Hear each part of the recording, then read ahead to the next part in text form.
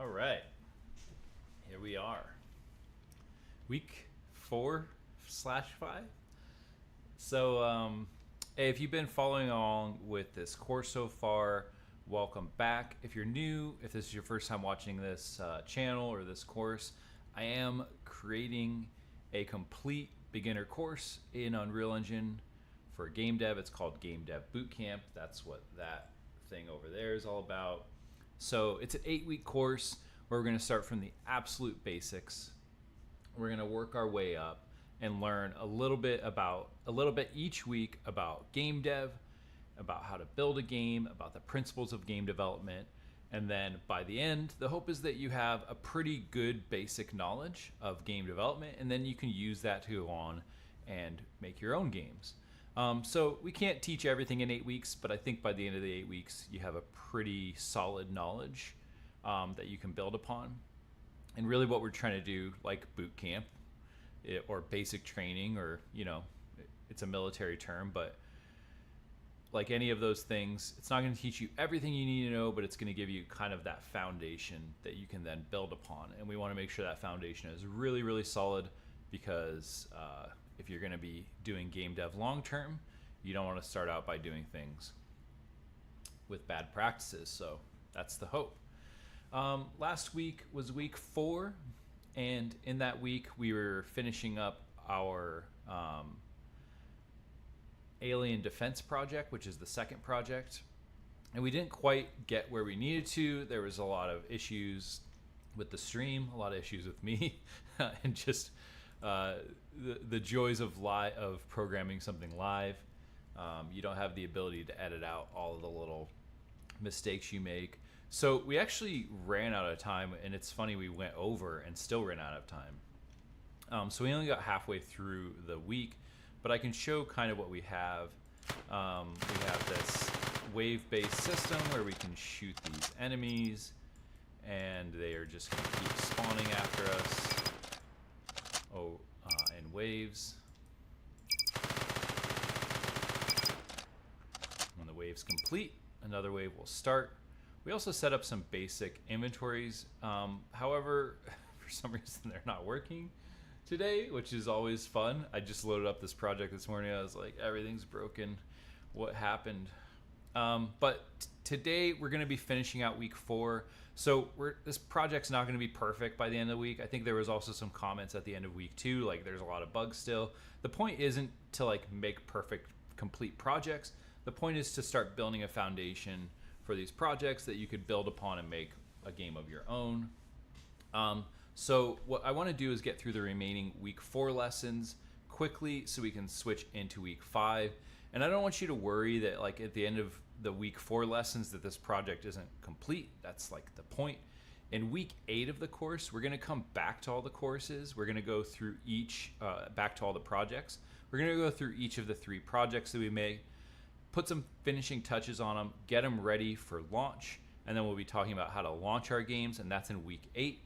So at the end of week 4, which will be the next hour or so, I don't want you to say hey, but this game isn't complete. That's kind of the point, right? We don't want to create complete projects. I'm just trying to give you as many tools as you can so that you can then make 3 prototype projects for your portfolio or for your resume. But if I were to, here's kind of the reason why. If you're asking and maybe you're questioning my judgment, I don't know. Week 1 and 2, we learned some basics, right? And we built a project called Fire Escape. And if I were to try to make that a complete project, well, then all of the remaining weeks of the course, we're going to be learning more things, and you may want to apply those things to Fire Escape. So it doesn't really make sense to complete the game in week 2, because we want to apply some of the principles from the other weeks to that project. Same with this game. We're making this game in weeks 3 and 4.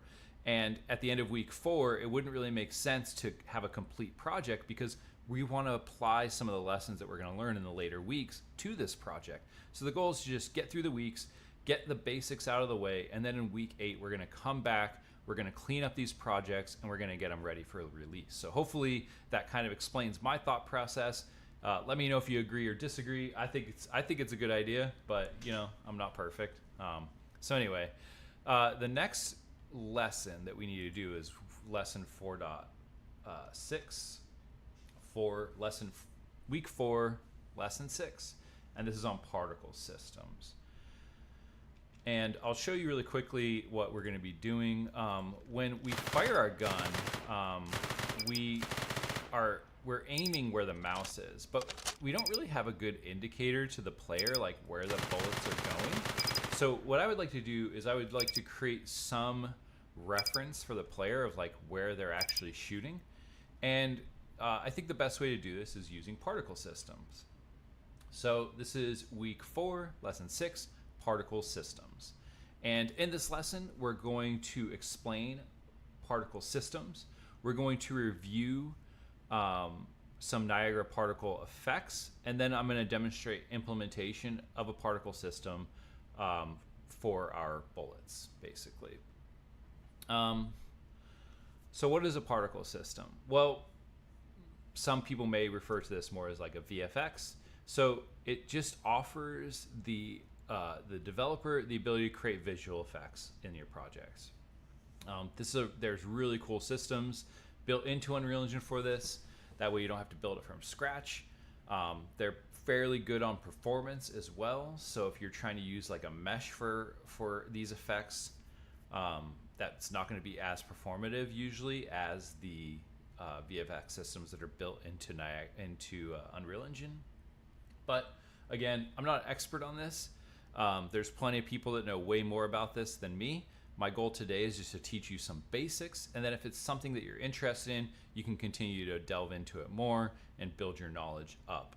But in most cases, as a solo dev, you're gonna try to need to know a little bit of everything. So mostly what I do with VFX is I use asset packs that have the VFX in it, and I could just grab one of those and use it in my game. But in order to do that, you need to understand how they work.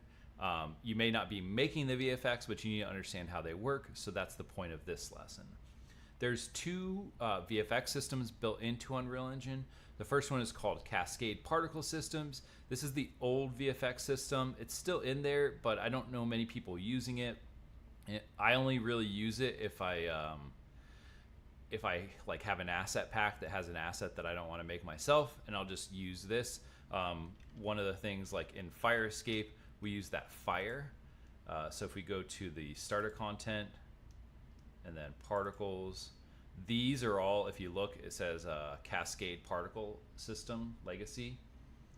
So these are all cascade effects. And the system works a little bit differently. We're not going to be using that for this course.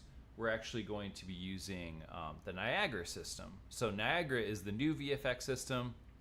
I don't know. I think what actually happened is Epic. This was part of like an acquisition, maybe. I don't know. Maybe it's something they built from scratch. But anyway, we're going to be focusing on Niagara for this course. So Niagara system is our primary tool for VFX. The old one is a legacy system. May even use the word deprecated, meaning Unreal is not going to be doing future updates to it. They're going to be focusing their energy on the Niagara VFX system for now.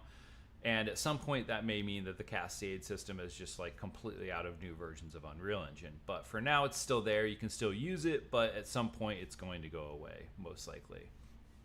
And in the future, maybe there's another new system and then Niagara becomes the legacy system. But for now, this is what we have. So there are 4 core components to the Niagara system. There's a system, and this is a container for everything that you need to build an effect.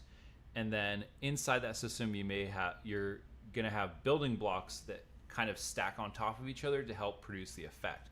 So if we were considering like a fire VFX, you may have one that is the flames, you may have one that's the smoke, you may have one that's sparks, you may have another one that's like different flames, and then those will all kind of pile up and it's going to look like a fire to the player. But each of the components are emitters. And the emitters are where the particles are generated, and an emitter controls how the particles are born, what happens to those particles as they age, and how the particles look and behave. So an emitter is creating like little pieces of information that tell the particle like how to exist in the world. There's modules. Modules are the basic building blocks of effects in Niagara, and you can add modules to groups to make a stack. Modules are processed sequentially from top to bottom, and I'll show you what this means in a second. And then parameters are the data in that simulation. So from top down, you have a system, which is in this, let's just call it fire. You have an emitter, which is going to be all of the different effects that you want to have in your fire. So an emitter could be a flame, a smoke, a spark, those types of things. Modules are going to be the individual pieces of the emitter, and then the parameter are the settings within those modules. This is how it all kind of looks. So at the top we have a menu bar, we have a toolbar. The preview panel is going to show you what the emitter looks like in pretty good detail, so you can kind of tweak it here before you put it into your game, and then maybe you want to tweak it some more after that, but at least it kind of lets you know what you're working on. 4 is the parameters panel, so this is all the different parameters for this Niagara system. 5 is this kind of overview of where we're at. Scratchpad, I don't really know what we would use that for. That might be a little bit more advanced. Selection panel, this is where you're going to set all the different settings, all the different parameters in the modules, and you can see like these like where it says emitter update, particle spawn. Maybe that's too small. Let's go like this. Sorry, probably still too small. But these drop downs are the modules, and then each of these in here are the different settings or parameters within that module. There's also a lot more to this. The only other one that maybe you want is this timeline, so you can like see how long the emitter is working, and you can affect when things are turning on and off within that particle. There's a ton you can do here. It gets pretty advanced pretty quickly. We're going to be making 2 like very basic particle systems. We're going to be making one for like a muzzle flash, so when the gun fires, it's going to create a little flash to show like this is the direction that the bullets are heading. And we're going to create a second one for where the bullets hit, like, and we're going to put it at the impact of the hit point, so that way the player knows like where the bullet is going, basically. So one at the muzzle, and then one where the bullet impact is. So let's do that. Let's make these particle systems. And one of the things I like to do, I like to keep all these in their own folder. So I'll usually create a new folder in my content browser called VFX. And let's start by making the muzzle flash. So I'm going to right click in here, and I'm going to go to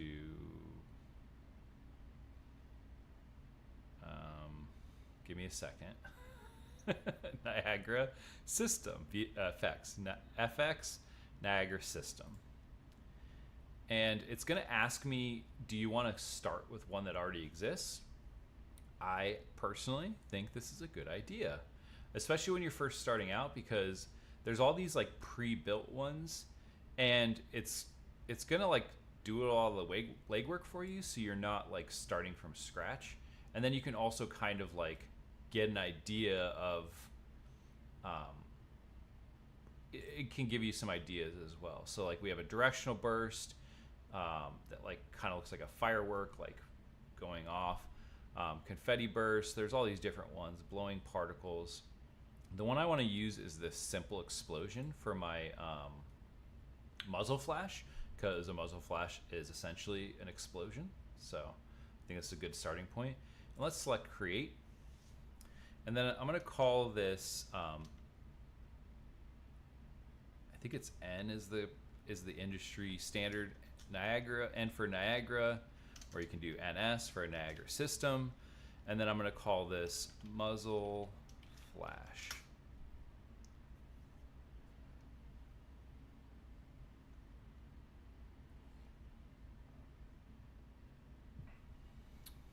And I don't know why it's taking so long. All right, and let's open this up. And I'm I'm going to dock it. And we can see here kind of what we were talking about before. So over here, it's showing us kind of what it looks like on the left. And then we have each of these individual emitters. And if we deselect one of them up here, we can see what it looks like without it. So we can just have this one on for now. And this one is like some sparks that are coming from the base of it. This one is these kind of upward pointing projectiles. So that I think this is good because it'll show us like what direction our bullet is heading. And then this last one I think is just some smoke. So we probably also want this one, but maybe a little bit less. And just so we could see what this looks like right now, what I want to do is I actually want to fire weapon. I want to put a VFX right onto my fire weapon. And I think a good place for this is in the beginning here when we're just playing the sound, and I think this is a good place for it. So I think it's let's type Niagara. I want to type spawn system at location. All right, let's give ourselves a little bit more room here.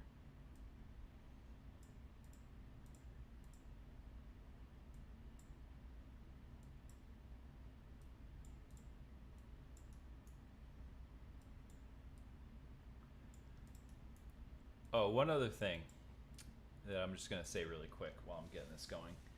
One thing you may notice that's different from this stream is there is no music. I had some requests to remove the music, and I'm trying it. I think the music is just nice to, you know, have some background noise when I'm working so you don't just hear me mouth breathing. But I'd like some feedback. Tell me if you want the music on or if you like the music off. You can put it in the comments, or just, I guess if you're watching the recording, put it in the comments of the recording, or you can put it in the chat if you're watching the stream. I'm totally cool either way. I want to do what people like. But yeah. All right. And so from here, this is how we're going to spawn this particle system. And we can do this drop down, and we can see that we have our muzzle flash, and we want to give it a location, rotation, and scale. We also notice there's an auto destroy, so when the emitter is complete, it'll just destroy itself, which is what we want, especially in the case of like a muzzle flash, because we don't want, like, we're going to be doing like hundreds of these, and we don't want, you know, these spawned into the world all over the place. So we want it to destroy itself after it spawns. And rotation and scale we can leave. Location is the only thing we need, and I think we have our, let's see, get line trace locations. All right. So we do need to get a location for this. So what I'm actually going to do is go to, I think, my inventory component. Equipped weapon is what we should have set up last time. And this is going to return BP weapon. So let's open that up. I want to get like a muzzle location. Inventory, BP weapon.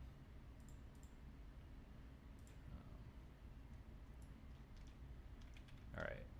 So what I want to do is I want to add another component to BP weapon for where this muzzle flash is going to be, and I can just make an arrow component because these are pretty lightweight, and I want to put it right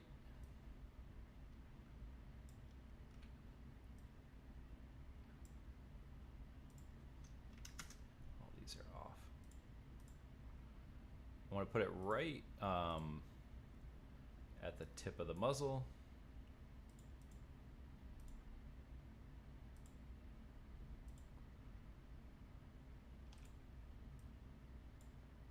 Doesn't need to be super precise. And then this allows you to change this location for each weapon as well. So every time we make a new child weapon, we can change the location of this. And I'm just going to, like, arrow doesn't really tell me what it is. So I want to change this to muzzle.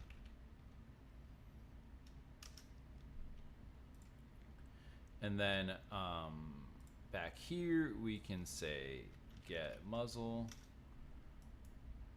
And then get world location.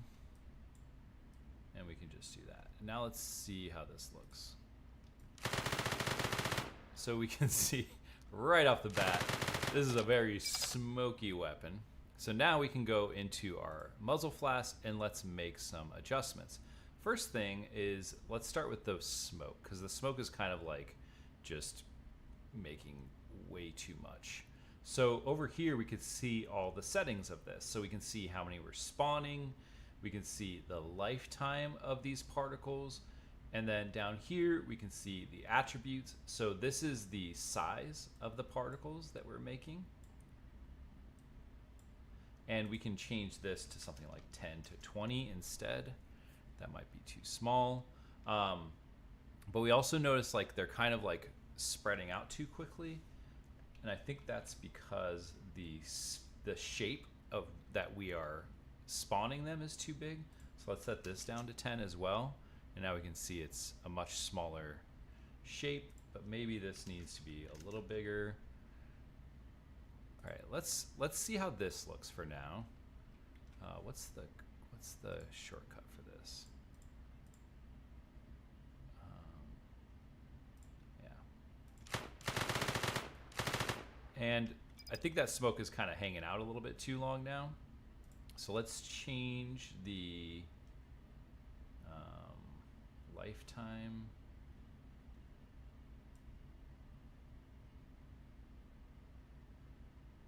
Here we go. Let's do it to, let's try 0.7 seconds.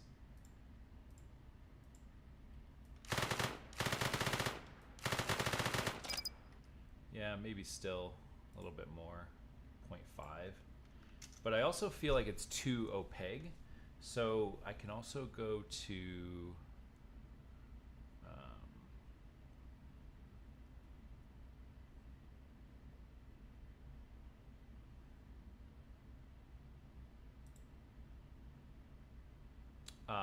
one of the things you can do is you can add, oh, here we go. So this is the color of it, and I can change the opacity down to like 0.6, let's try. And compile, and let's see how this looks. Yeah, that's a little better, at least for the smoke. All right, now we want the sparks. So let's add the sparks. And one thing we're gonna notice when we do this is, what is the shortcut for this? Because I think it's like Alt-P maybe. There we go. Notice that the sparks, one, there's way too many of them, but two, they're going up. So we want to change the rotation of those sparks, and we can do that. So first of all, let's put this down. Let's just cut it in half. And we want to make them not last as long. So let's change the lifetime of them. And then the next thing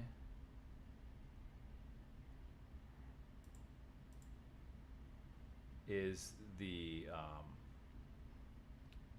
so this is the scale of them. So this is the lifetime, this is the scale. Let's make them a little bit smaller, 0.2 to 0.8. Yeah, a little bit smaller. And then let's change the speed. I actually want them to go a little bit faster. I feel like they're not fast enough. So let's do 150 to 300. Yeah, that looks good. And then here's where we can affect the angle that they spawn. So they're spawning up on the y-axis. I actually want them, or up on the z-axis. I want them to spawn that way. Maybe that's not right. Let's compile and see how that looks. Okay. They're always spawning in that direction. so that's not what I want.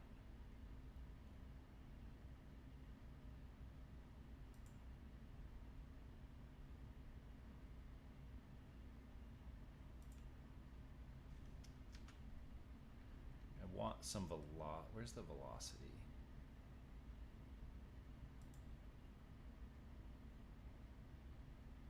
Add velocity.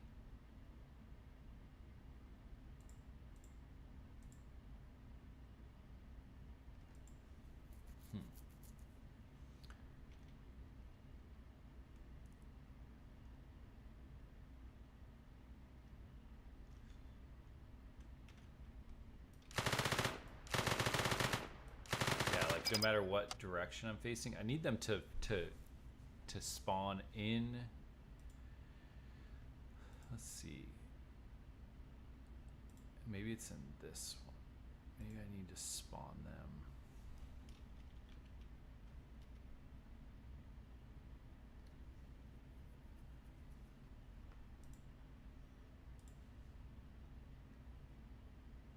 And I've already done this in other projects, so I could always pull that up if I get stuck. But let's push this up. These sparks, I think, are way too big. I do like them, but there's just far too many of them. They're too big.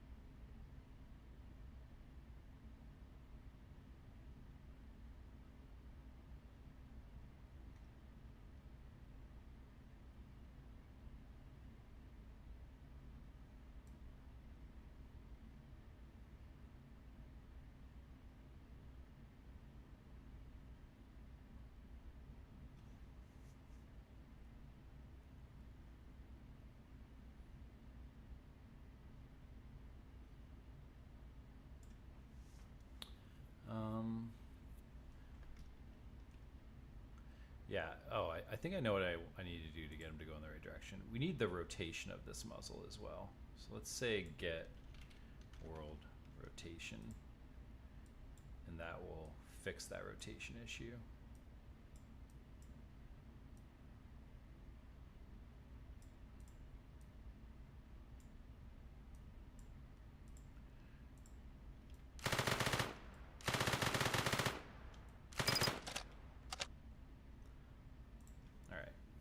What's with these sparks, man? Way too many sparks. Set it down to 10.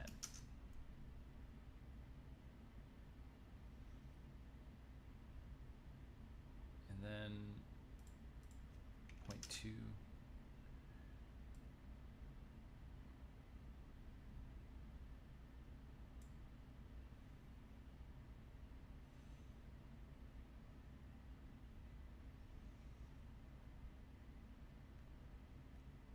The spawn location.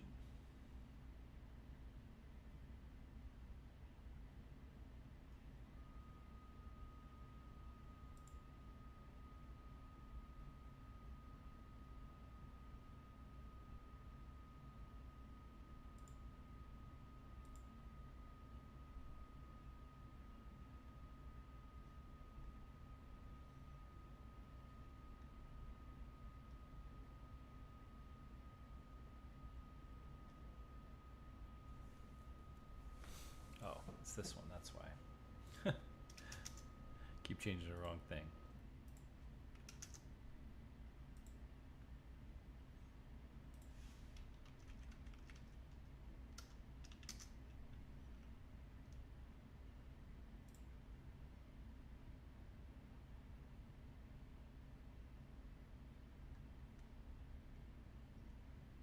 All right, let's see how this looks.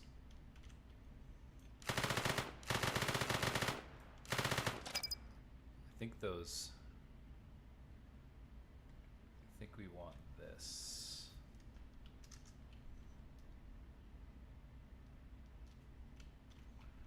All right, let's turn off the smoke for now. I can't see the rest of the particles. So the sparks are kind of going in the right direction. This is not, though. This needs to be different.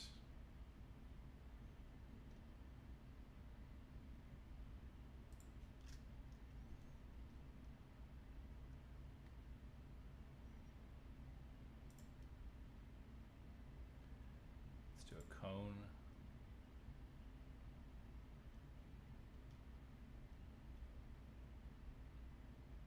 All right. Now these I want a little bit bigger. Velocity, let's do 300 to 450. And I want a little bit more sparks. I feel like there's not enough like of these. Not the sparks, but like there's two sparks. There's ones that are just like little sparks, and there's other ones that are, and I could show by making them a different color. Let's make these ones like a orangish, like a yellowish orange kinda. And now you can see those ones are kind of orangish and the other ones are white. And then I can make these ones. You can also do a random and range set, and I can change like white for the first one and then reddish like that. So it's gonna like randomly pick a hue for those ones. All right, let's see how this looks.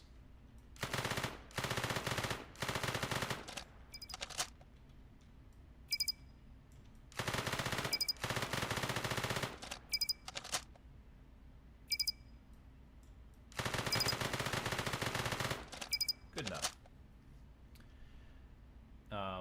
Could turn the smoke back on, but I still feel like it's a little bit too opaque, so I'm going to go down to like 0.4 on the opacity.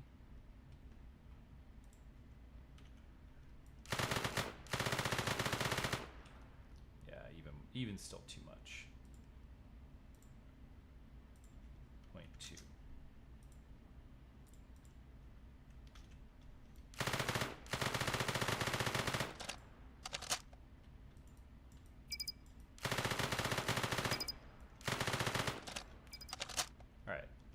You get the point.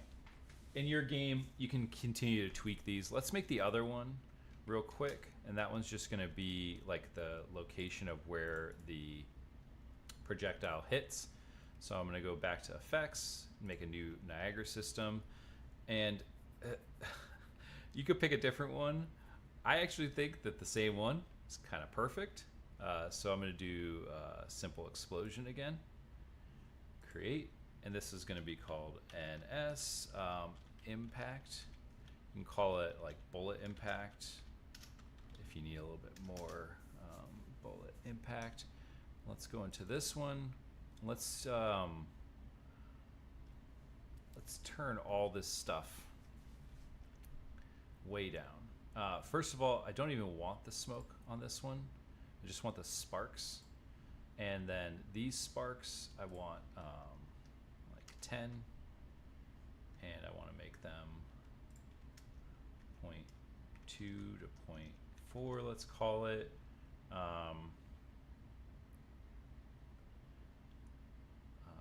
Let's do 1 to 3 on the sprite size.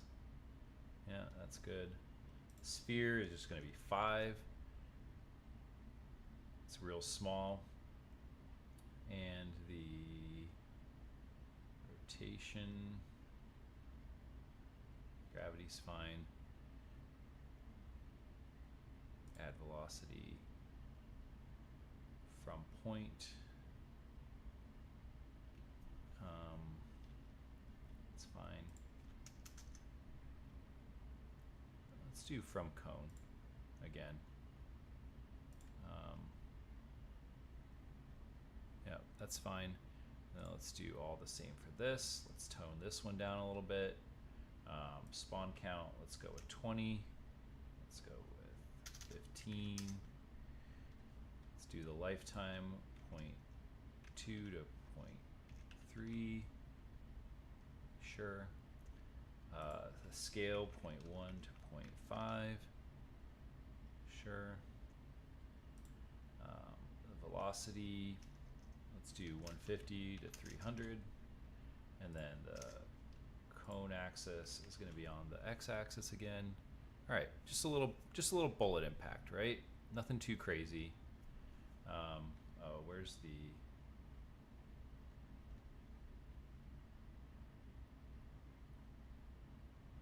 initialize particle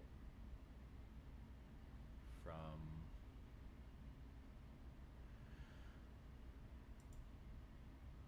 yeah, that's fine. All right. And then where do we want to put this? So this one's going to be a little bit more tricky. We can't just spawn it. Like, we need to actually spawn it where this thing is hitting. So, and we want it to spawn regardless of what it hits. So let's make a little bit more room here, because all of this is checking if what we hit has a, can we do damage to it, right? So we want the impact to hit no matter what. What we don't want is to, so let's do, we only want this to spawn if we hit something, but regardless of what we hit. Oh, thanks for confirming that my test worked. All right, so spawn system at location, and this one is going to be bullet impact. And the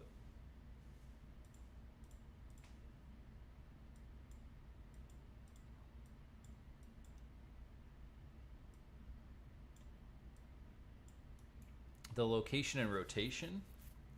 So the location is just going to be wherever we can actually take this impact point and use that for the location. And the rotation, we need to we want it to spawn like relative to where the bullet hits. So if it hits a wall, we want it to spawn like out from the wall. And for that, you can use the impact normal.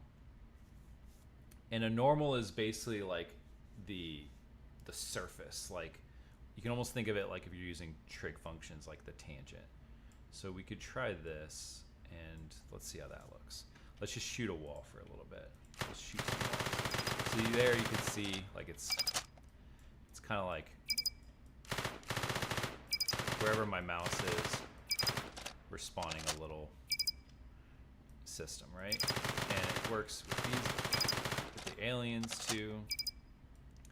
If you wanted to, you can make a system where you spawn different ones when you hit the aliens. Maybe you want them to have like some green goo come out or something. Oh, the adventure is going well. Yeah, we're working on this. One thing I do want to do, actually, it's annoying me that our inventory system is just always there.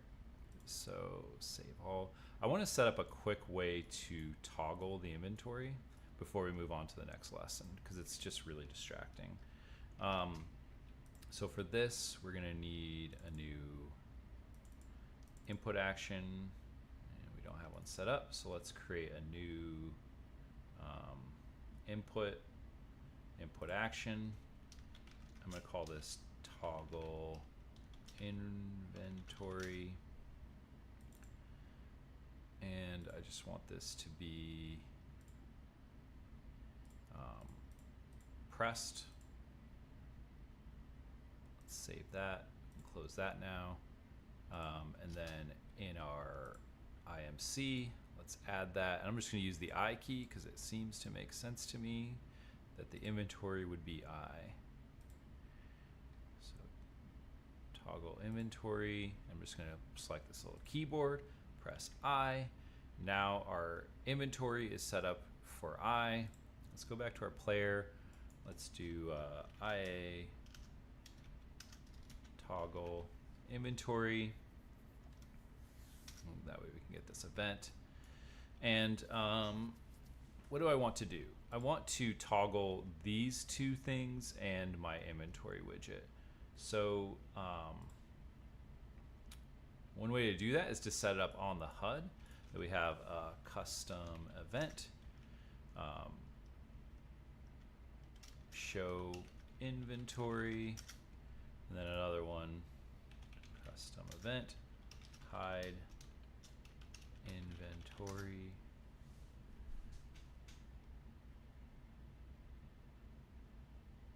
Tab Is inventory people who use eye monsters?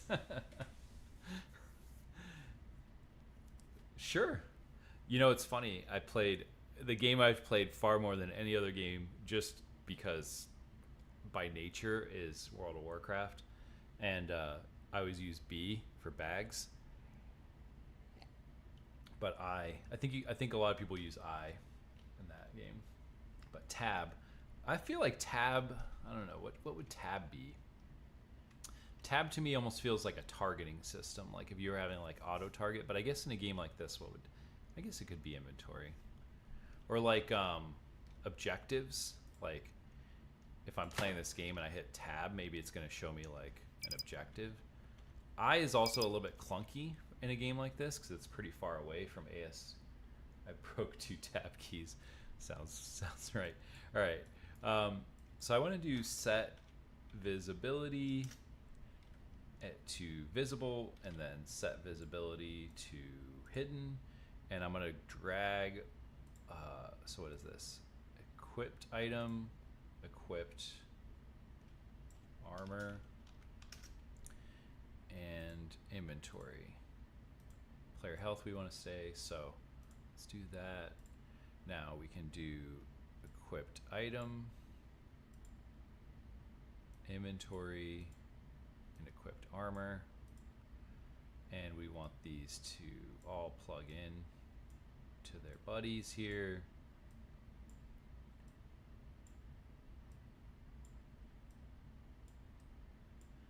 And then this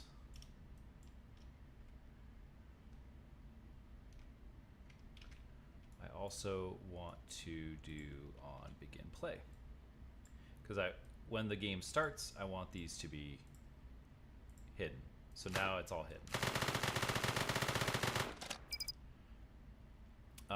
And then on our player character, all we need to do is get our HUD, which I thought we had set to a variable.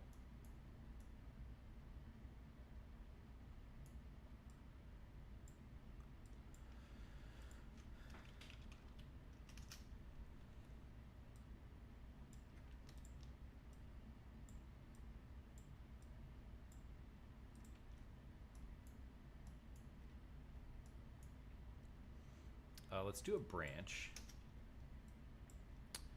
and get HUD. And I want to make this a variable, so I'm going to call this inventory open. All right.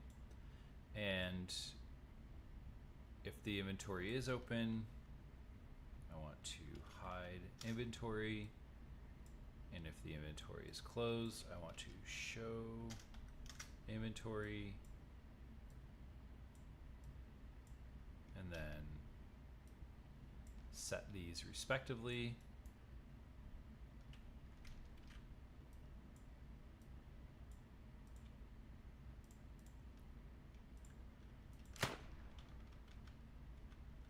And now I can toggle my inventory open and close with.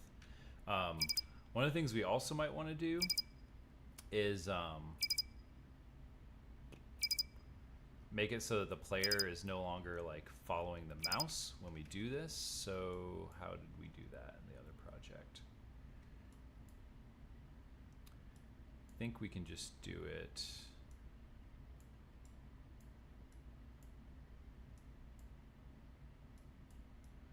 We don't have jump. We don't need jump.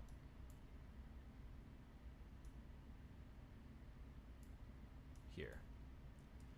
Let's put a branch on our tick. So this tick is what's controlling the rotation. And we can just say get inventory open, do a not boolean to reverse it. And now when the inventory is open,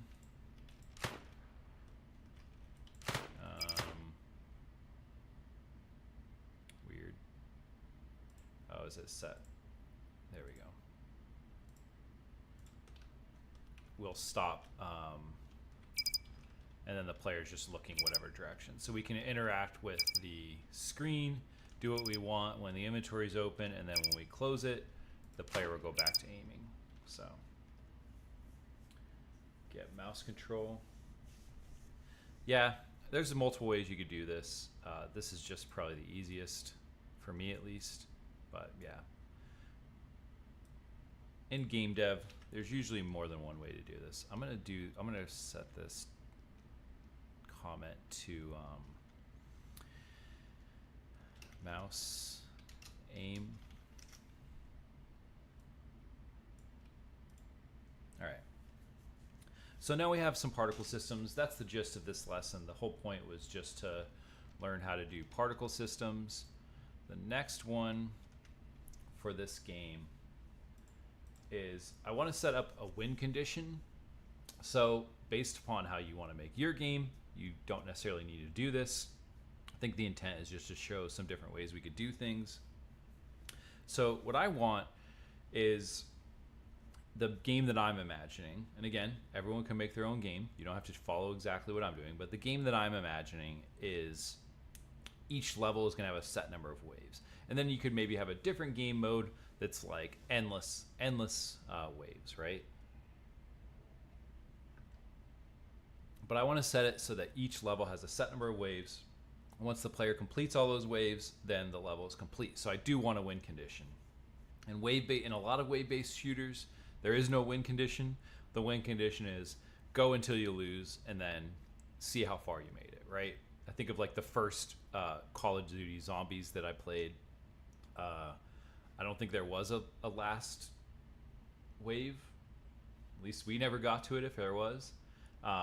You would get to like, I don't remember. It doesn't matter. Wave 20. And then we'd be like, oh man, we made it to wave 20. Let's see if we can make it to wave 21. And you know, you get really like, really good at streamlining your work. So in this one, I also don't like the idea of like games where the whole intent is just to like run. I think that there should be a little bit more tactics to it to make it more interesting. So I also want to create a high value target that the aliens are also going to be going after. So you need to defend that, but at the same time, like, you know, be killing the enemies, not dying, but also trying to defend it. And then I want to implement it. So let's create our high value target. And actually this one's pretty easy because we already kind of did it. In the sound lesson, we created a, what is it? Console. And I can just add our health component to this. And now we have something that the enemies can attack, right? So in the enemy AI, all we need to do is update it that it can look for like, so get player here. We can also we can change the name of this function to get target, and then we can also add in, say, get actor of class. If you wanted to have more than one of these, you could do get all actors, but I'm just going to do get actor beacon. What's it called? Console. BP console. And then I can save this as a variable, promote to variable, console. And then now that both of those are variables, and this one is of type BP console, and this one is of type character, we can say player, this will now be target, and we can say move to target,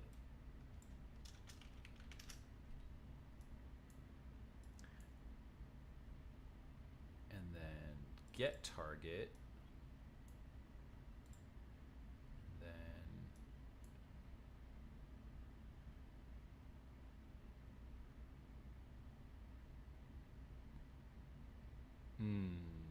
okay. I shouldn't have done that. But anyway, this should go back to player, right? So we want to have player be player, but we do need another that's going to be of, we'll call this one target. This can just be of type BP actor. This can just be of type actor, I mean. An object reference. And then get target gets both of these. Let's do a sequence so we can keep kind of the thought process separated. So the first part is just going to be setting these, and then we want to set target,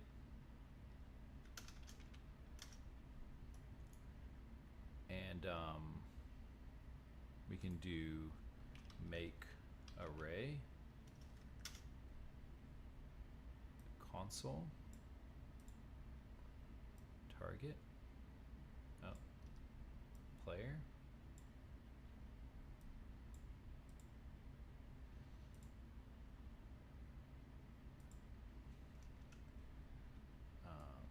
random array item, make array, it's not going to let the, oh, it will. All right, there we go. This is really cool. Thanks for sharing. Oh yeah, you're welcome. Oh, I need to do this so you can see better. So now here's what's happening. Get target is going to get the player, set that as a variable, get the console, set that as a variable, and then we're going to pick a random one, and that's the one we want to go after. One thing though, I do need to make sure that the enemy can physically get to the console, and let's mesh volume. Let's make the nav mesh taller so that this up here is a place that they can get to. And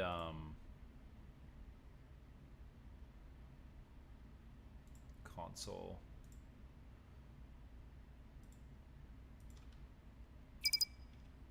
I want one of them to go for that, not me.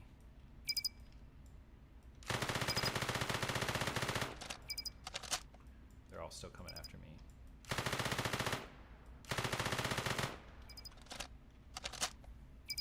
Maybe I messed up something in the logic. Let's see if any of them go up the ramp. Nope, they're all still coming after me. All right, let's do enemy AI. Set target. Oh, target. Get target. Validated get. It's not valid. And then move to target should be target, not player.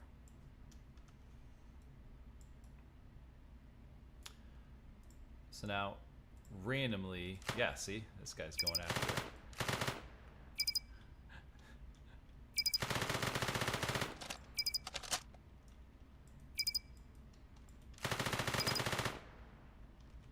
Hey, stay away from my console, guy. Oh no, I fell. Get away from my console.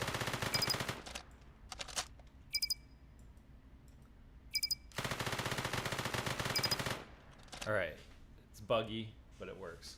One of the things we can also do is in our console, we want to now have any damage. We want to get our health component, damage handling.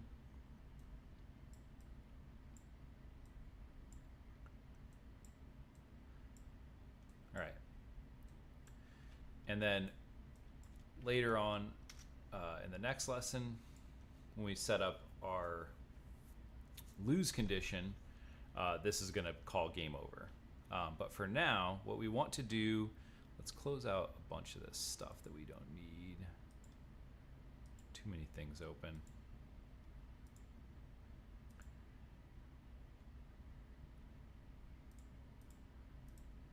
I want to actually be able to beat the game, right? So what is this? Oh, we were doing music. That's right. So here we are.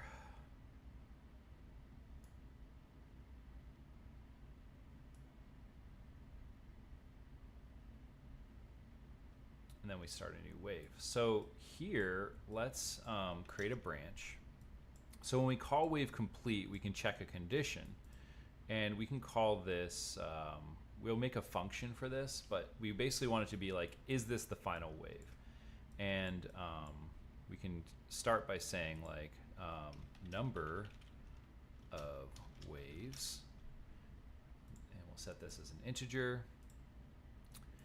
And then current wave is equal to number of waves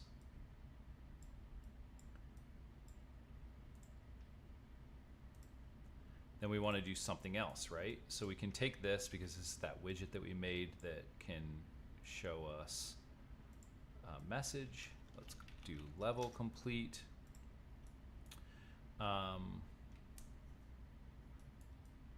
Let's do this again because I like this.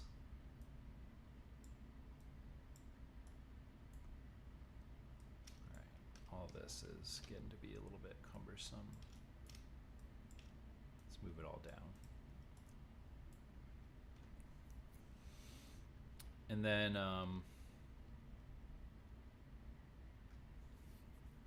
at some point we would want to show a menu, right? Maybe they could try it again. Maybe they can go back to the main menu or a level select screen.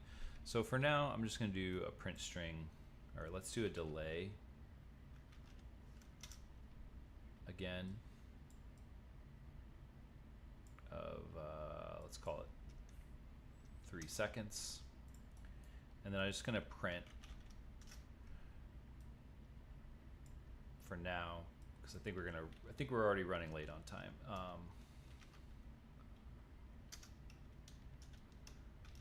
Level complete. All right. So if the current wave is equal to number of waves, we're going to do this. And let's just put number of waves to 1. And let's beat 1 level. No matter what, you guys are all coming up the ramp. So I'm just going to wait up here and blow you away. 2 left.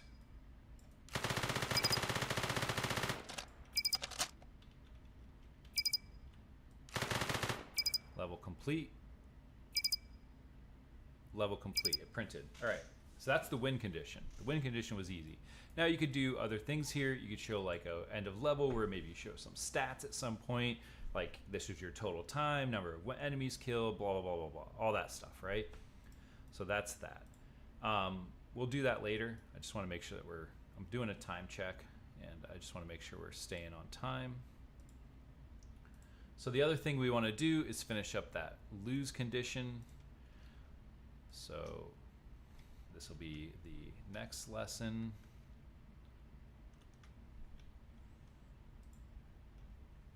So this is week 4, lesson 8. And we just want to implement our lose condition, which we already kind of got started on. So here's our 2 lose conditions. The player goes to 0 health, which means the player died, or the player does not protect the high value target, which is our console. So let's do that. I think most of this is already done, so it should be pretty easy. Well, let's start with the player. If the player goes to 0 health, where's our health?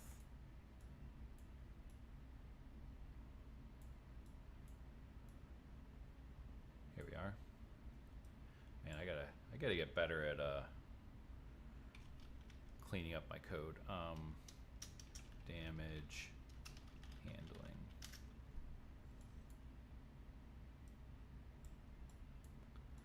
All right, and we have a placeholder in here that just says I'm dead. But let's actually kill this guy.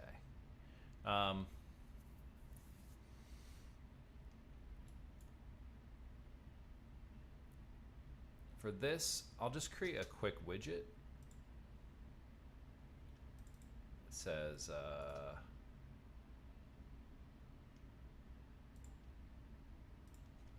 WBP game over. We're not gonna go crazy on this because I just want to do it quickly just to show you how you could handle something like this. And I want some text, and I want this in the middle, and I want it kind of big.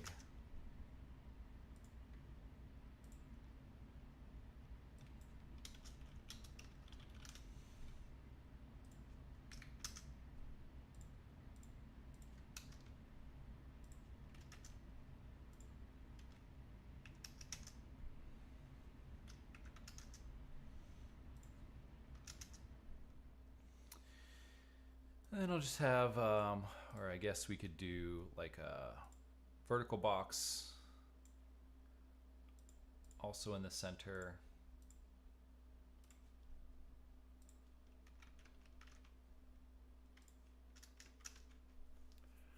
And this could have some buttons in it. For now, let's just do one button, just in the interest of time. This is just gonna say retry. Button, retry. We set up like a main menu in the last lesson, so we don't really need to go like too far in this. Let's go 40. You already kind of know how to do this, so I don't want to like spend time doing things we've already done. The main thing I want to do is that when we get to 0 health or the console is at 0 health, we call a game over event, and then this is going to pop up. So we can actually do that on the game mode, and we can create a new custom event, and this is going to be called game over. And here I want to do a dispatcher because I want to send out a message to everything that the game is over. So let's do game over dispatcher. So I want to call this, and then we can just have listeners on all the individual actors, and then we can create widget, game over, add to viewport. And in this game over widget, one other thing I want to do is black out the screen. So we can make this all black.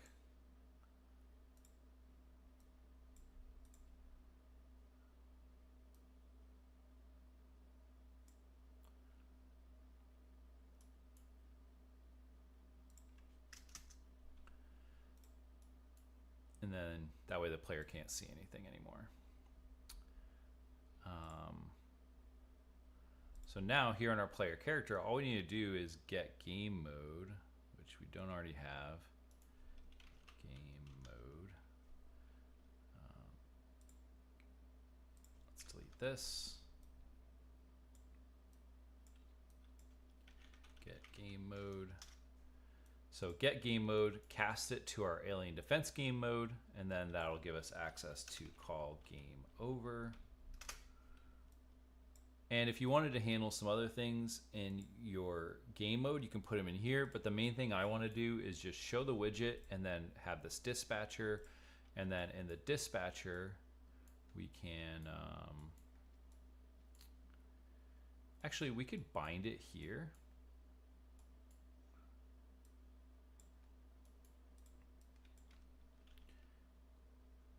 Bind event to game over dispatcher. I want to do this in the right order though, and I think this is the right order. We want to bind to it. You could also bind to it like literally anywhere, maybe on begin play, but custom event game over. So this is kind of a weird way to do it, but I'm just kind of showing how the dispatcher should work. These all of this stuff could be kind of anywhere, but essentially we want to bind to game over, and then we want to call game over on the game mode, and that's going to trigger this dispatcher, which is going to trigger anything here. So we can call like one of the things I want to do is set get controller, get player controller. I want to set show mouse cursor to on the screen. That will allow us to actually interact with the screen that the widget that we're creating. And then we can also set input to UI only, and that's going to kind of stop the player from being able to input into the game. And let's see how this works. Let's just let these guys kill us. They're not very good at it. I think actually there's a bug here where the aliens can't, when they're piling up like that, they can't hit the player because they're actually hitting each other. So maybe I just need to kill them so there's not so many. There we go. And game over. And I can't interact with the game anymore, right? We can also do the same thing on enemy base. So I'll begin play. I guess we don't need this.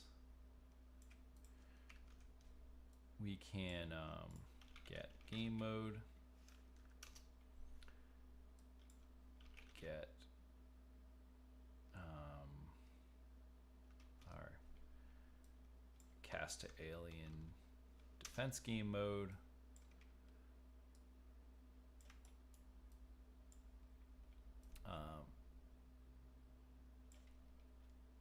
Game over bind event to game over dispatcher, and then create a custom event called game over. And then in here,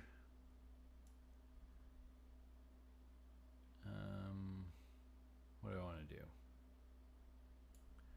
Actually, what I can do is just do this. Game over. Game is over. Tricky. And then set this to true.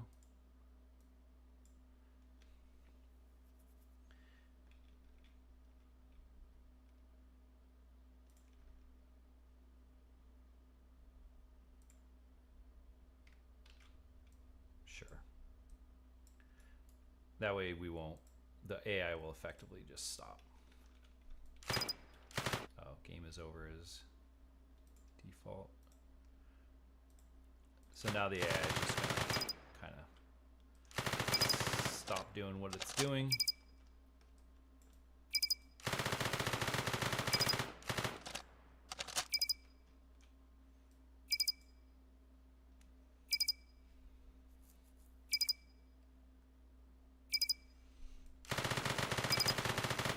When they pile up, they just get really bad at hitting me.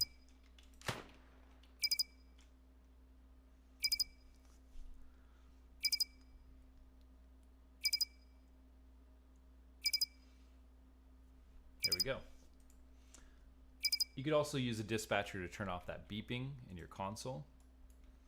So like here, you could do the same thing.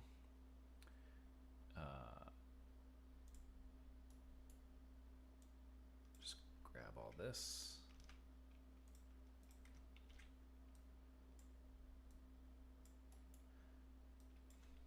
Clear timer by function name. What's it called? Play beacon.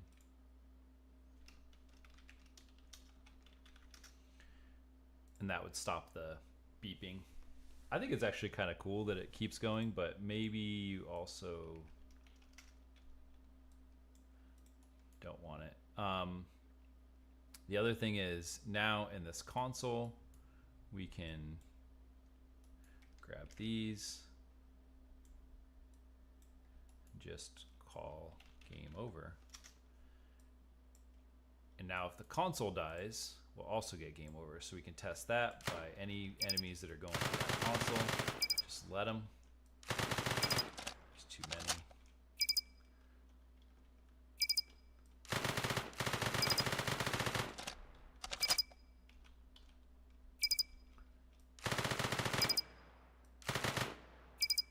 What?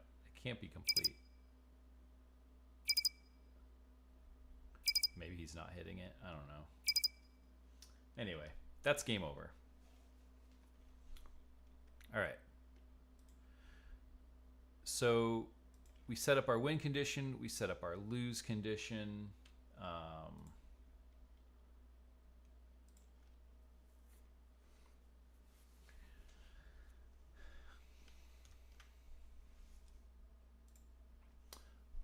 The next thing I want to talk about, because I think this is a really important one, I didn't really know where to put it, so I just thought I'll just throw it onto this week, is the game instance class.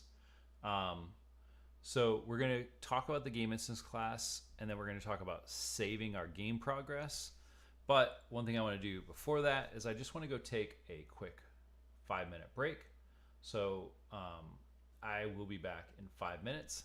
Hope you hang out, and I'll see you in a couple minutes. And I do think I'm going to put some music on, because for me,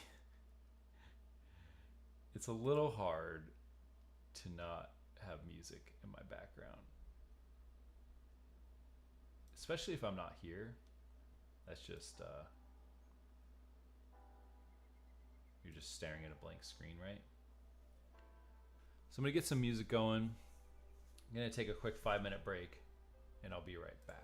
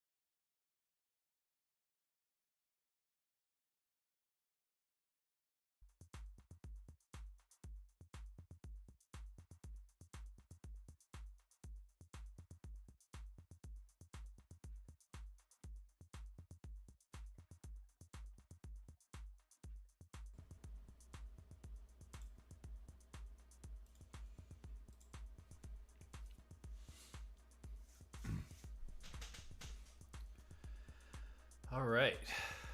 Got a little water, got up, move around, you know? It's important to take breaks, honestly, especially for a 5-hour stream. If I sat here for 5 hours, oh, I'd be dead. All right.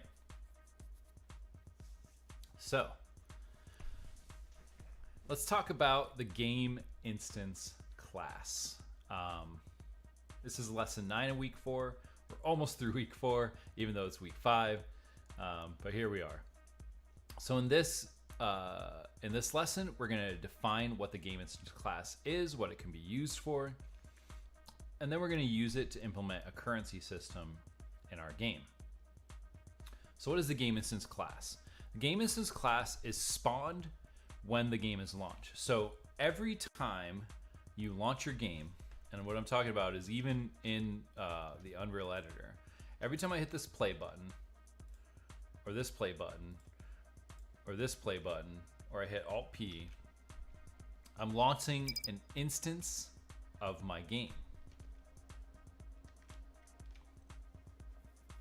And that instance of the game remains persistent the entire time the game is running. So until I shut down the game, that instance is running the whole time.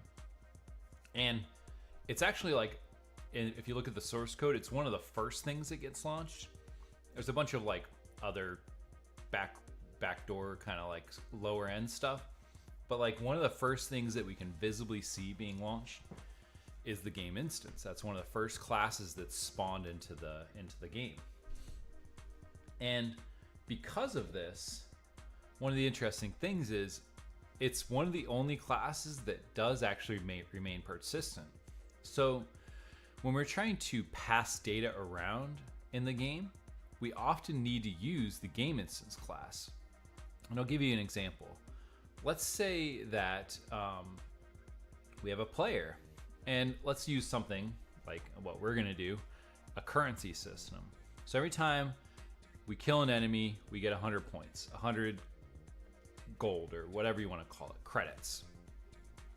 And we're killing enemies, and then we beat the level. We got, I don't know, 2,000 credits now.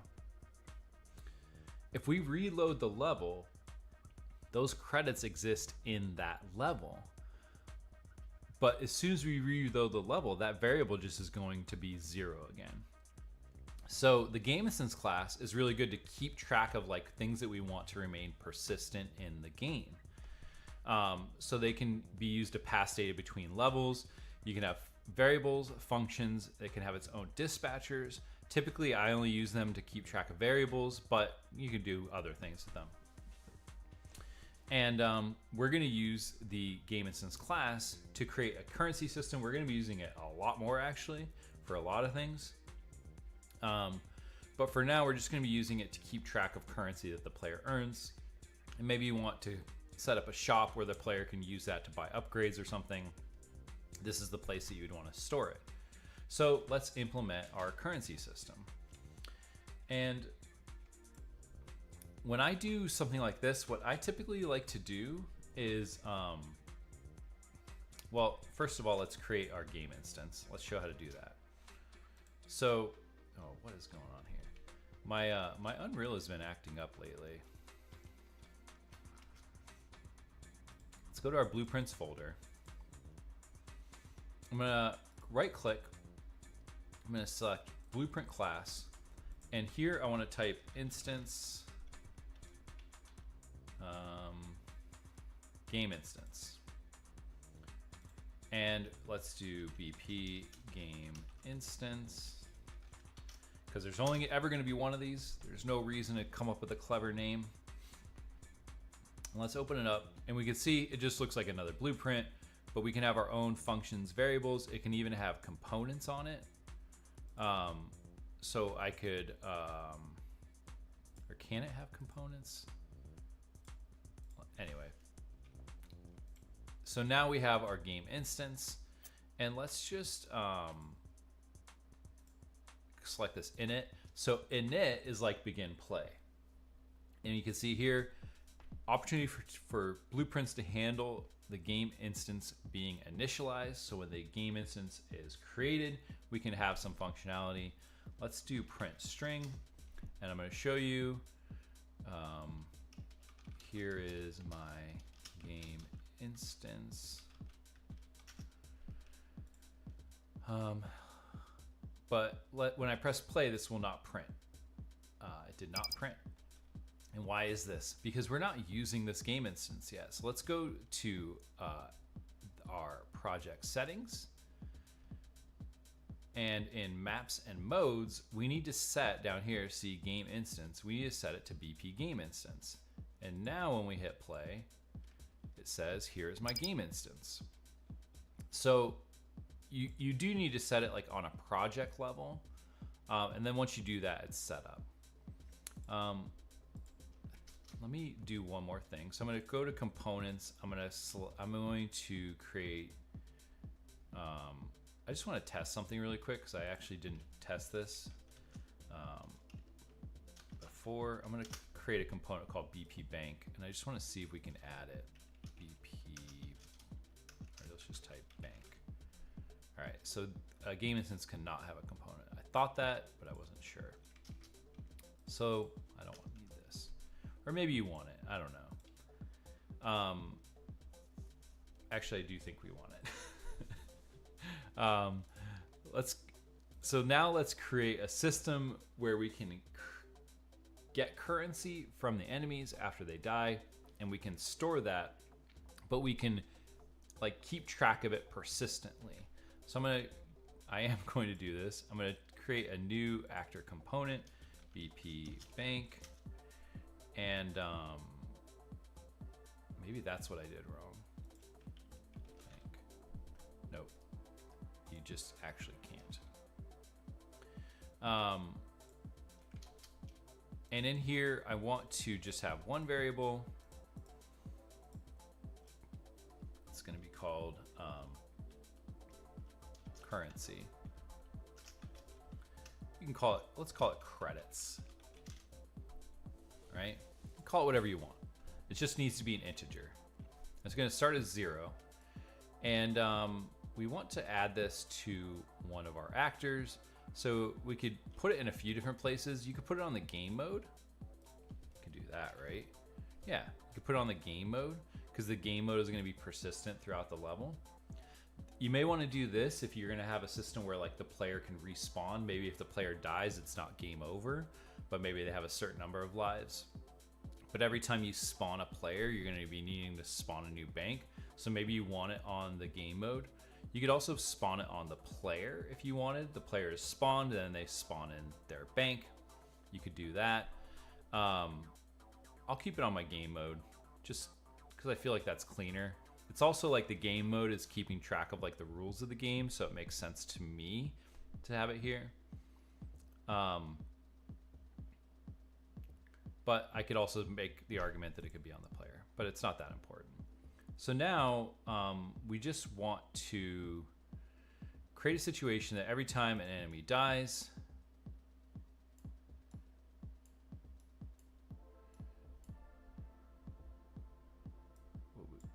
we can we can actually even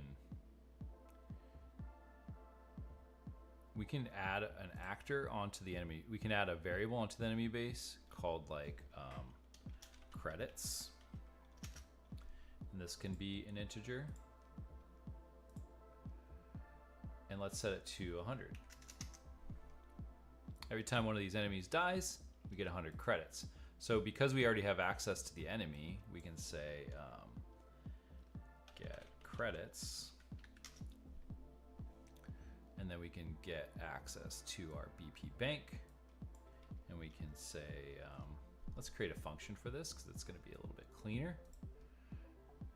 Function add credits. This will take an input of an integer called credits,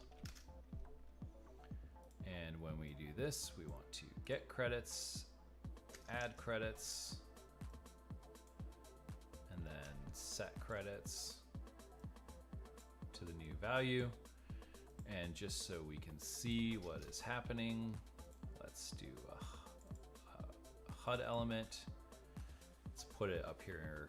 I'll do it on the top corner.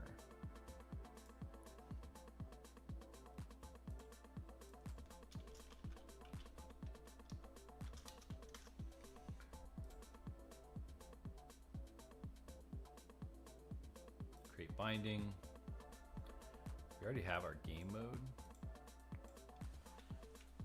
Bank.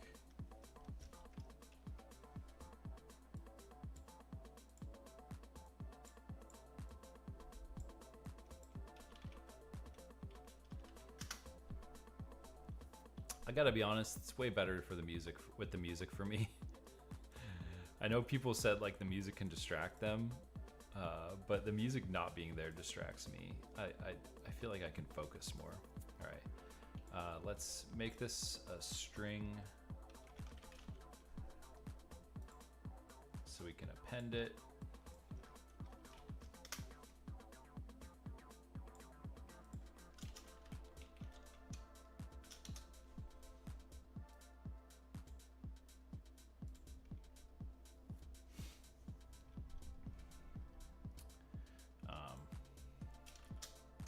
Get credits.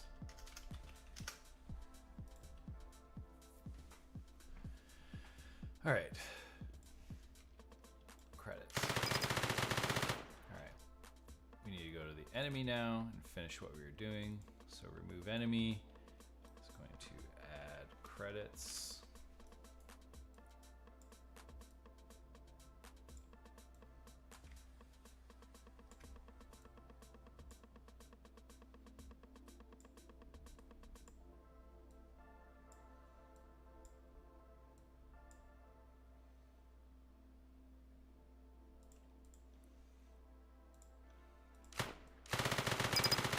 All right, we're getting credits.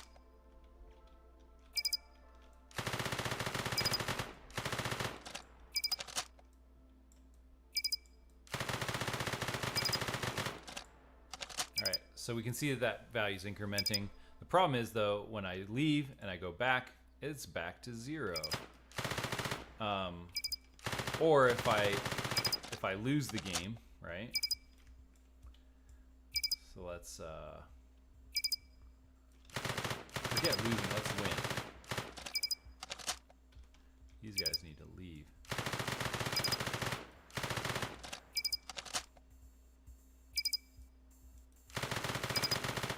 All right.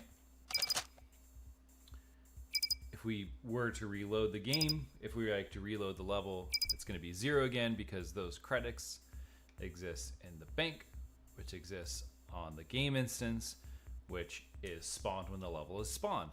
So we're going to lose those credits currently. So we need to save them in the game instance. So we can also create a variable on the game instance, and this could be called credits. Delete all that now, or we might need that, but anyway, this is going to be 0. So we can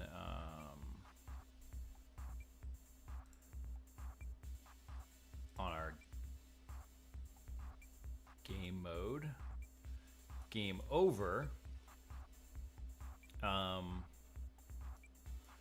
we can get game instance, cast it to our BP game instance, and then we can get our bank.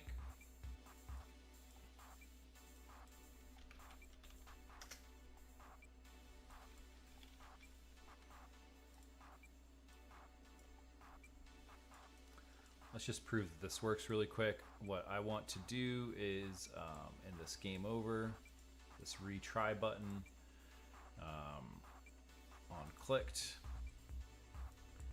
get current level name, open level by name. I'm gonna need to die for this to work, but we're willing to make that sacrifice.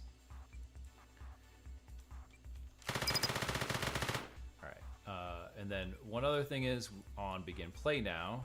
So we're setting our credits from our bank on the game instance credits, but we need to also do the same on begin play.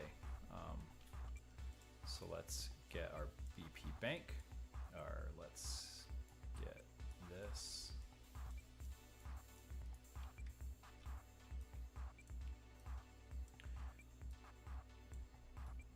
And set credits.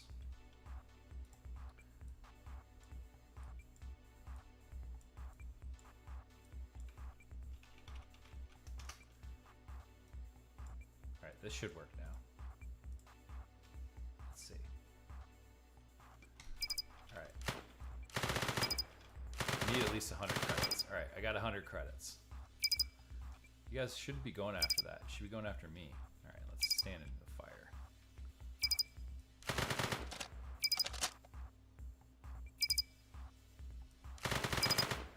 Come after me.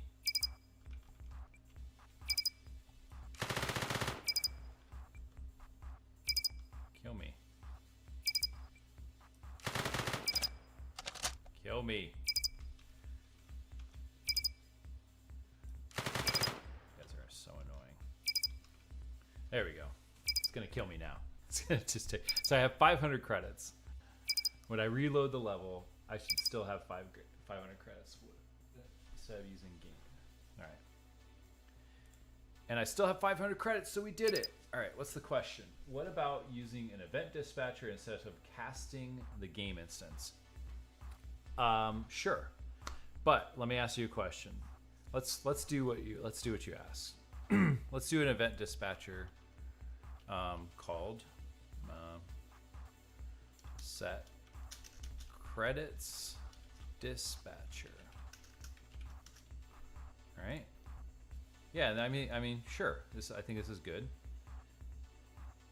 And what's going to happen when this happens? So now we need a function, right?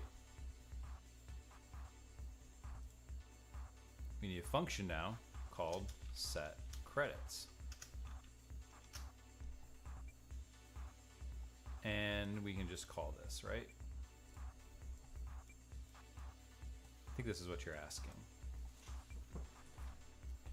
Also, welcome to the stream. Don't know if you just got here, but so I think what you're asking is like you want to not have this cast, right? Or maybe it's this one that you don't want.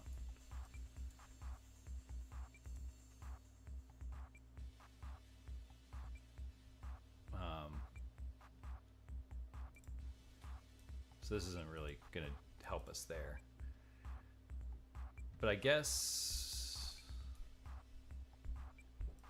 a dispatcher wouldn't. I can't think of a reason why you'd want a dispatcher in this case. I would love to hear your thoughts. So, what is an event dispatcher going to do? It's going to send out a message, right? So I guess we could do a dispatcher for this.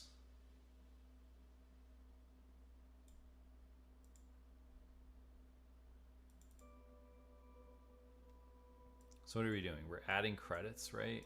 No, I don't want to do a dispatcher there. We could have the game instance listening for a dispatcher from the game mode. That's one thing you could do. But I think the point I want to make is that I don't need this anymore.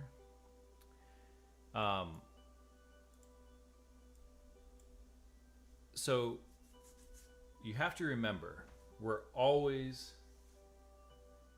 All right, there are advantages to using an event dispatcher in some cases. There are also disadvantages to casting. So I think you're kind of asking two questions. And in this case, I think neither one of those necessarily apply. And I'll let you know my thought process. And I'm not saying I'm 100% right. You could disagree with me. I'm just going to give you my perspective on this. So what are we trying to do? We're trying to gain some credits, right? And we're doing this on our bank by calling this add credits, which just takes an input. Sorry, I'm being neurotic. It takes an input of an amount of credits. It adds them to the existing credits on our BP bank, which exists on our game instance, all right? So this part, like, we already have our game instance. We already have an axe. Like, this is pretty lightweight, right? When we get game over, we're casting the game instance again so that we can get the credits on the game instance, this value, and we can pass in whatever we already had, basically so that we can keep track of our credits between levels. So if we had a win condition or a lose condition, we can keep track of how much credits we had so we can go back to a main menu, maybe spend those credits to upgrade our gear, whatever we want, right? So we need to get access to the game instance in order to do that. Now,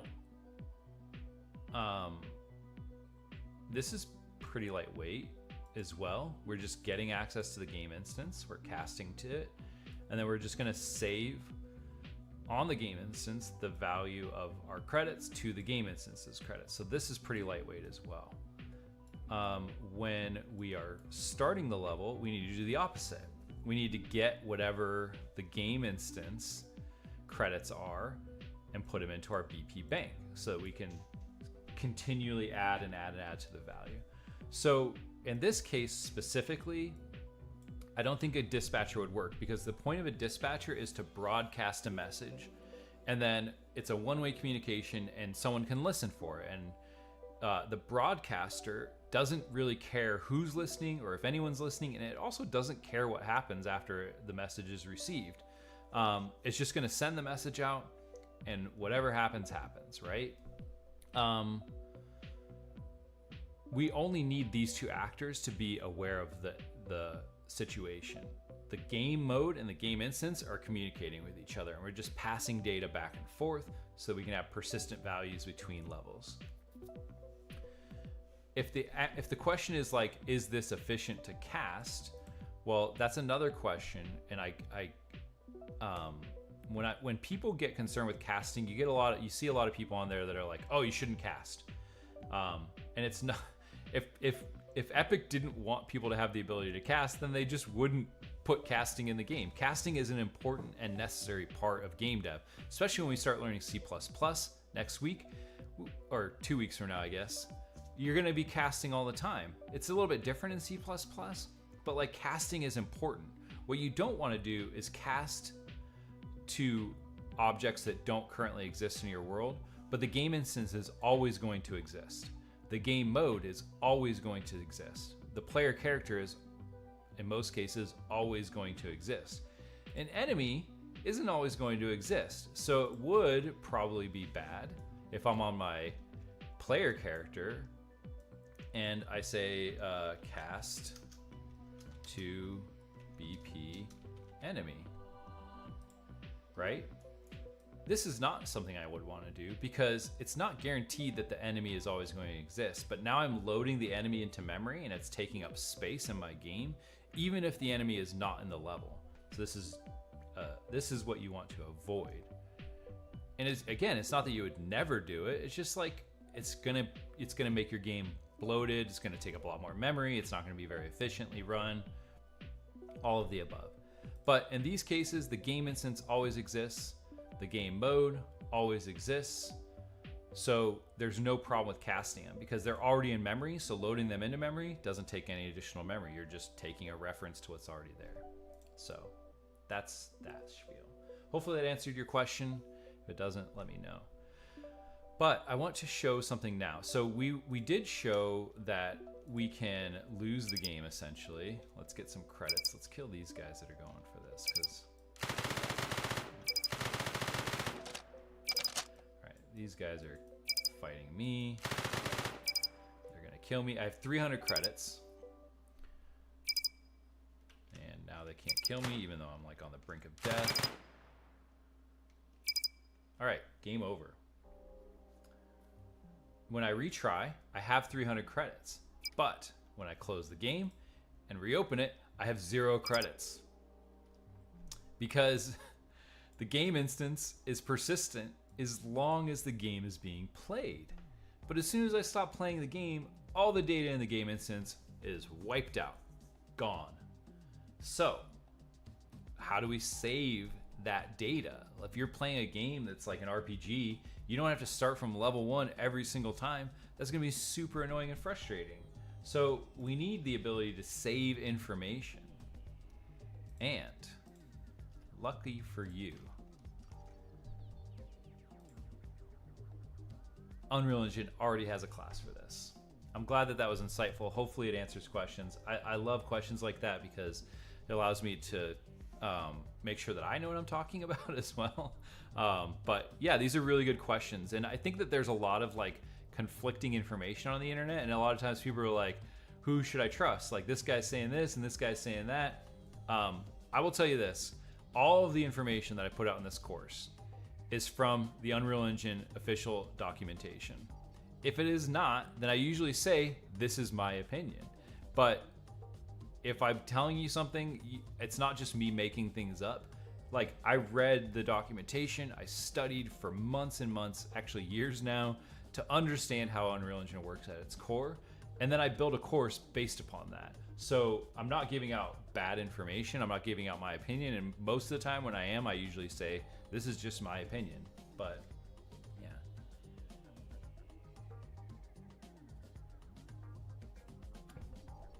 This is about that 2-hour mark, which is when my voice starts to bug me. But let's talk about the save game class. So in this lesson, we're going to define our save game class. We're going to create a save game class. Then we're going to demonstrate creating a save file. We're going to demonstrate loading from a save file.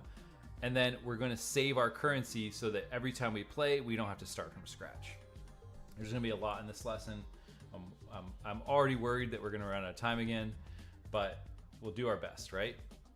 So what is the save game class? The save game class allows common saving and loading functionality.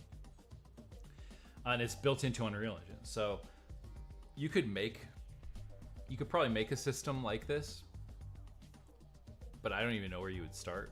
It'd be you'd have to like understand how to write data to like a save file, things like that.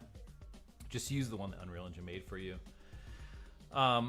It allows creation of multiple save files within one class, so you can have like save slots. So you can play the game that you made, and then your friends can play the same game on your console, and they could have their own characters. You have multiple save games.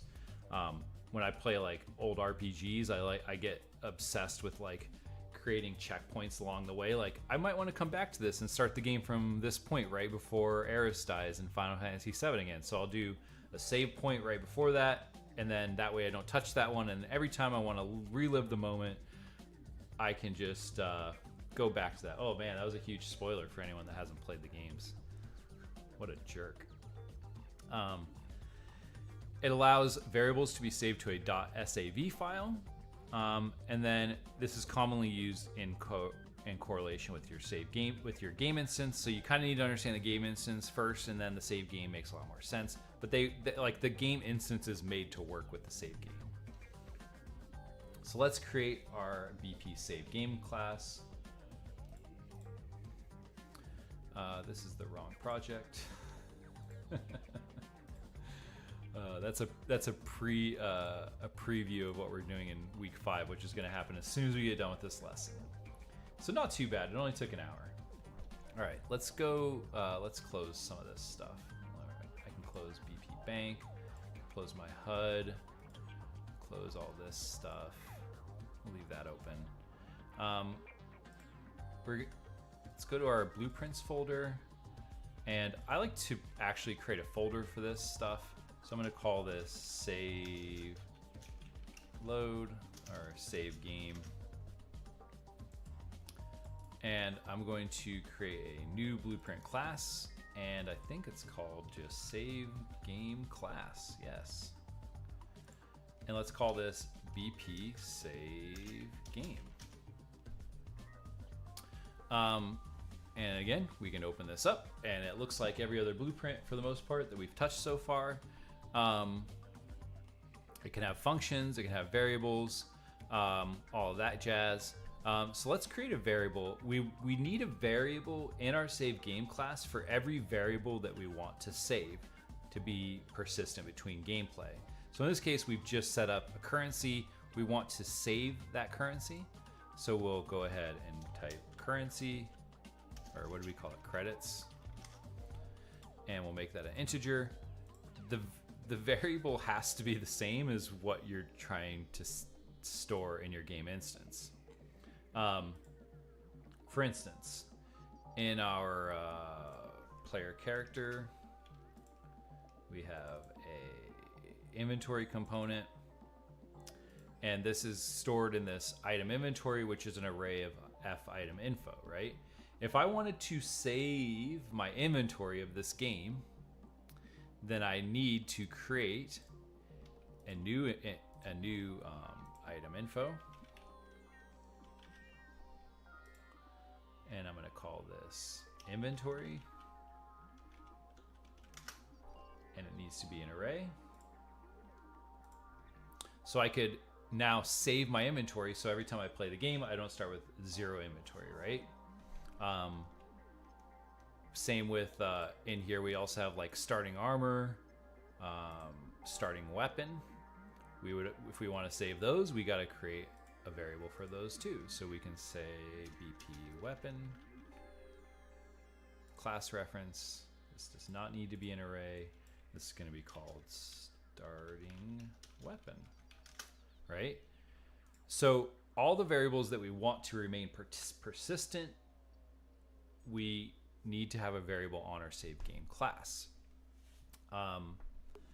And then we can save them. So one of the things is on my game instance, I do want to have access to the save game class. So I'm actually going to create a reference to BP save game. It's going to be an object reference, and I'm going to call this save game. And on init, I might actually have to pull up another project to remember how to do this. It's been a while. I meant to like prepare for this week more, but I can't even explain to you the hell week that I had at my day job. It was a lot. I was very busy, and I just had like no time. So on init, I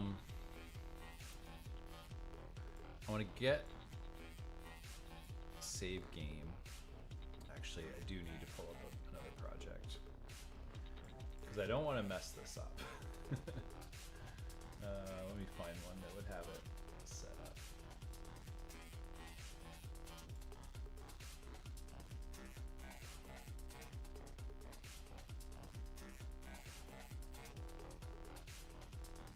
Oh, we did this in Space Fighter in the last course. This is going to take a bit. We're going to get a little behind. Maybe I can do it from memory.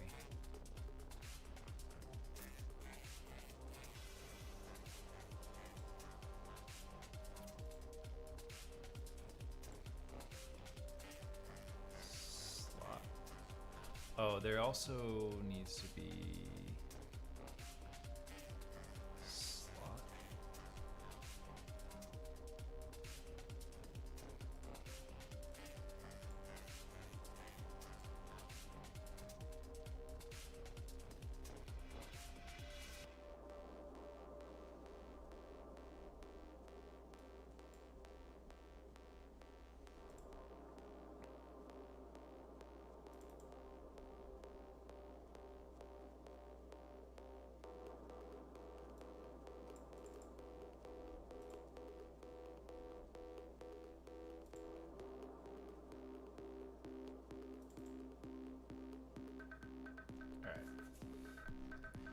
See what we did here.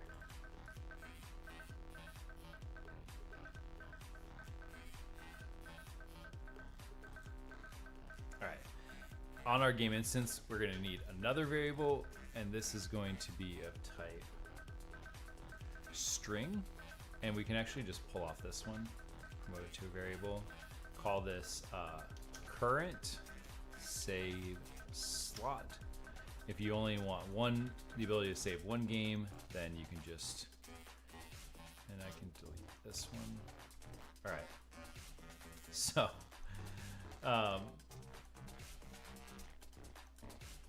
we want to first check if a save already exists. So we're going to get this and say, does save game exist?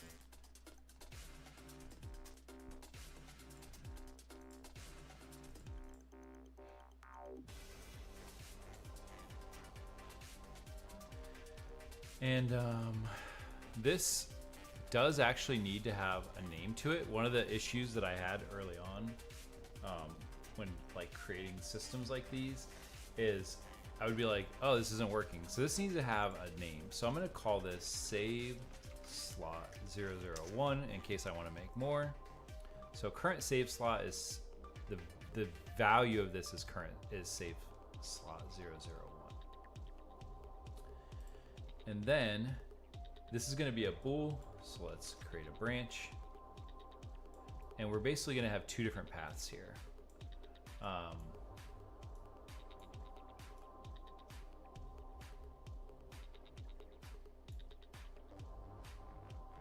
want this.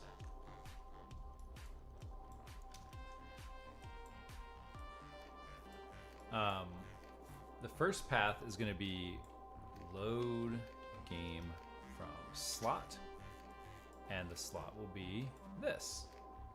And then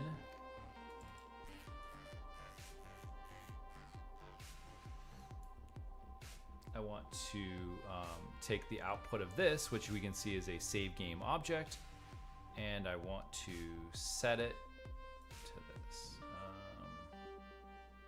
I need to cast to BP save game, and then I can do that.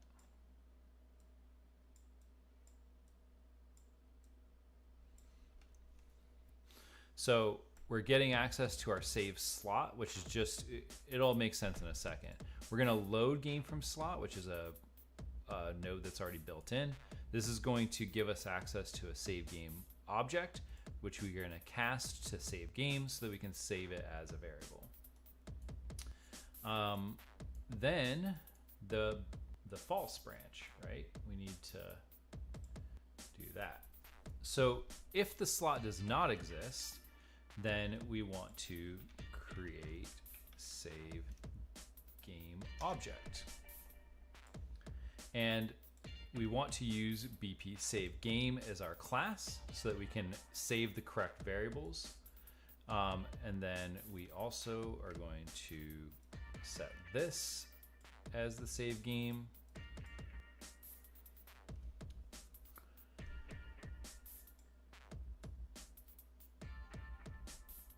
And that's that.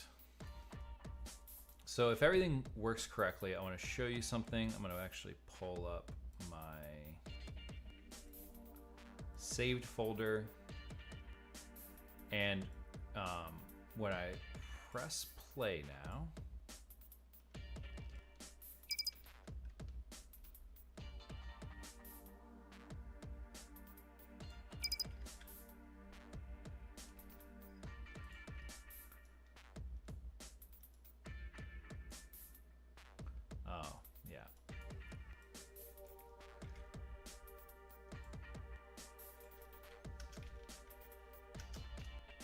save game to slot. This should work. I missed one thing. Press play now. Notice that I now have this folder called save games. And in here, there's a save slot 001.sav file. So I've effectively created a save point for this game, but it's empty. Like, I don't think this can open. I can try to open it with Notepad++, but it just looks like garbage. So this is just an empty save slot. We don't have any data in there. One of the things we want to do is we want to save that data there. So what we can do is we can go to this here and our game instance, and no, I was right the first time. we have, when we're saving these credits to our BP bank, we can also get access to our save game. And then say set credits.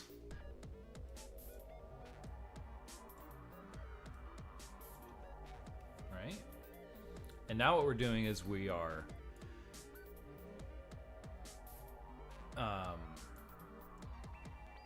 where is this? Game over? Yeah.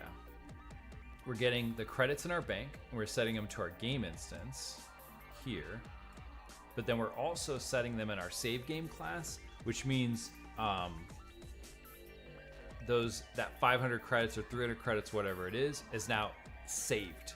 So if the game crashed, we have that information forever. So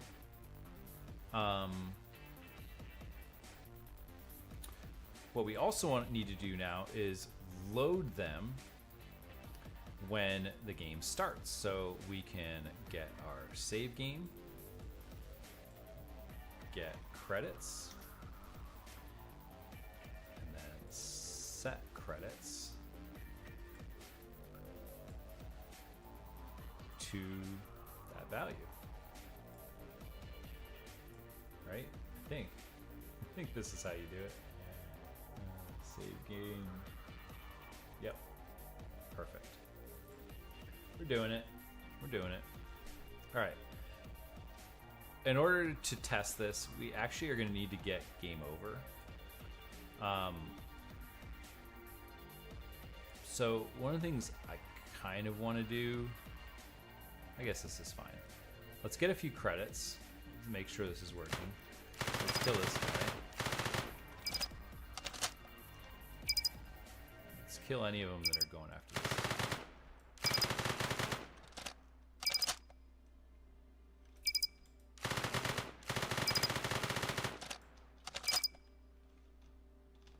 Alright, they're all coming after me.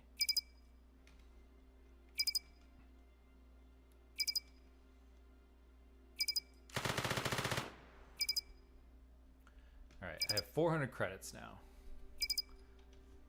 Kill me, man.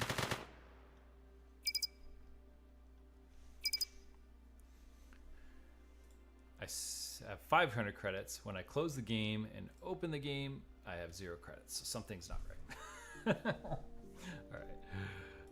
Let's see here. It's probably here. All right. Let's look here. Does save game exist? It didn't. Oh, we can also, if you ever want to test this, you can go in here and you can delete this. And now the save game does not exist. So, does save game exist? False. We're going to create a save game, and that's going to be, you can delete this.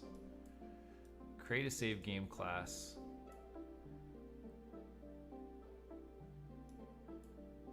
And then when we get game over, we should save the variable. When we load the game back up, oh, I know why. Save game to slot. We didn't save it. Current save slot. This is actually the problem. I'm confident. All right, let's kill a few of these guys. We got 200 credits. 400 credits.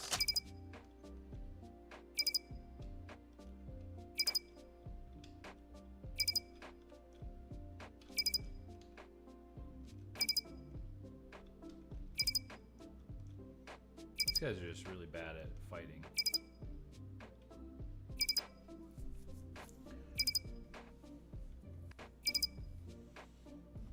$400 credits. 400 credits. 400 credits. We did it. We saved the game. All right. So just remember that you got to do this. That's the part that I forgot. So it's kind of like a lot, right? We're saving it to our game instance, and then we're saving it to our save game. And then we got a save game to slot. And then when we're starting the game, we just gotta check if there is a save game. If there isn't one, let's create one. And if there is, we can load that game, set that to the variable, and then load. So like here we had like all these other things that we set up, the inventory, the starting weapon. We would want to load all those variables in. And in that case, you probably do want to have like them saved on the instance. So like the game instance, any variables in here should be matched on your save game class and vice versa. So we would also need to create these on our game instance class so that we could load them in and have values there. But yeah, that's essentially the end of week 5. Now, again, I just want to reiterate, this game is by no way complete. The point of this is just learn some information, get like a basic prototype going. We're going to come back to this project in week 8 and kind of wrap things up. We're going to do that with all 3 of our projects. But for right now, we've learned a lot. And this week we learned about game instances, save games. We created an inventory system where we learned a lot more about widgets and how to pass information. We created winning and losing conditions. So we did a lot in weeks 3 and 4. That is the end of week 4 though, which means now we should transition to week 5, which means I can close out all this stuff. And I don't know, do I need to end the stream and restart it? Can I just have like, I'll just put like a marker, like this is week 5. This is the start of week 5. Let me get some other stuff up here.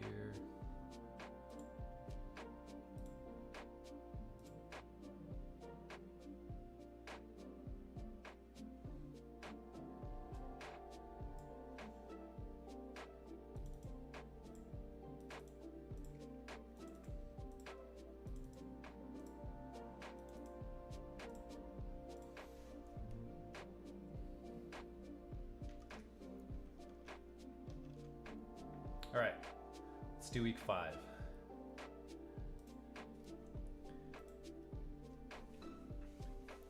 All right, week 5.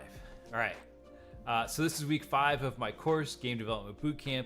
If you're just starting to watch, then I'll give you a little bit about what we're doing here. So this is gonna be an 8-week course that starts from the very, very basics and builds your knowledge of game development using Unreal Engine. Now, if you don't want to use Unreal Engine long term, you want to learn other game engines, this is still going to teach you a lot of that core knowledge. So I recommend it as a good like beginner course. And also Unreal Engine is a pretty easy engine to pick up and learn from. So I think it's great for beginners, especially if you don't have any experience in programming like professionally. But yeah, we start from 0 essentially. And in the first 4 weeks, we created 2 projects: Fire Escape, where we learned some of the basics of Unreal Engine. In weeks 3 and 4, we created our project Alien Defense, which we just wrapped up if you were still watching the stream. So, what are we going to do in this course? Yeah, this is this week. So this is kind of the schedule. We've already done weeks 1 through 4. We're on week 5 now. We're gonna skip next week. I got some personal stuff going on, and then week 6 will be the 27th. Week 7 will be August 2nd, and then week 8 we're gonna finish the course August 10th. So hopefully you can stick with us for all these weeks. If you missed the previous 4 weeks, the recordings are available on my YouTube channel, so you can go back and watch those recordings.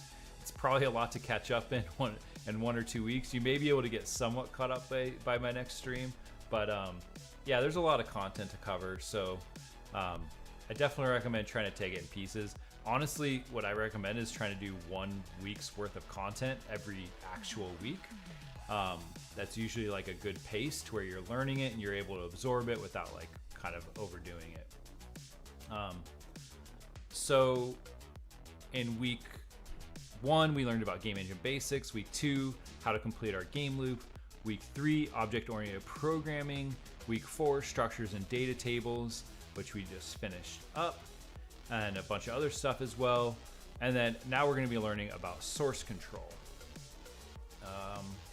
So I do want to do one quick plug. I'll keep it quick. I know I tend to ramble and monologue a little bit, but I get asked a lot, how can I support the channel? How can I help?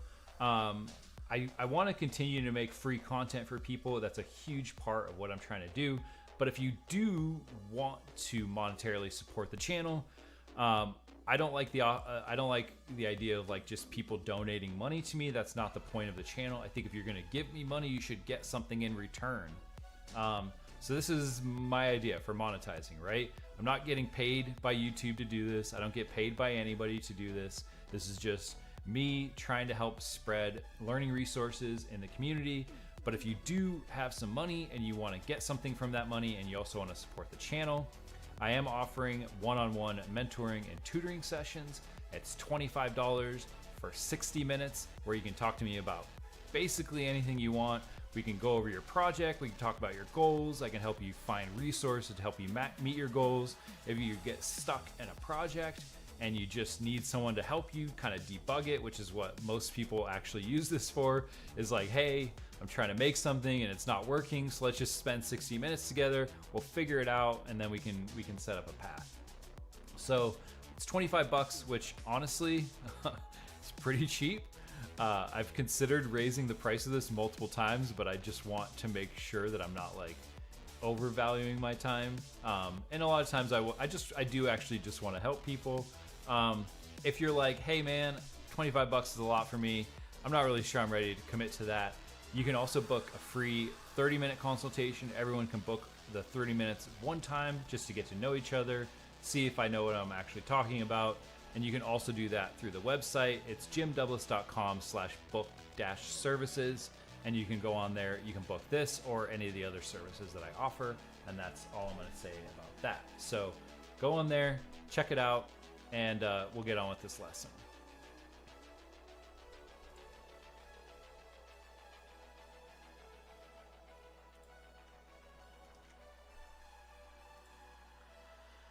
And this is what we're going to cover today. So we're going to talk about source control. Source control is a huge part of game dev. Like, I've tried to put this basically, God, what is that? We need to just pause that music for a second. Don't need to be hearing that. But source control is a huge part of game dev. It allows you to create backups of your project, allows you to create remote backups of your projects. It allows you to collaborate with people on projects. There's so many things that it can do. And I've tried to put this as early on as the course as possible, so that it wouldn't be overwhelming. You'd kind of understand what we're doing, but like it's such a crucial part. And I think everyone should learn this as early as possible. So the first 4 lessons are going to be about source control.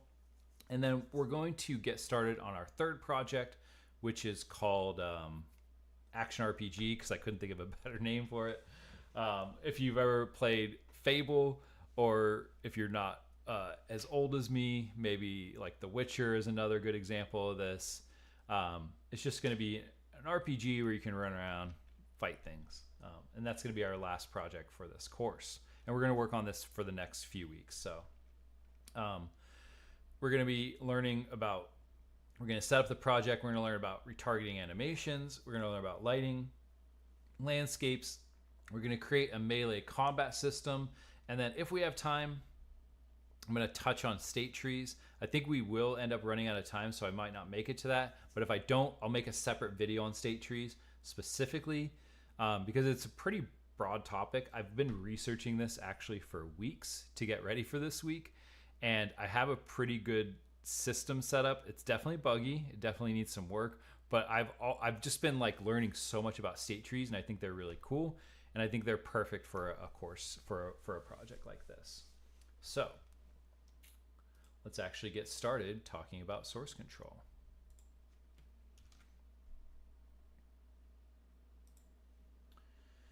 All right. So Week 5, lesson 1. This is introduction to source control. In this lesson, we're going to define source control and what it's used for.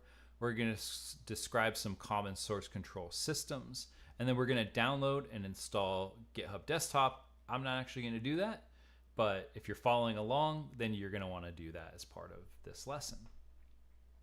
So what is source control? You may have heard this.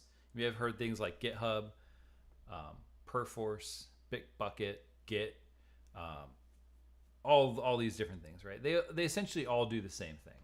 What is the point?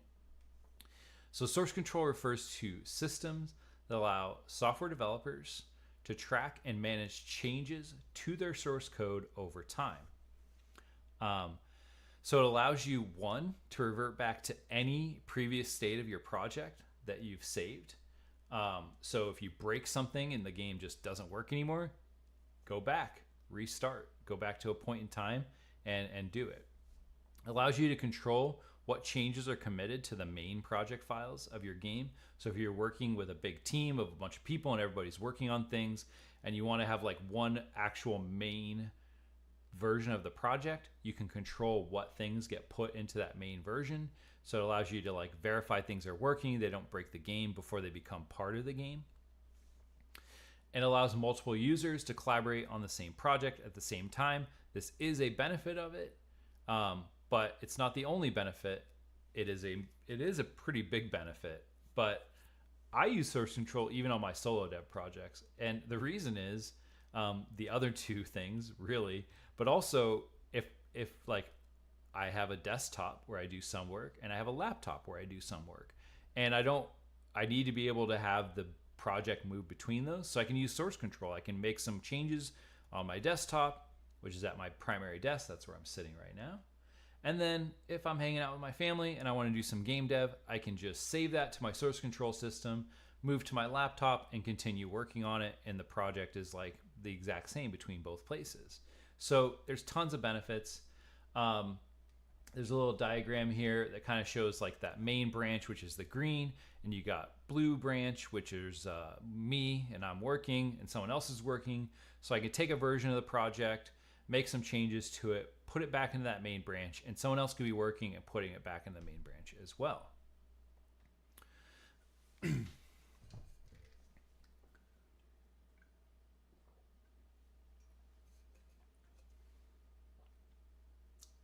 All right, we got some chat. All right, first one is from Mert Dogre. I don't know how to pronounce that G. It's got like a little swoop on top of it. I'm just an ignorant American, so we don't use letters like that. We need our language as simple as possible. We can't have any fancy stuff. Source control is the main thing I struggle with. Yeah, I will say we're going to be using GitHub specifically for this course. There are a lot of different sources out there for source control. It comes down to finding the one that's best for you. I hear a lot of people talk bad about GitHub. I personally have not really had any problems with it, so I don't know what I'm doing differently. But everyone's like, GitHub always breaks my games and breaks my projects. It's a pain. I have a hard time working with it. I don't. So I don't know. I don't know how to help people when they're like that, when they're in that situation. But there are other systems, right? GitHub, GitLab, Bitbucket, GitKraken.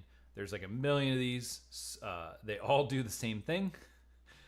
But there's some various differences between them, right? So GitHub is probably the most popular one. It's owned by Microsoft. They do offer a free account. You could probably fit like a few projects on the free account before paying for extra storage.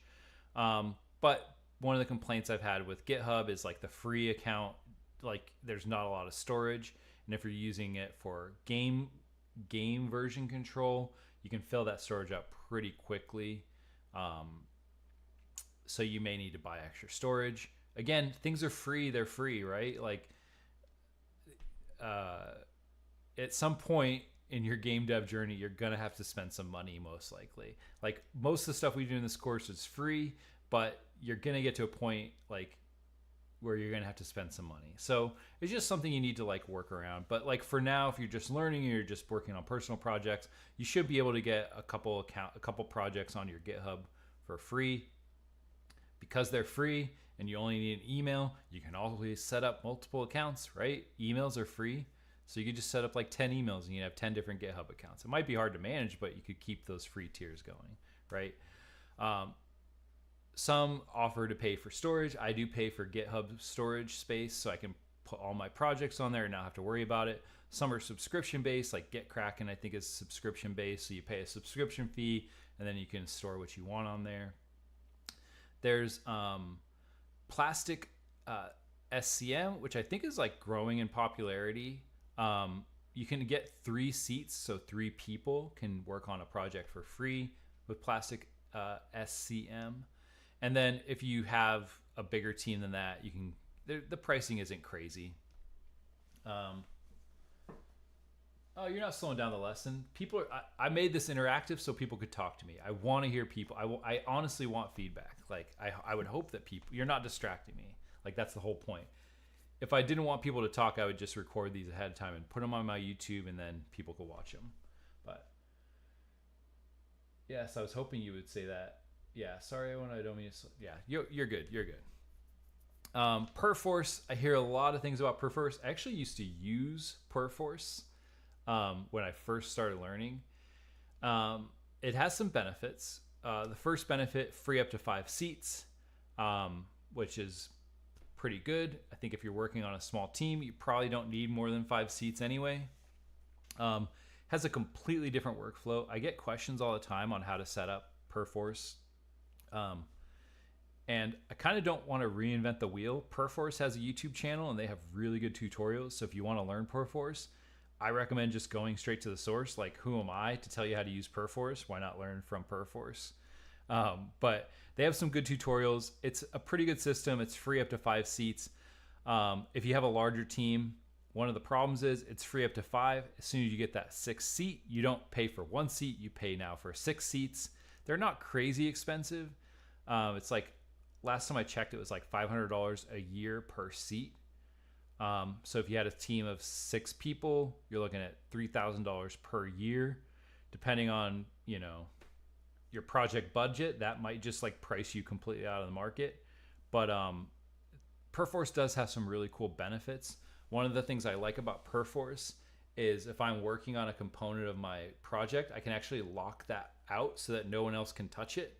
And then I can work without fear of anyone else like breaking the game because we're both working on the same thing. So there are some cool things like that. But for most people, if your team is more than 5 people, that's a decent amount of money to be spending on source control. So I think it just prices a lot of indie devs out of the market. But it's a good system. I'm not saying bad things about it. I'm just saying it's not free if you have a bigger team.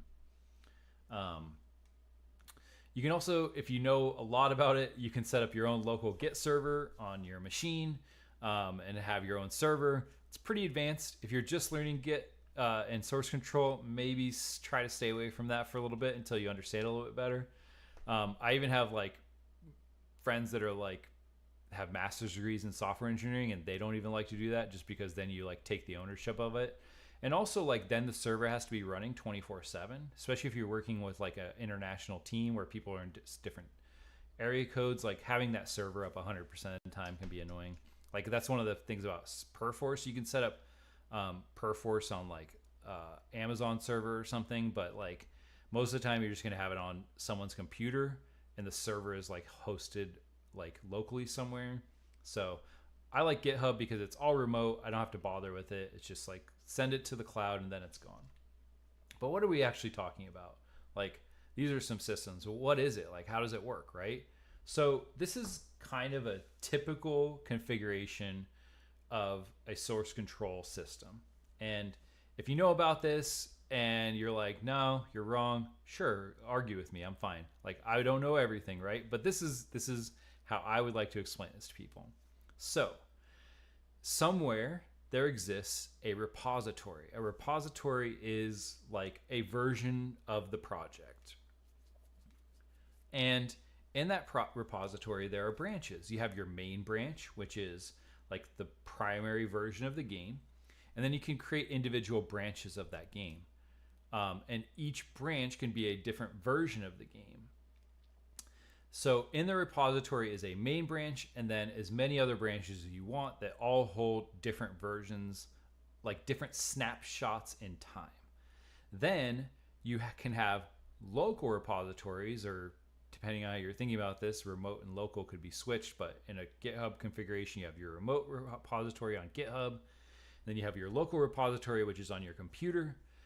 In this case, like I'm working on my desktop, so my desktop would be one of these local repositories. My laptop would be another one of these local repositories, but they each have their own version of the repository that's not the same. And it's not even necessarily the same as the remote one.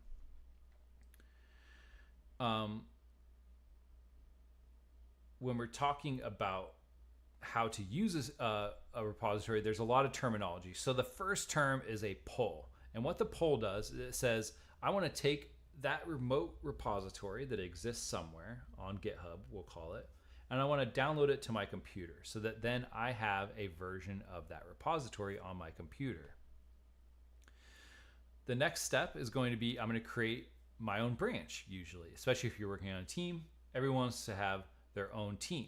And then I'm going to push that branch to remote so everyone can see. You can see now, like here, there was no branch. I created a branch and then I pushed it to the remote. So now everyone can see that I have a branch that I'm working on. And each of these could have their own name, like Jim's branch or Joe's branch or character controller branch. Like if you're working on a feature, you maybe want to call the branch that you're working on that feature. Every team does things a little bit differently.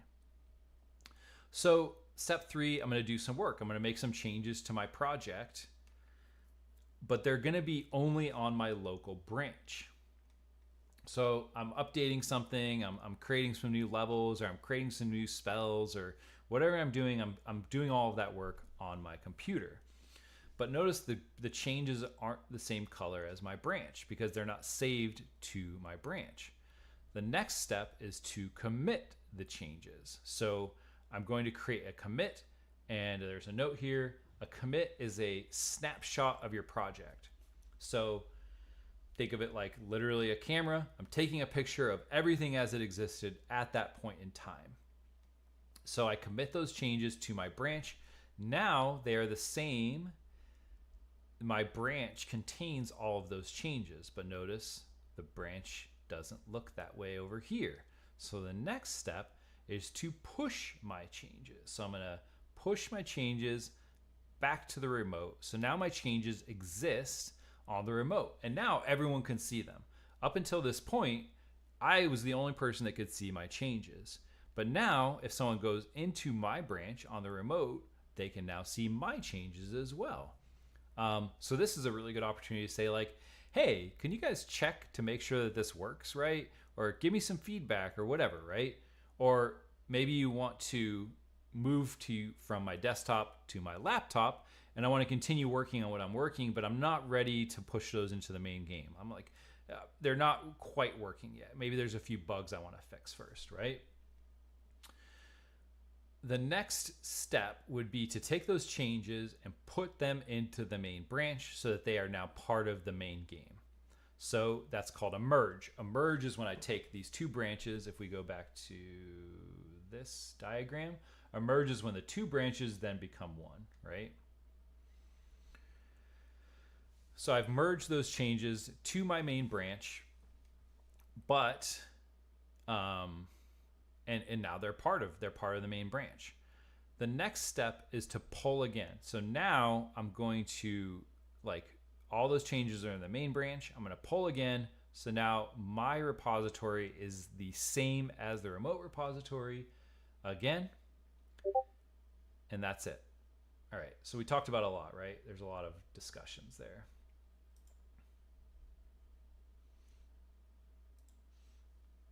So let's talk about some of these terms, because I went through a lot of this. But so repository, that's the location where the data is stored and managed.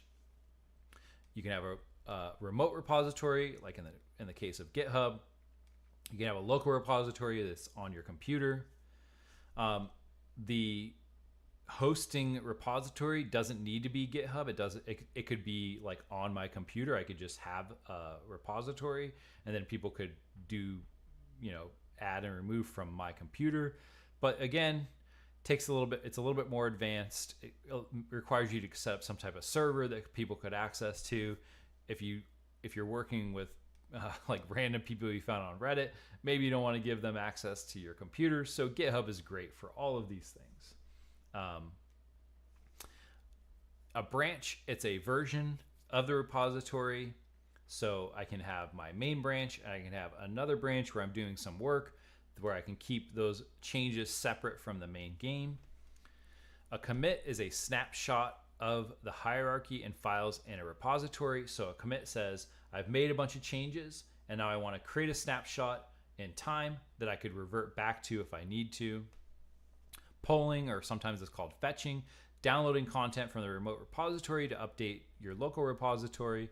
Pushing is uploading your local repository content to the remote repository. So I'm pulling down, I'm pushing up. Merging is combining changes from one branch to another. So I'm just gonna walk through the steps of this. I already have GitHub on my computer, but we can talk through how you would do this. And actually, like, I think like the GitHub website is pretty sweet. Oh, I want this over here. So we have github.com. This is where you can get the GitHub desktop. So you'll want to create an account if you don't already have one. If you do have one, you can sign into it. But we want to go to our products, and what do we want? Maybe we want maybe it's down here now. It changes all the time too. Let's just type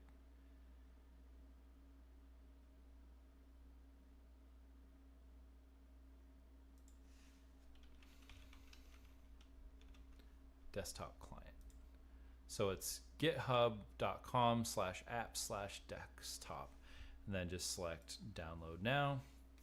It's going to ask you how do you want to download it. I'm using Windows, so I'm just going to download it that way.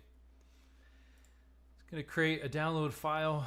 You're going to install that, and then you're going to end up with this GitHub desktop.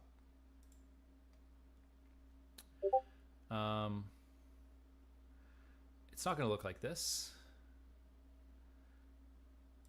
but one thing that you can do is you can go to options, and you can sign into your account on GitHub desktop, and then you would have access to all your repositories on the GitHub desktop. Someone recently told me they hate GitHub and GitHub desktop, but I've never had any problems with it, so I don't know. All right, what's the next lesson? So we have GitHub, we have GitHub desktop, we've created an account,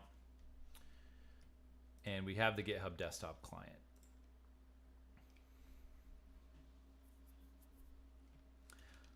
So what's the next step? Well, we need a repository. That's the next step.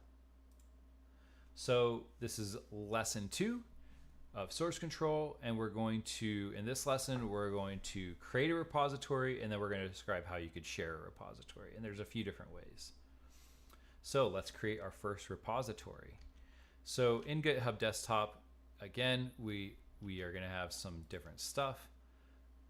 So we can go to this drop down here and add, and we want to create new repository. And I'm gonna make this bigger because some of the stuff we want to be able to read.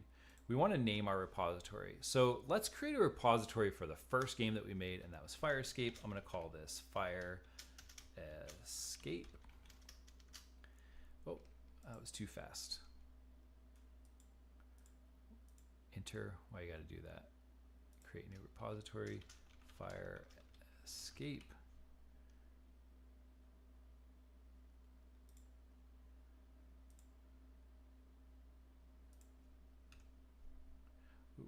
No.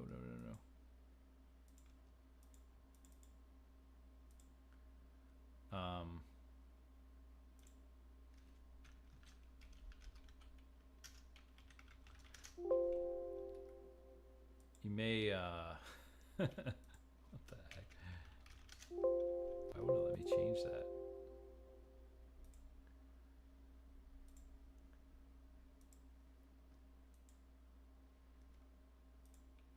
Anyway, let's call it Fire Escape Repository. Description, you can put like a description of what you want it to be. The path, I'm going to save it in my bootcamp. README file, if you want to give instructions to your team on how to use it, how like rules for the game, for like if you have your own workflows that you want to do, you can create a README file that you can put all this stuff. It's just a text document. I think can use HTML, so you can do that if you want. Git ignore. I'll tell you what this is, but what we want to do is we want to type Unreal and select Unreal Engine. There are some files that we only want to exist in our local repository. We don't want to create space. We don't want to take up space on the server. Some of these files, for instance, are created every time we like launch the project. So if we go into our Fire Escape, there's a few folders here. There's the intermediate, which these files don't need to exist on the remote repository. These are created on everyone's individual system. And then saved, if you have like individual save games, we don't want to do that. If there's also, like in the case of like when we start talking about C++ games, there's also going to be a binaries folder, which we don't need to save. And then there's a bunch of other stuff too that we only want to exist locally on our machine. We don't want everyone else to touch it, like config files, like how my Unreal Engine is configured. I don't want to save those because that could be super annoying to someone if like every time they load the game, their whole Unreal Engine changes configuration to my configuration. Like you don't want those to be passed on. So the best thing to do is just go to Unreal, the git ignore Unreal Engine. You can also Google this. If you go to like UE5 git ignore, you can find like this guy. This one has one. This one looks like maybe. So what this does is it tells it like, hey, these are the files that we don't want you to create a copy of in the repository. Let's go look at this one. It's probably going to be mostly the same. Git ignore. Yeah, so it's just telling you like, don't put these in the folder. GitHub already has like several, like if we're using Unity, there's one for that. There's probably one for Godot. No, there is not. But these are all different ones. We just want the Unreal Engine one, and then license. If we are sharing this project, yeah, this GitHub desktop. People say they hate it, but I'm like, I love GitHub desktop. If you're working on your project with other people, you may want to have a license that gives people instructions on what they can use it for. You can find all these licenses and read them, read what's in them. Like if you go to MIT license, you can read these articles, and basically what it says is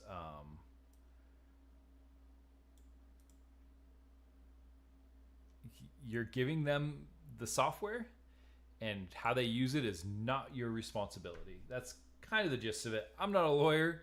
Read it, actually read it. Don't just take my word for it. But if you were to create like a plugin that people wanted to use and you wanted to provide access to that to people, you could provide it for free on GitHub, but then you want to create a license that basically says like, I'm not responsible for what you do with this, basically. And then once we have all that, we can just say create repository and then publish repository. Publish it is going to send it to my GitHub. So then I can download it from other places. So in this case, we have the name of it again, Fire Escape Repository. We usually want to say keep this code private. Like if I deselect this, I think it even gives me a warning like, are you sure? Technically, if it's not private, anyone can go to my GitHub and they can download a version of my game do whatever they want with it.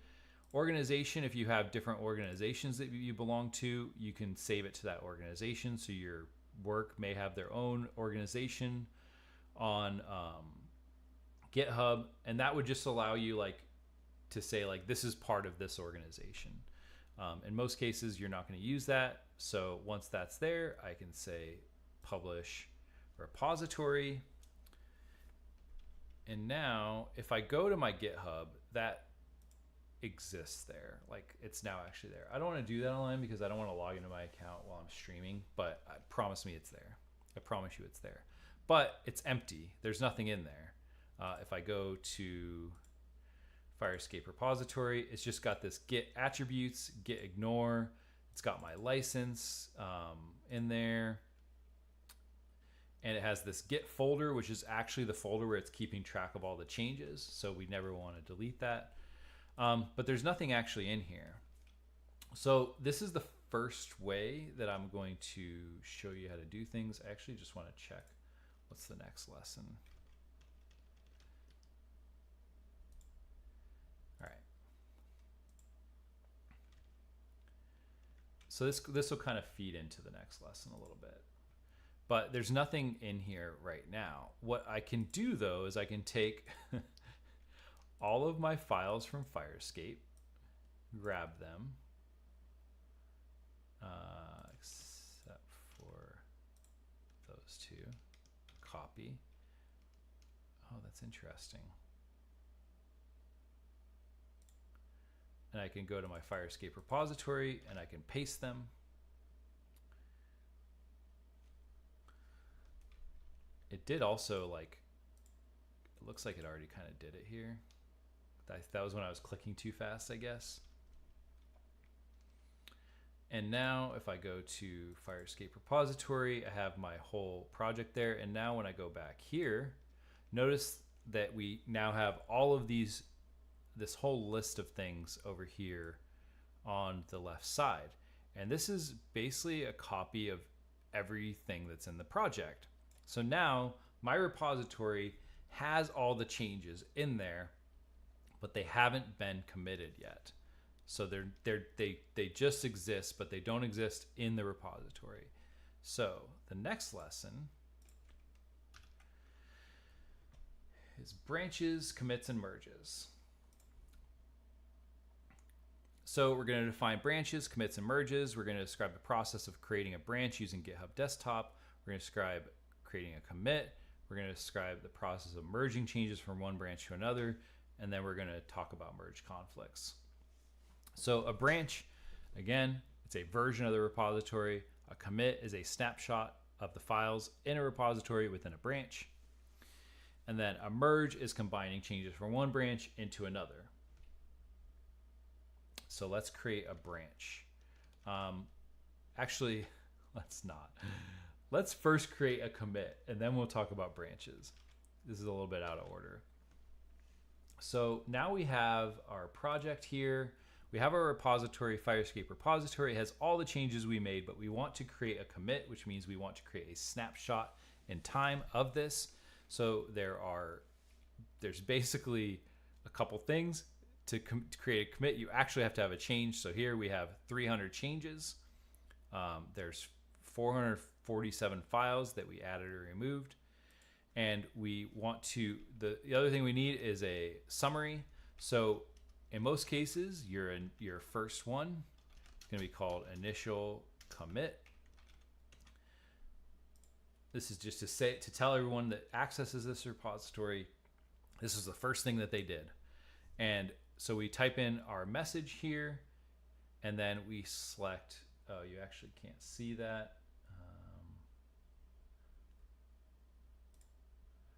This button here says commit to main. So we're going to select that button. And now it's going to do the thinking wheel. This is thinking about what it should do. And it's going to basically create a snapshot of my project. And we'll give that a second. And while that's working, we can talk about branches, because that was a commit. That's basically all that goes into a commit. Branches, commits, changes. All right. I guess we gotta wait. Let's put the music back on.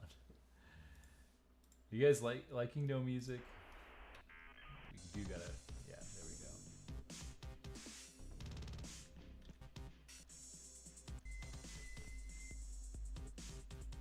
go. All right, there we go. Now our commit is done. This song is super annoying, by the way. I just don't like all those random noises.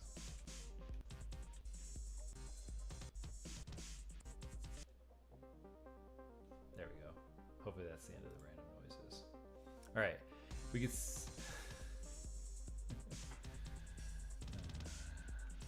is what it is. Let's just deal with it.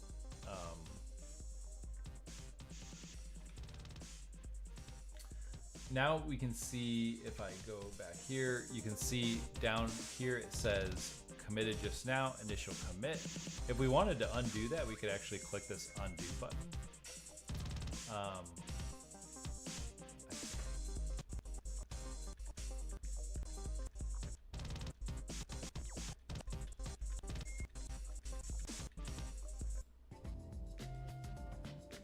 There we go. Goodness gracious. So annoying. All right. This is the best. Yeah. No, I appreciate that because like I got some feedback that people didn't like the music. To me, it helps me like focus a little bit better, but I can understand if it's distracting to people. But I'm gonna have it on for a little bit. So now we have that commit down at the bottom. We could undo those if we want by clicking that undo button. But notice up here, this change just say push origin. One thing I like about GitHub Desktop too is it gives us like some hints that of like things like, hey, you might want to do this next, and it actually tells me like, you just committed, you just created a commit. Maybe you want to push it. So maybe I do, but this button and this button will do the same thing. So I'm gonna click push. And now you can see it's like thinking, so it's taking all the changes in my project and it's pushing them to the remote repository. Maybe I can log in off screen. That would be better.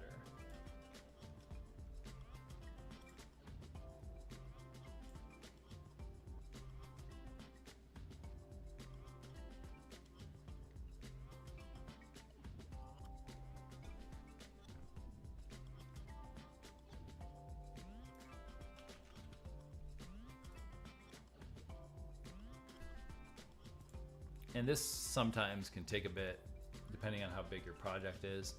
I've even had this take like an hour before, especially if you're starting like with a big project. So I also recommend usually you start this pretty early on in the project, get your repository going. That way you're not uploading like huge things all at once. You can kind of like do them in little pieces as you make changes.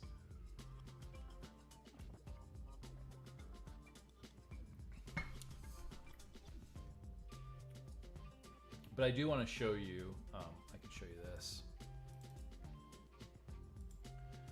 Here's my GitHub, and I can see the fire escape repository, which is the one we just made. And I can see that we have basically created our repository, so we know that it exists. But there's nothing in there because when we created it, there was nothing in there, right? So when this gets done thinking, yeah. When do you think the new game jam will be released? The game jam is going right now. Yeah, there's actually been some really cool stuff that people have been doing. What's it end? The 23rd? 23rd. So you still have like 10 days if you want to get started. If you think you can pop out a game in 10 days, go for it. But yeah, I'll be doing a stream probably, maybe not on the last day, maybe to give it a couple days to just talk about all the cool stuff people did. But there will be a stream to announce the winners probably a couple weeks after that. What would that be? If it ends on the 23rd, let's call it the 6th. Give me a couple weeks to play all the games and see how people did. That song was wild. Yeah, it was. All right, yeah, it's actually awesome. Don't really...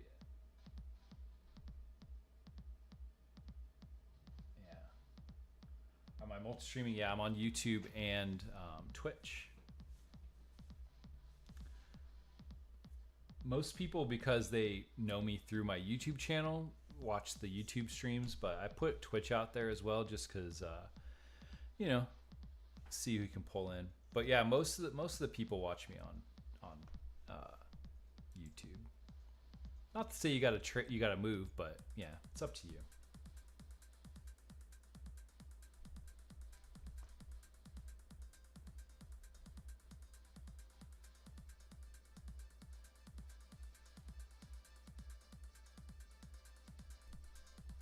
Yeah. Oh man, that song was what I'm like. I just want chill music, you know. Like this is perfect, you know. It's not distracting. The other song was like, come on, and it's like advertised as like stream music. And I'm like, no, it's anxiety music. Like you gave me anxiety. It's taking a bit. Just found me. Yeah, I have a lot of stuff on YouTube. Like I've been doing this for a couple years now. There's a ton of videos on YouTube. You can go back. I actually have a course that's a couple years old now, and it was called Game Development Basics, not Game Development Bootcamp. So you can see like I'm super creative, and I can think of like wildly unique names for all of my courses. But the Game Development Basics is on YouTube. The whole course is already on there for free. It's also an 8-week course, and that one's not live streamed. It's like pre-recorded lessons that I edited. Some people like that format a little bit better than the live streams. I like to do the live streams because then if people are following along, they can like ask questions and stuff. Yeah, but all of the previous weeks of this content are available as well. One of the problems with live streaming is like you end up with moments like this where you're just waiting for GitHub to do its thing and it just takes a bit. But yeah, there's the joys of live streaming content is a little bit different. I like the interactions, but you do end up with some dead air sometimes. And also, I don't have the magic of editing where I can edit when I completely screw things up. And it makes me seem way smarter than I am. People are like, wow, you're really good at this. And I'm like, you have no idea how much I edit these videos. So.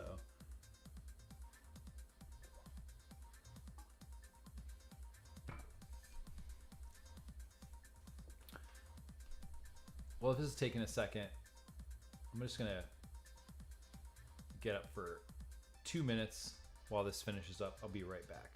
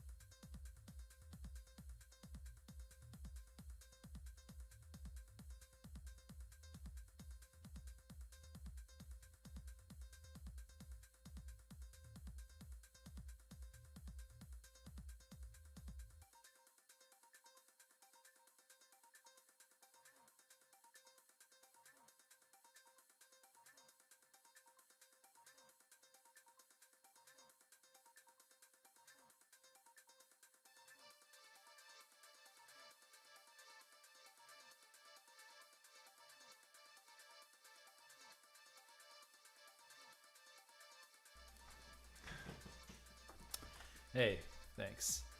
I try to stay hydrated, you know, when I'm streaming. Got my big bottle of water here, but staying hydrated has its disadvantages as well. So I appreciate y'all being patient and not running for the hills. But yeah, I'm almost at 2K. Like, it's crazy. The channel has been blowing up. I really appreciate all the support and the feedback. I also have a Discord. Hey, while we're waiting, let's... oh, it's finished. All right. But yeah, the Discord's got almost 200 people now. A lot of people chattering on there. There's a lot of people actually able to help, which is cool because I'm not doing all of it. So like the Discord community is growing, the channel's growing.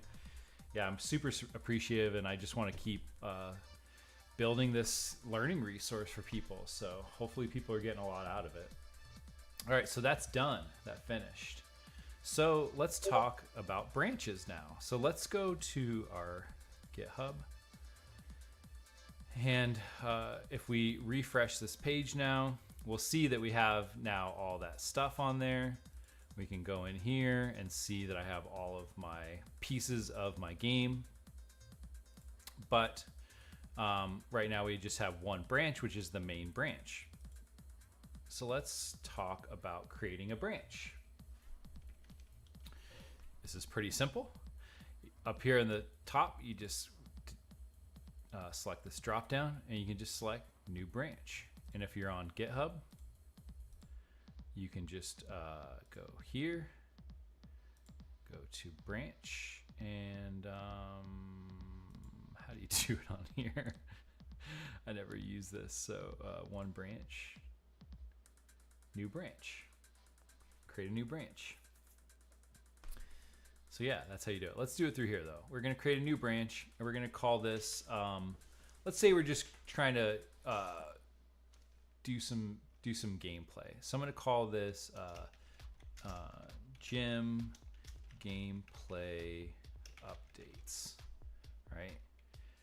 Depending on your team, you may wanna have like some naming conventions for branches. Some teams, they like everyone to have their own branch and use the branch that they're going to be working in. Some people like to have the branches be the feature that you're working on. So if I'm working on the inventory, then I would call my branch inventory, and then all the changes to inventory would go in that branch. You can have branches of branches.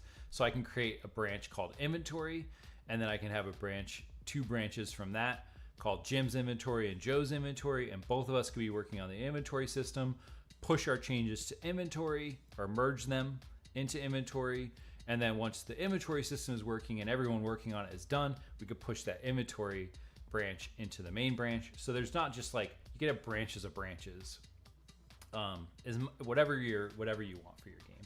For most solo devs or small teams, I tend to think that they usually just like my experience is they just like to have everyone call their branch like who's working on it, and then you just make all your changes in that branch, but it's up to you. So we created a new branch. It exists on my local machine, but it does not exist yet on the remote, so I can show that. If I refresh, it is not here yet. But now if I publish this branch, then now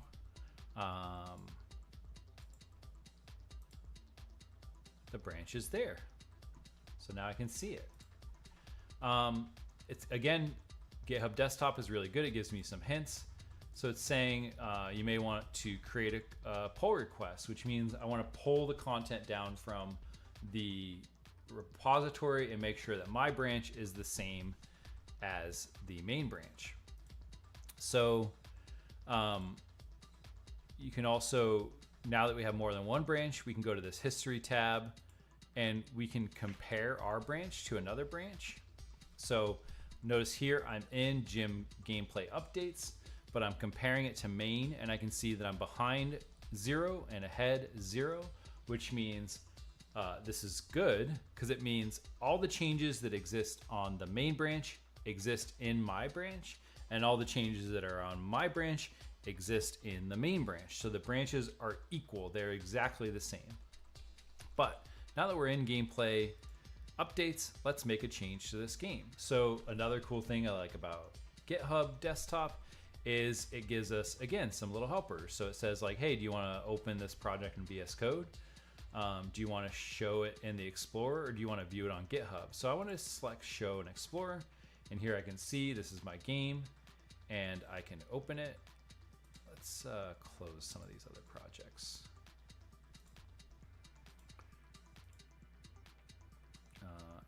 close this one because we only had this one open to see how to make a save. And here I have fire escape, and I can open this up.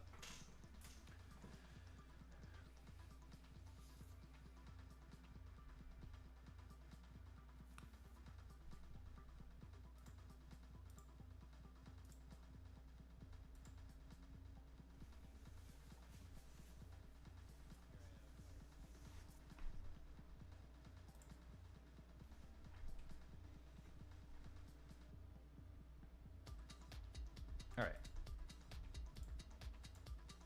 Here's my game. And let's play this game really quick. And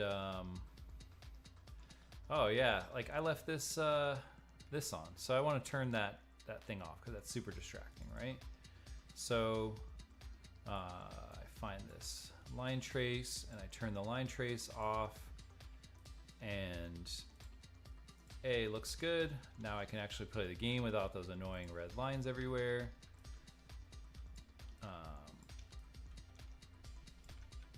I also think the weapon isn't draining fast enough, so I'm gonna go to my weapon component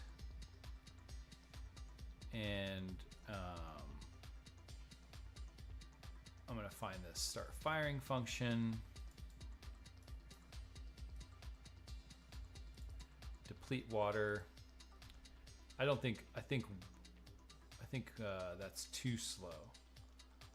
So I'm gonna say yeah. Or maybe it's too fast. Maybe that's what it is. 0.1. It's shooting too fast. Let's slow it down a little bit, right? So now I'm playing this game. That feels a little bit better. All right. So that's good. And then I go here and I save all right? But now if I go back to this repository, I now have two changes to my game. And I can see that I have a change to player character and I have a change to BP weapon component because I changed both of those files. Now these changes exist on gameplay updates. If I were to go to my main branch, those changes would not be there. It would be just as it was before. But I also want to commit them to this branch so I can have a snapshot and chime on this branch of what we were working on. So I'm going to say, in my summary, I'm going to say updated weapon functionality, because that's kind of what I did, right? I removed that line trace. So maybe I would also say like removed debug line from line trace on enter. All right, so if you're just doing this on your own project and it's just you, I still recommend that you give yourself notes, because you're gonna come back to this project and you're gonna be like, what was I doing? And these are like really good ways to remember what you were working on and what's in each change. So if you have like 20 files change and your thing is just like update, you may want to go back to a previous time in your game, and you're not going to know which one's which, and you're going to have to just like keep clicking through them. So I like to leave pretty good notes to myself on what I changed. You don't got to go in super detail, but at least have like a little bit of knowledge. And also this helps if like someone else is on the project knowing what you changed. So I'm going to do another commit, and I'm going to push this change. And now those changes exist on Gym gameplay updates, but they do not exist on main. And I can show that by going back to my history. And when I go here, I can see when I'm comparing to main, I'm ahead one commit, which means there's one commit that exists on Gym gameplay updates branch that does not exist on the main branch. And I can see here that change that I made, updated weapon functionality. I can see my note to myself, remove debug line from line trace on interact, and I can see all the files that I have changed. And which means anyone else can see them too, because these now exist on the remote. I can go to my GitHub and I can go to Gym gameplay updates, and I can see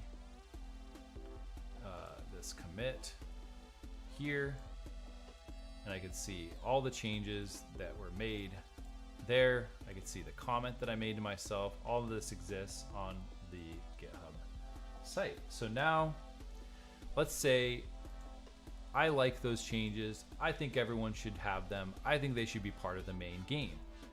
Well, now it's time to merge changes. Let's merge those changes. So, unfortunately, I don't think you can do this.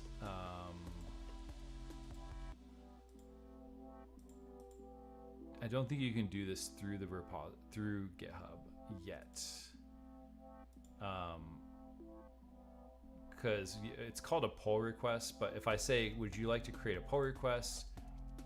then it's going to send me to GitHub. So I don't think you can do this through the through GitHub Desktop yet. All right. So what are we trying to do here? Now we're trying to take those changes that I made on Gym gameplay updates, and I'm trying to make them part of the main game because I like them and I think they should just be part of the main game. So I'm going to create a pull request. You can also do this like from GitHub. Again, it's going to give you like a hint, like, hey, you just pushed. Do you want to do a pull request? Or you can go to pull requests and you can say new pull request. But again, it's giving you a hint. You just did a push. Do you want to do a pull request? So when I click this, there's a few things we want to look at. The first thing is it's giving me a hint here what's happening. We're taking gym gameplay updates and we're moving it into the main branch. It also tells me another little hint, able to merge. There's no problems with this. It's going to happen. It's going to give me the notes that I wrote. I can add some additional notes now if I wanted to. And then it's going to show me again all the differences, all the changes, who did the changes, all that stuff. So I can say create pull request. And here, this is my last chance. So it's going to give me some information, merge pull request. And then if everything looks good here, I can create another comment, or I can just say merge pull request, confirm merge. And now those changes that I made exist on the main branch. So I can prove that by going back here to my GitHub desktop. I can do pull. And now I am behind 1 and ahead 0. And the reason for this is that there is a change that exists on the main branch that does not exist on my gym gameplay updates, because this merge is a change. It's saying, even though all the files are the same, the merge is a change. So what I can do is I can create a merge commit again, and then push, which now says I downloaded that change. It's now part of gym gameplay updates. And then I'm pushing to say we are in complete alignment and harmony, all is well. And I see that I'm back to behind 0, ahead 0, which means gym gameplay updates is exactly the same as the main branch. There's one more thing I want to talk about, and I'm going to show an example of something really quick. So let's close this project. So we only have this project open. I am going to make a change to this projectile. All right, it's got this blue thing on it. I never liked that. It's pretty ugly. I want it to be a lake instead. All right. I'm going to compile. I'm going to save all. We can see that change is here. And I'm going to do a commit to my gym gameplay updates. I'm going to say changed projectile. And I made a change to my, the only thing I changed was BP first person projectile. I'm going to go to my main branch. All right. And now when I go there, let's close this out, reopen it.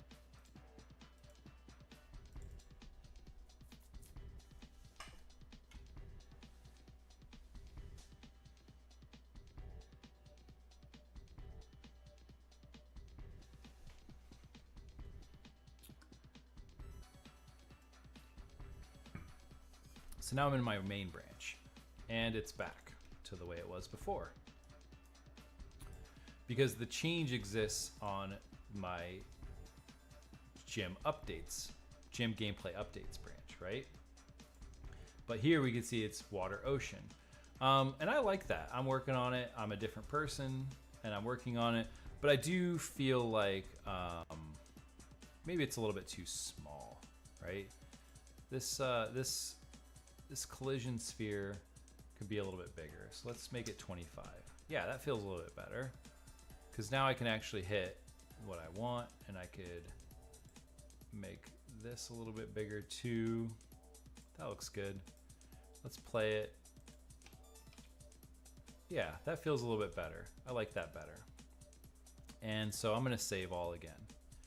And I'm on my main branch, and I wanna do a commit. And I updated projectile size. All right, I'm gonna commit that to my main branch. So now I've committed a change on my main branch to the projectile, and I've committed a change to gym gameplay updates to change the projectile. So both of them have been changed. So what do I want to do? I want to create a pull request, right? And look here, I have something very different. It says can't automatically merge. So I can't take my changes from gym gameplay updates and put them into merge. So let's create a pull request anyways. And what's going to happen? It's going to say this branch has conflicts that must be resolved. Why? What happened? What did I do? I promise you this is going to happen at some point, especially if you're working on a project with like more than 2 or 3 people. Someone's going to change the same, 2 people are going to change the same thing. It's going to happen. So what is a merge conflict? What lesson were we in? This one?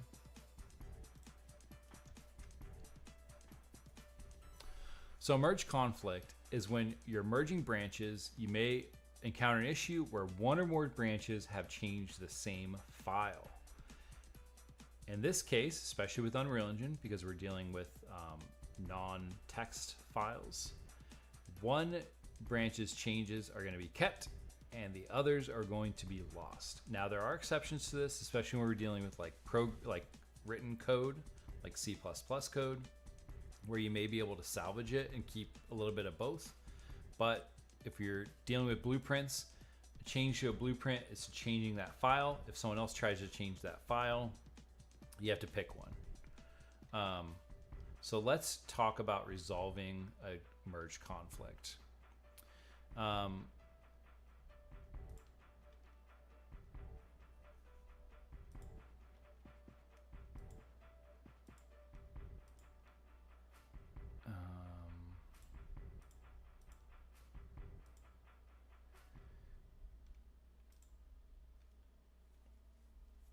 Here it's telling us that we are trying to merge these changes from one into another, and we have a conflict, and it's telling us that we can resolve it. So we can select this resolve, and it's going to give us a choice. Do you want to use the file changes from gym gameplay updates, or do you want to use the file from main? It's going to choose to pick one, and the other one's changes are just going to be lost. So this is a good time to communicate with your team and say, what did you change and what did I change? If one person had done 4 hours of work and one person had done 10 minutes of work, probably the best choice is to pick the person that did 4 hours of work, and the person who did 10 minutes of work is just gonna have to redo that 10 minutes of work again. Communication is key on teams. You need to communicate constantly. You need to tell people what you're working on. Also, don't work on something for 5 days and then commit it all at once. Every day or every work session, you should do a commit, push it, and that way it's done. So now I've picked my main branch because the main branch was actually functional. The gym gameplay updates was just like the look of the ball. So that could very easily be redone again. And I'm going to merge, which means now I can push. And now on this,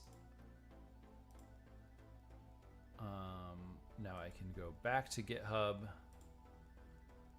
and go back here. Go back to this pull request.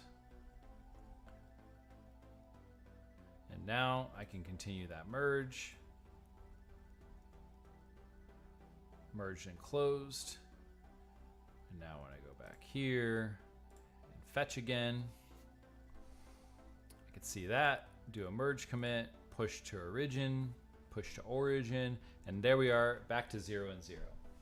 So that's where we want to be. And if we look, if we open our game again,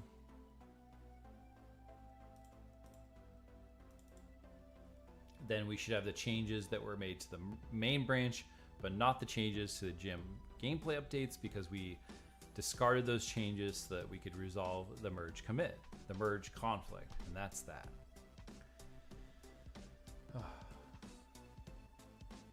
So everything's back to normal. All right. So that's like some of the basics of source control. I know we covered a lot very quickly. I do want to cover one other thing when it comes to source control. This is actually somewhat relevant when it comes to Unreal Engine programming, because there's a thing called large file storage. Game dev has notoriously has some pretty big files, which is one of the reasons why people don't like GitHub, is because you're going to be storing all these giant files and you're going to fill up the free space that they give you very quickly. But GitHub was not historically meant for like this type of source control. It's meant for like code files, which are pretty small.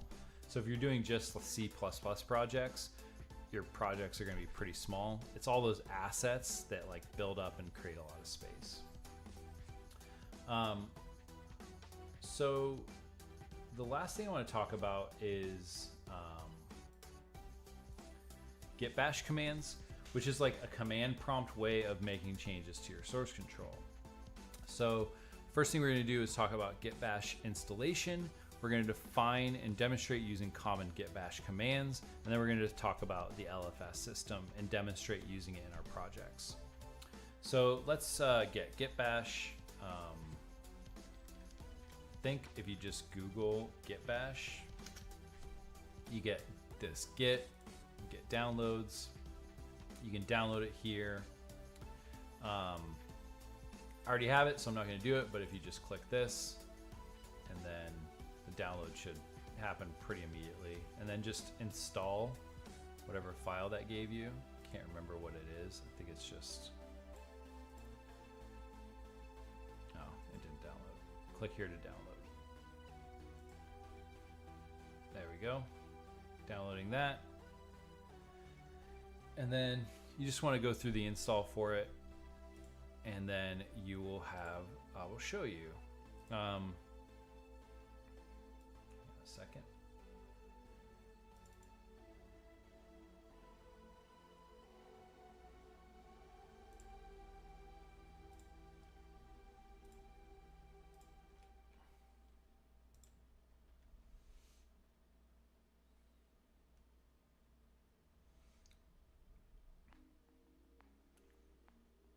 So yeah, just install it. I don't know what I'm trying to say here. And let's talk about some of the things that we can do in there. So I'm going to show you how to get access to git bash. Let's go here. Let's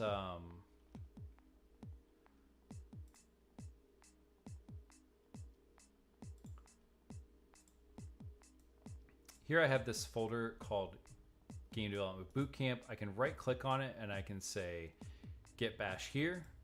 And it's going to open up this window that kind of looks like a command prompt, where I can type in commands. And so you're git bashing in a folder. And in this case, it's showing us the folder. We're in my E drive, Unreal Engine, Unreal Projects, Game Development Bootcamp. And these are the commands that we can do. So we can start by just typing git help. And it's going to give us a list of all of the commands that we could do from this. So one of them is git init. So if we go to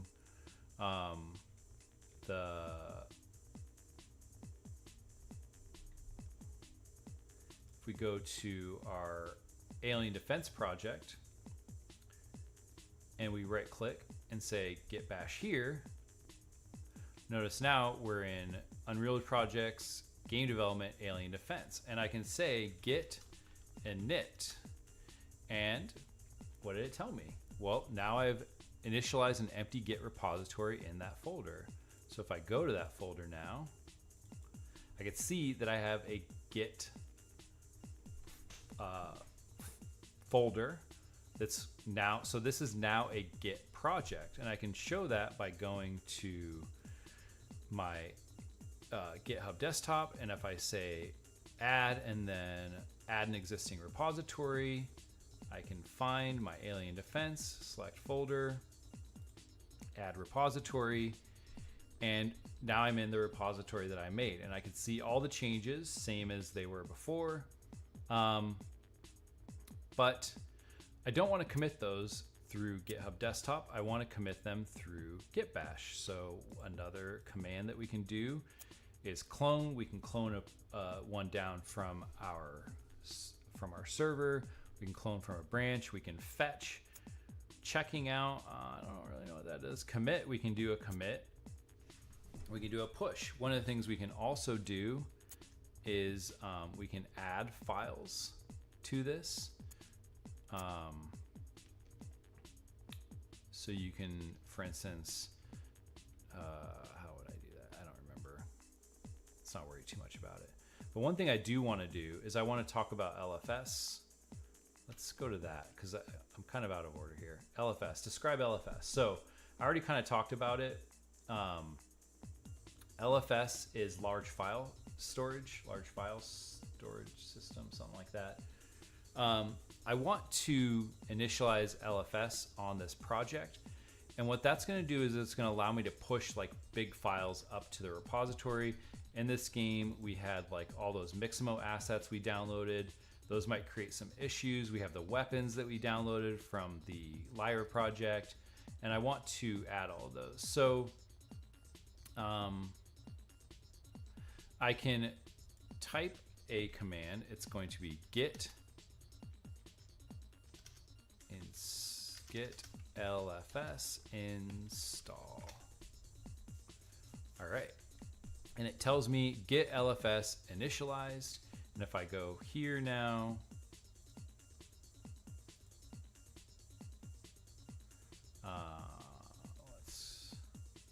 one of the things I want to do is I want to take from this Firescape repository, I want to take this git ignore file. I'm going to copy it and put it into my Alien Defense. So I have all that same stuff. And then with git lfs, what you need to do is you need to tell it what file types should be considered LFS. What file type should be considered large files? So we can do git lfs track, and then in parentheses what type of file it should be. So all the files in an Unreal Engine project are a git asset, so it's git lfs track, and then in parentheses star for all .u asset. And I'm going to hit that, and it says tracking u asset. So if I go back here and now have a git attributes, and if I open that, it tells me u asset is going to be filtered for LFS, and that's that. I can also add the git lfs track star .umap, because the maps are a different asset type and they're gigantic sometimes. And now I can see that uAsset and umap. So now I can do a commit. So what was the command for that? Commit -m and then your commit message. So if I go back here, oh, we want to do one more thing. We want to say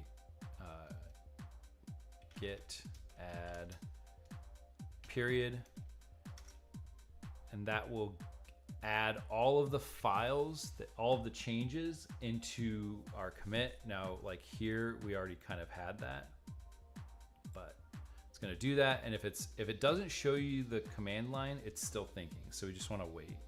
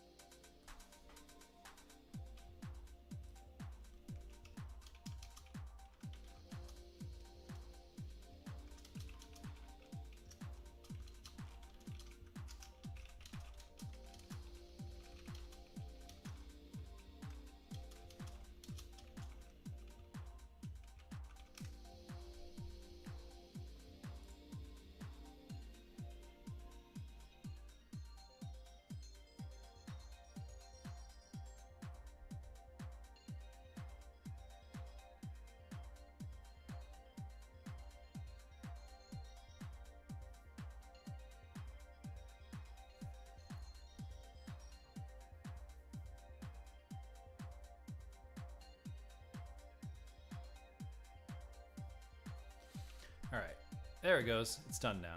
All right, and then we can do, where was it? Git commit -m, git commit -m, and then our message will be initial commit in parentheses. And this is also going to take a bit. Oh, did it work? That was fast. And then what's the last one? Git push.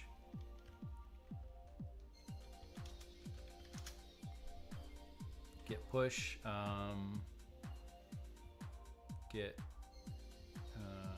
We'll just do this one here. Publish repository.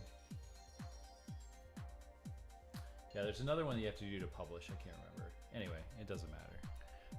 All of these can also be found on this website. So like documentation, reference manual. You can read a lot about a lot of these. Get attributes. What is that? While this is working, we should do this. Yeah, it's going to be a bit. Configuration, how to set it up. So you can find a lot in this documentation as well, and how to use this correctly. This is just like a few of them that I use fairly often. Honestly, I use GitHub Desktop more than anything, but every once in a while you need to use Git Bash for some things. I'm just going to close that. And we're about done with source control. I know it's kind of boring. I know it's like pretty much all the viewers dropped off. There's a few hanging in there, probably sleeping. It's boring stuff, right? It's not exciting world of game dev. But one thing we can do while we're waiting for this is we can go to our next lesson, because I'm pretty sure that was it. Yep, that's all that one is. Let's close out all these.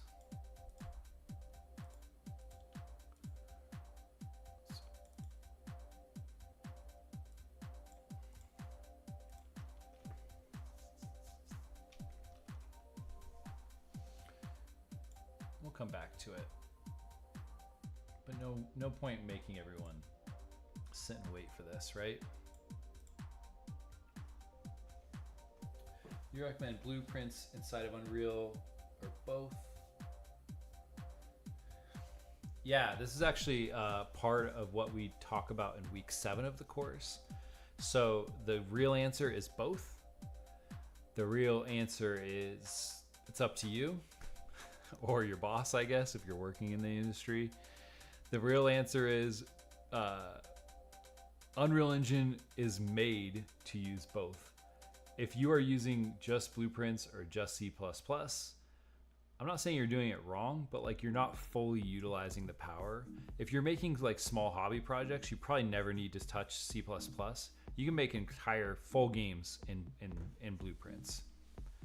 And I've done it before, so I can prove it. Like complete feature full games, never touching a line of C++.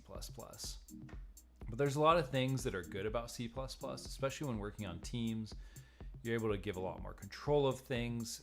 C++ is more efficient, more optimized. But I would also argue that most people aren't making games that need to be like terribly optimized for C++. So again, it's like, do you really need it? Probably not. But I think it's good to know both, and I think it's good to understand how they work together. And that's hopefully by the end of this course, you kind of get that. We will start C++ next week in week 6. So it's actually like 2 weeks from now, but it's the 20-something. Can't remember any days anymore. The 26th is the next stream. So really you should be using both.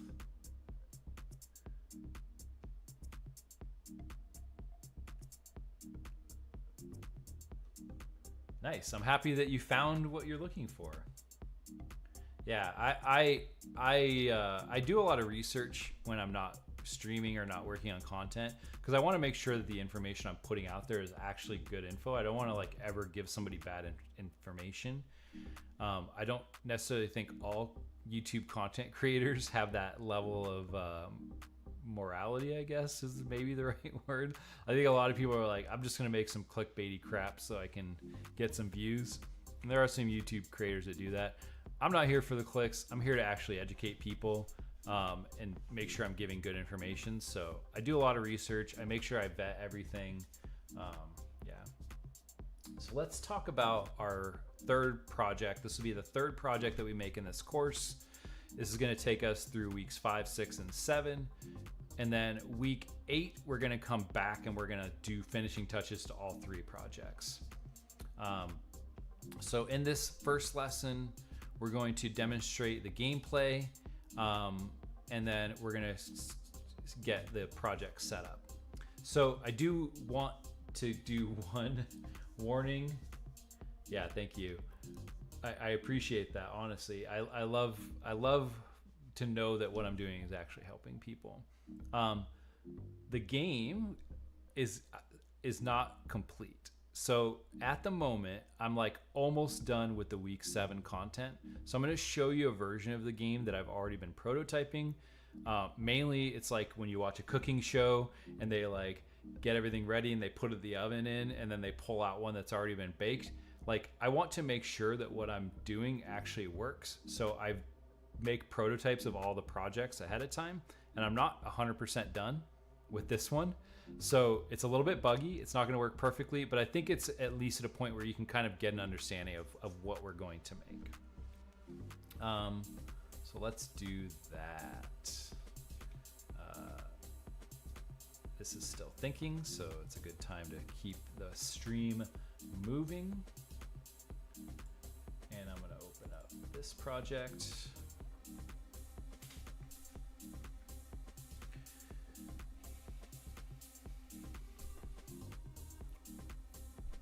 And this is the prototype version. So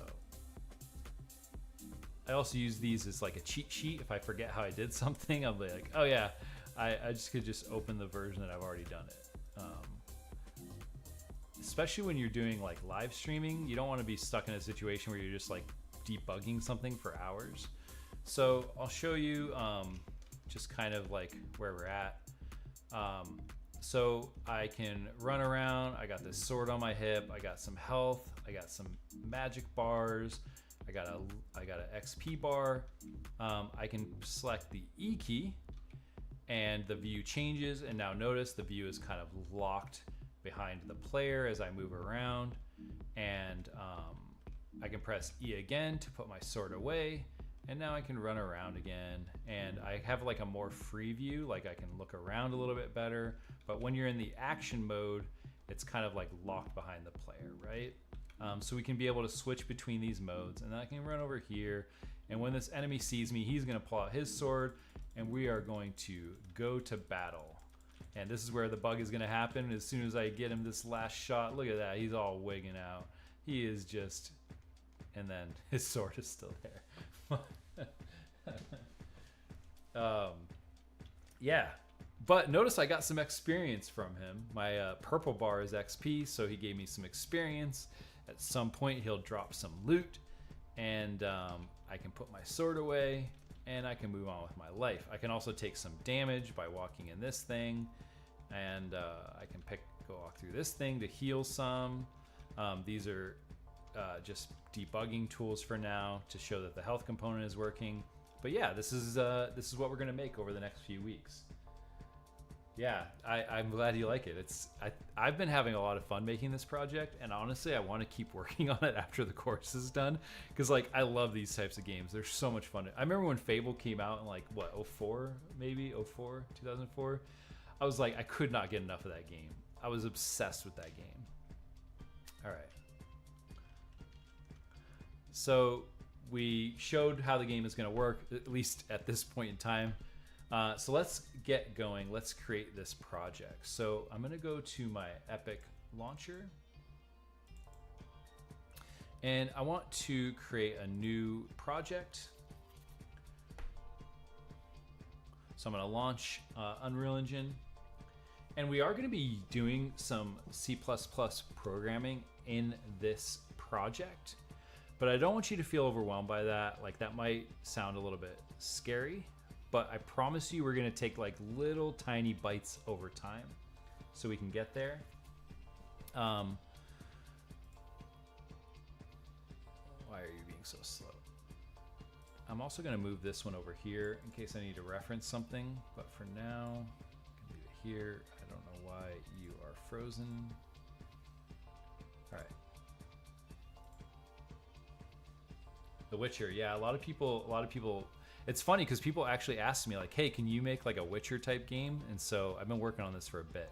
So we're gonna go to games, and I want to use the third person template project just because it gives me like the controls that I want to start with.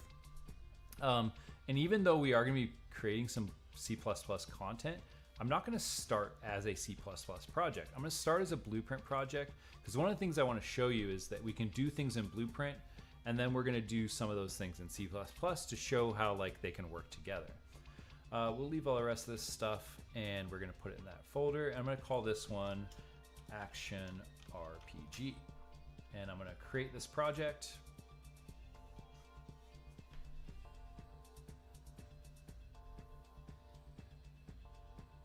Yeah, I don't like C++.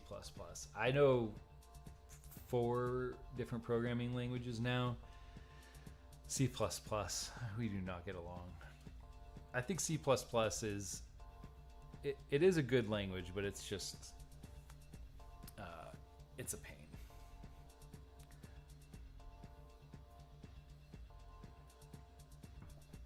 I have heard though, and we'll talk about this next week, but I think a lot of people's pain points with C++ are using VS Visual Studio.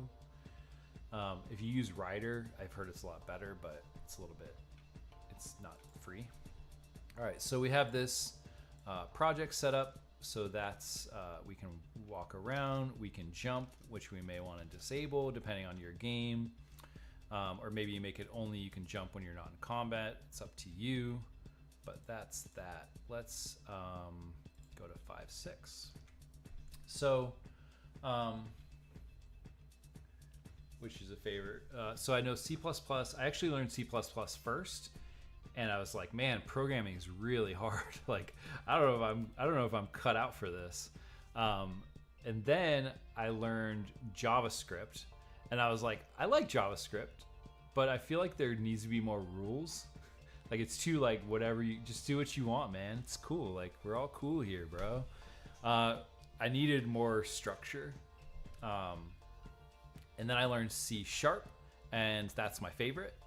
I love C#. I feel like C# is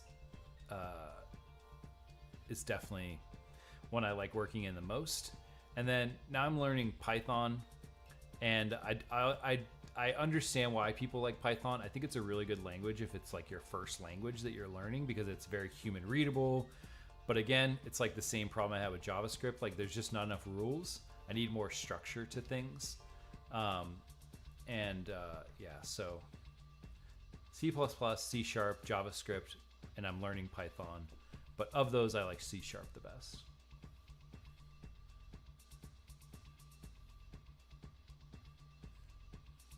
Yeah.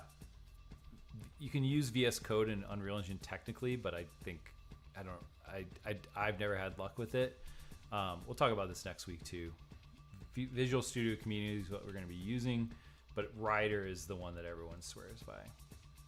So one of the things I want to be able to do is I want to be able to have like those animations that I showed where we like draw the sword. I want the animations where we can swing the sword.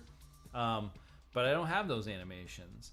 And I need to get them. And I could buy an asset pack, you know, or I could try to make my own. But we used in the previous weeks we were using Mixamo.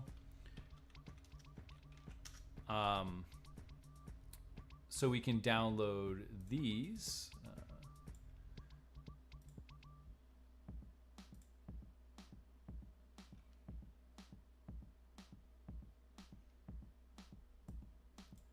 We can download some from Mixamo, so we can go like sword swing, right? Oh, just type sword, I guess. So where's the swing that we use? And again, like we're making a free game here, right? I would not probably use these if I was making like, if I was trying to release this game, but they're great for like starter content. They're great to get a demo going, so you can get like the general gist of it. I want to find Sword and Shield Slash, this one. Yeah, that one's good. All right, so I want to get this animation, right? So I'll download it like we did, and I'm going to do with skin, and all the rest of that's good. And now I'm getting that. And then I'll go to my project, and I'm going to create a new folder in my content browser called Mixamo, just like we did in the last project. And I'm going to import all that stuff.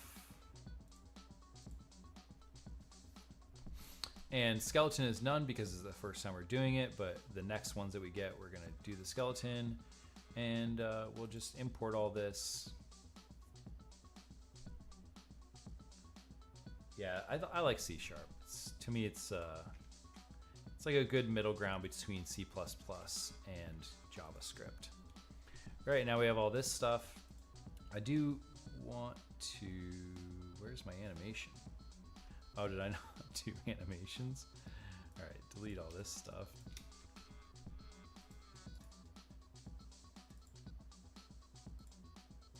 Make sure you select import animations, because that's really all I need. But yeah.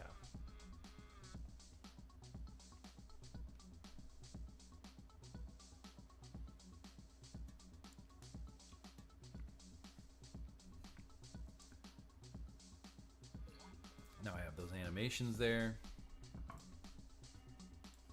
And I'm actually going to delete this T-pose one because that is useless to me. I am going to rename this one anim sword slash. All right. And I want to be able to use this on my character.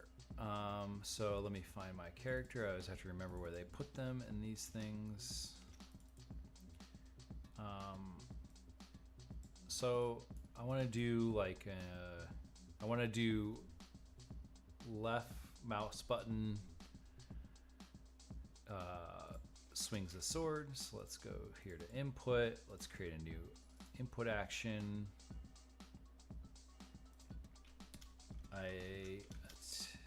Let's call it basic attack. And let's open this up. I think we just want this to be a pressed. Close that. Let's map it now. Oh. Oops. Why would it let me do that? File. Save. Choose files to save. I am not going to change. Yeah, I don't want to do that.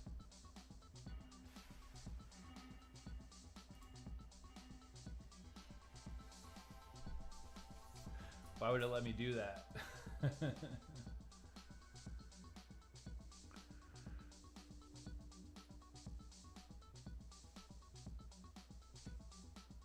Hopefully I can get it back. Don't save.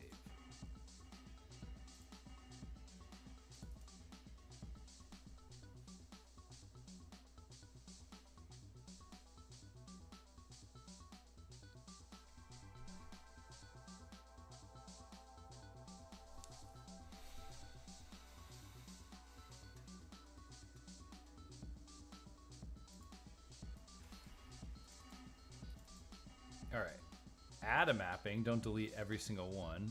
Basic attack, and I'm gonna map this to my left mouse button. And now when I go to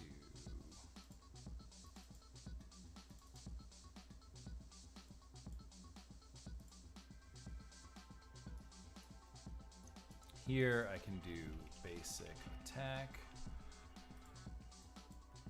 And I can try to do play and a montage. Oh, yeah. Or let's just, because I want to, I'm getting to the point, I promise. Play animation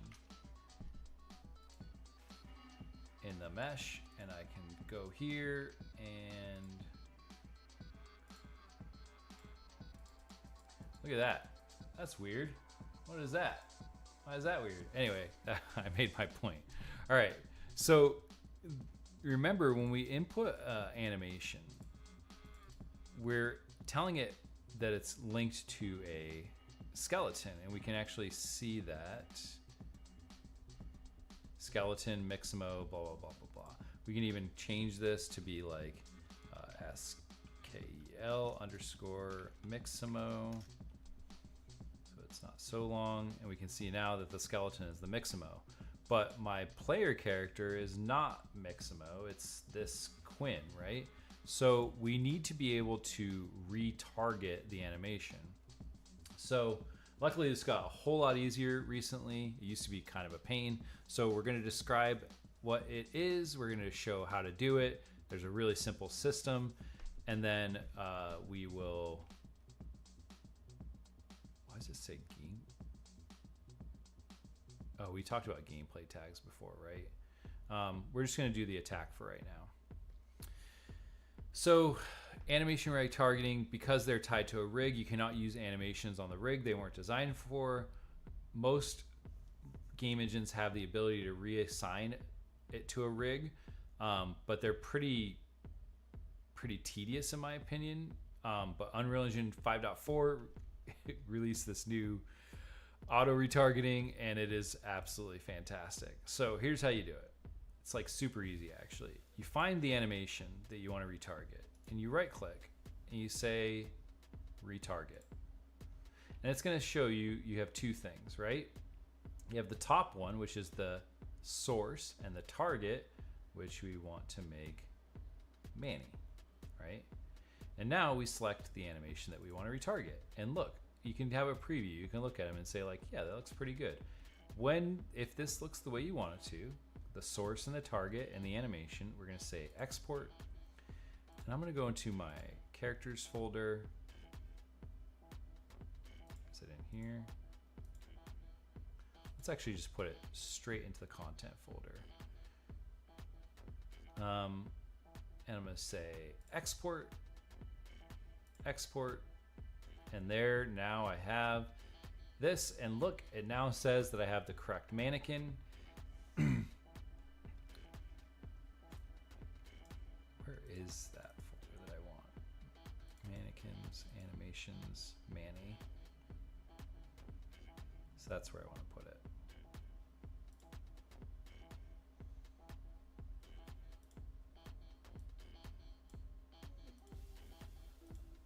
And now I can go here and I can find that anim sword slash that has the right mannequin. And now it's working. It did take over my animation state machine, so I definitely want to do a anim montage instead. It's so easy. I hated doing this before. So let's delete that. I want to do an animation montage. So let's find that animation. And this is the one we want. Let's create anim montage. So it doesn't take over the state machine. And I'm going to call this montage sword swing. And here we'll just say play anim montage. Mesh.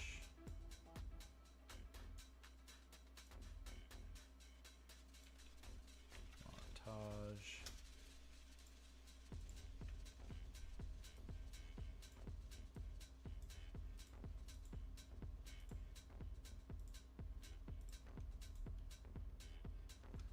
There we go. So that's retargeting animations. Super, super simple. We do still have some weird behavior with the feet, like sliding around when we're doing that. So we can set all that up. I don't want to take time on the stream because I want to make sure we get through everything, but I will set all that up and I'll show you how we do it if we have time at the end. Because we do only have like an hour left and we have a little bit left to get through. One of the things I also want to do is, well, first of all, I want to do one thing. I don't really like the way they do this, so I'm going to create a new content folder called Blueprints, and I want to migrate some stuff there. So I'm going to take both of these, move them here,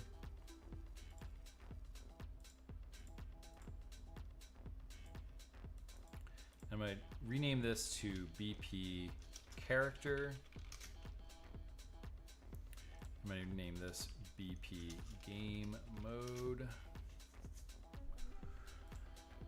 And then we got to go reset it in project settings. BP game mode. That's good. All right.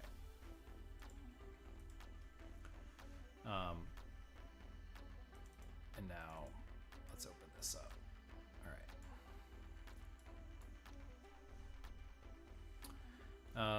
So that basic attack is kind of working. We talked about animation retargeting. What's the next lesson? Lighting. All right. Yeah, let's do this one. So we are going to be using this sandbox level a lot because I like to create all of my systems and make sure they work in like another level. But eventually we're going to want to be doing some of our own level design, and we don't just want to keep like using these boxes. We want to create some like pretty cool systems. In this game I picture there being like maybe like a semi-open world where you can run around, go between villages, find enemies just like wandering around in the forest and destroy them. Maybe we have some dungeons in this game that we want to get to, but we want to create like some better level designs. Up until this point, we've been using like these really basic structures. And I think it'd be cool to have something more than that. So we're going to talk about some level design principles. And the first one of those is lighting. Yeah. All right. So in this lesson, we're going to explain scene lighting. We haven't really touched this up until this point, but with a game like this, I think having some really cool environments is going to help kind of bring the immersion of this game. And we're going to just describe how these different lights work. So there's multiple types of light that we can use in Unreal Engine. You may have been in one of these projects and like just been looking and been like, what is all this stuff? So we have all these different things that they put in these lighting when we make a Unreal project. So what are all of those? Well, it's all different types of light. So we have a bunch of different stuff that we can do. We have directional light. This is what simulates sunlight. We have a sky atmosphere type actor, which creates realistic atmosphere using directional light. We have a skylight, which captures different parts of the world and applies them to a scene as a light. We have fog, which we have different systems: exponential height fog, atmospheric fog, volumetric fog. We have volumetric clouds, which render realistic clouds into an atmosphere. And then we have a sky sphere, which is an older deprecated asset, but it was like literally a sphere that created like an atmosphere. But now we have this sky atmosphere instead.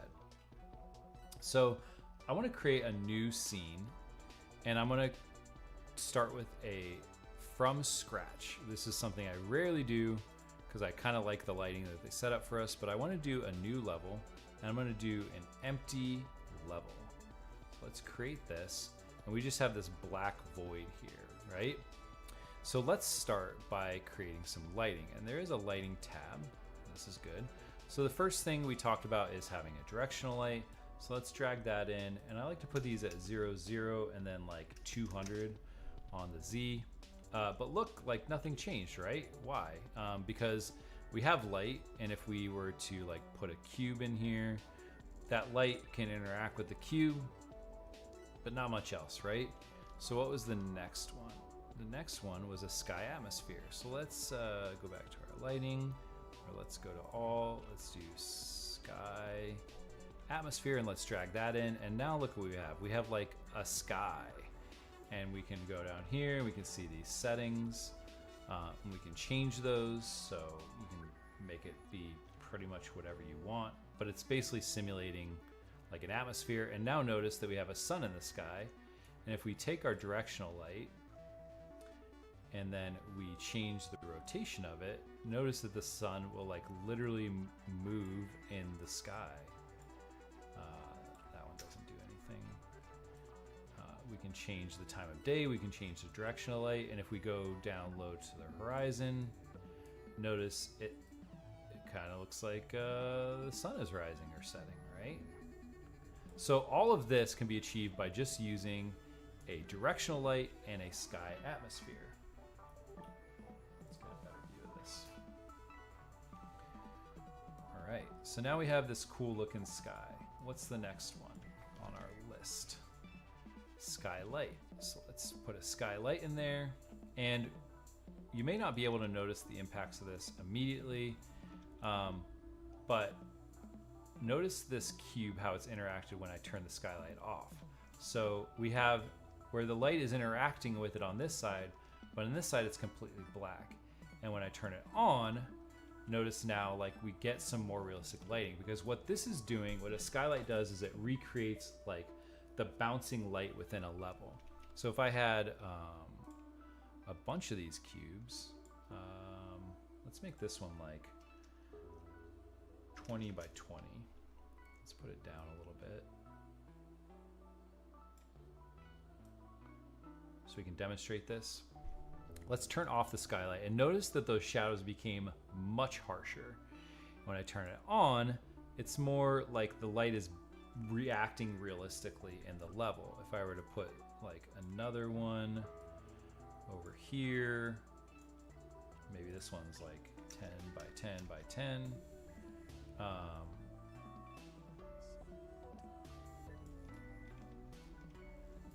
And let's just put a player start in here so we can run around. Notice that we have like some realistic lighting, but if we delete that sky light from our level and press play. It kind of like doesn't look great, right? And also we get these weird artifacts, which are like the light bouncing off of that light in my chest. So you may want some really harsh lighting like this. My recommendation would be to put the skylight in.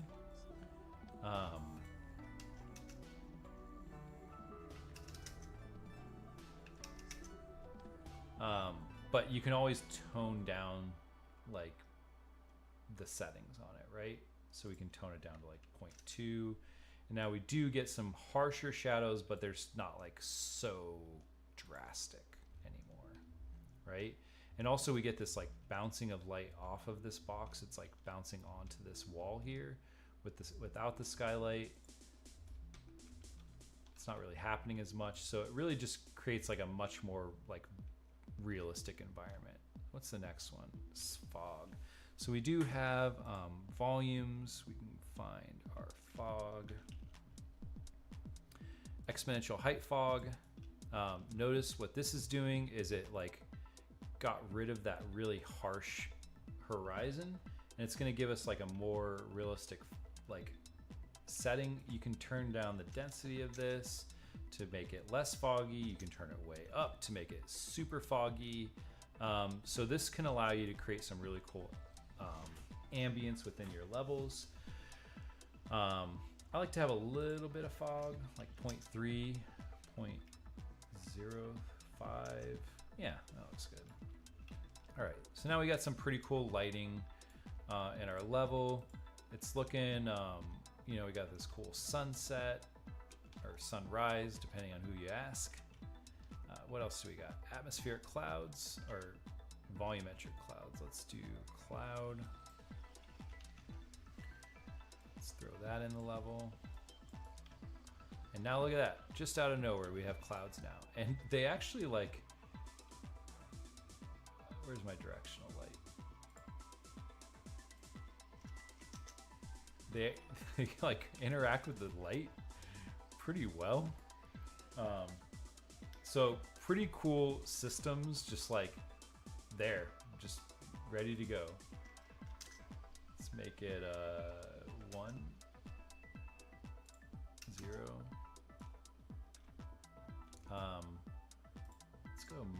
Let's go 175. Now that's over here.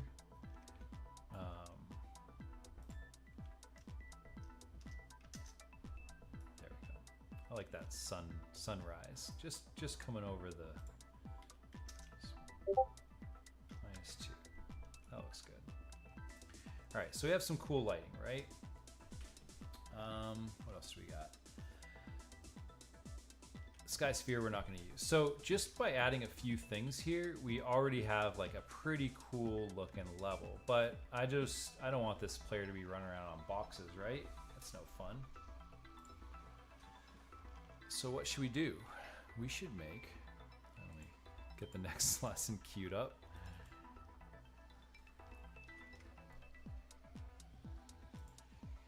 We're going to create a landscape. So in this lesson, we'll just explain the purpose of landscape. We'll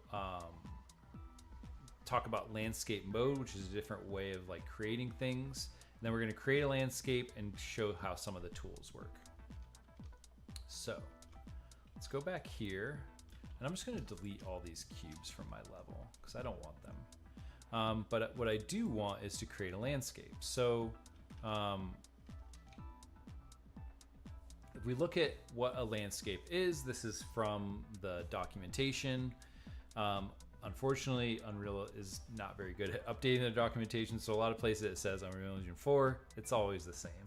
So it basically allows you to create like terrain, basically outdoor terrain, non like organic, or it allows you to create very organic looking levels.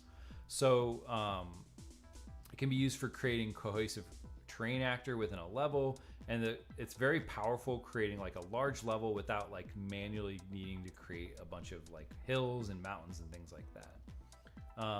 Landscape mode gives you access to some tools to do this, so you can manage landscapes, create new landscapes, Sculpting allows you to change the topology of your world, and then you can paint them with these cool paintbrushes.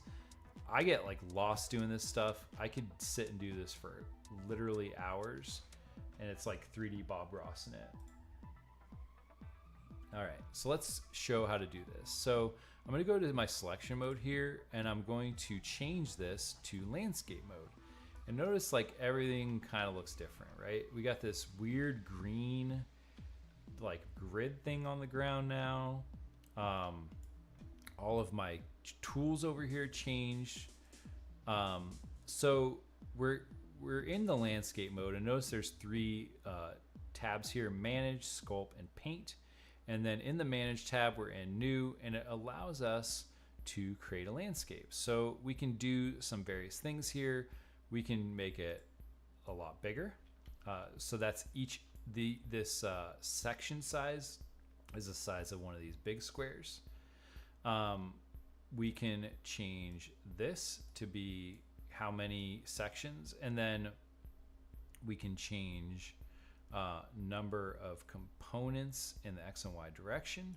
So that's the number of big squares, and we can go 16 by 16, and like already we're getting this giant world.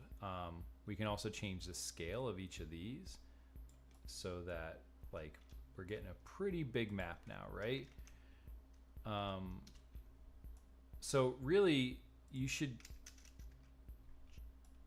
start somewhere in the middle, right? So let's go back down a little bit.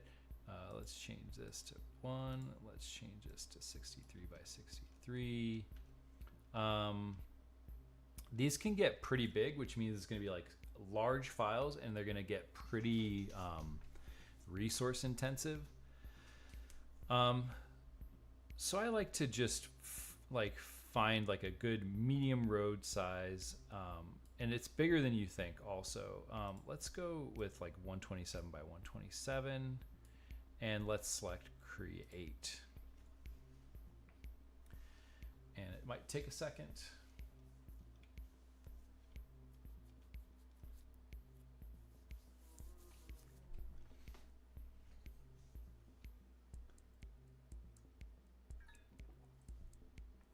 Oh, I'm terrible at getting. All right.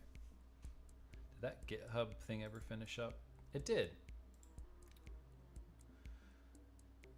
So now going back in time a little bit, our Alien Defense project is now backed up to the remote repository. So that's all we wanted there. What do we got going on here?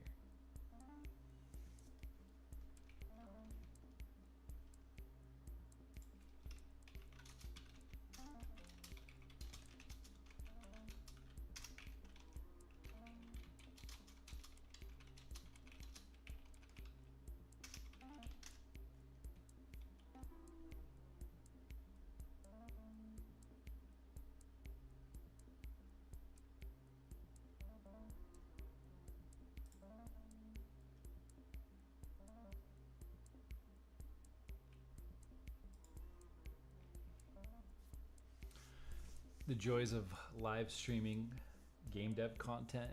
Sometimes you're just waiting. All right, we do have about an hour left in the stream. How much more do we have left to get through? I wanted to set up like, so I don't think at this point we'll get to state trees. We should be able to get some of the combat set up for the player, but I do think I'll have to do state trees as like a separate lesson. It's already been 4 hours of streaming. This is usually when I hit a wall. I've got a second wind. I think I can make it through the rest of this. But this is landscape.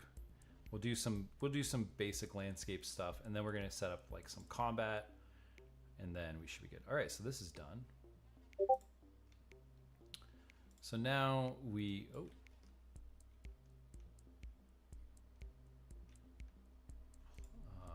let's do this. Player start. We are in the ground, so let's bring this up a little bit.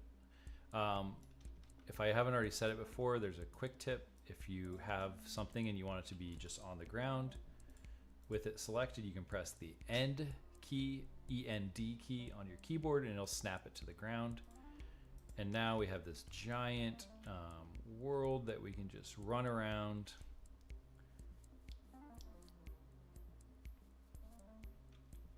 So, yes. And look how big this is. Like, it didn't, like, it's like I said, with these landscapes, they're bigger than you think. I could run for quite a while on this before I get to the edge. So for most games, this is all you're ever going to need. For a bigger game, you may want to look into like the open world system.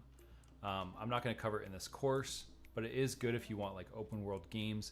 Essentially, you have like a bunch of smaller landscapes that all interconnect with each other, and that way it's only loading in the one that you're currently using, and then that way you're not like loading in the entire level at all times. So if you're gonna make like a giant open world game, that's what I recommend. But look, you can see like this thing is huge, right? We're never gonna be able to use all of that space. I mean, we would if we were making a full game, but all right, so let's go back to landscape mode. And I just want to show some of these other tools. So now we have this manage tab, and some of these other options have become available to us. So we can select a part of it. We can add more. So if we wanted to make like more over here, we can add more sections. We can delete sections. So we can delete these ones. We deleted one in the middle, so let's fill that in. We can resize. You can change the size of them. You can move them. So let's do a resize. Let's go down to 63 by 63 and apply, and it's going to make this a little bit more manageable, I think. Yeah. Because like I said, these assets can get like pretty big.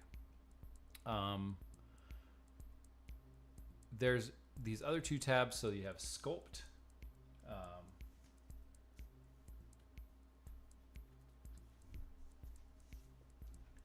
Yeah, no, I love doing this, honestly. And I don't make any money off of it. At least I'm about to hit the what's that, monetization on YouTube. Like I'm pretty close actually, but it's like nothing. It's like pennies. I mean, it's not zero, right? But it's not going to pay my bills. It'll be a nice little side income that I'll probably just use to dump into future courses. So I really honestly like I like making learning content. So we have this sculpt, and then we have paint. So let's talk about sculpt first. There's all these tools now, and I'll show you first the sculpt one because this one makes the most sense. So if I left click, I can make some terrain. So I can make some hills over here, and I can use this to try to create like some realistic mountains maybe. And then if I press play, or those mountains are over here. So again, like notice how big this is, right? It's pretty big. I can also hold control maybe, shift, and I can like remove some of this. So I can make like some valleys. So shift goes the opposite direction. I can use this smooth one, and this will kind of like smooth out all the edges, make things like a little bit less extreme. So if I just wanted like a small little valley, but not like so deep. Also, my player keeps looking in the wrong direction, and that is annoying me. I don't have to turn around every time, man. Look at the valley that I made for you.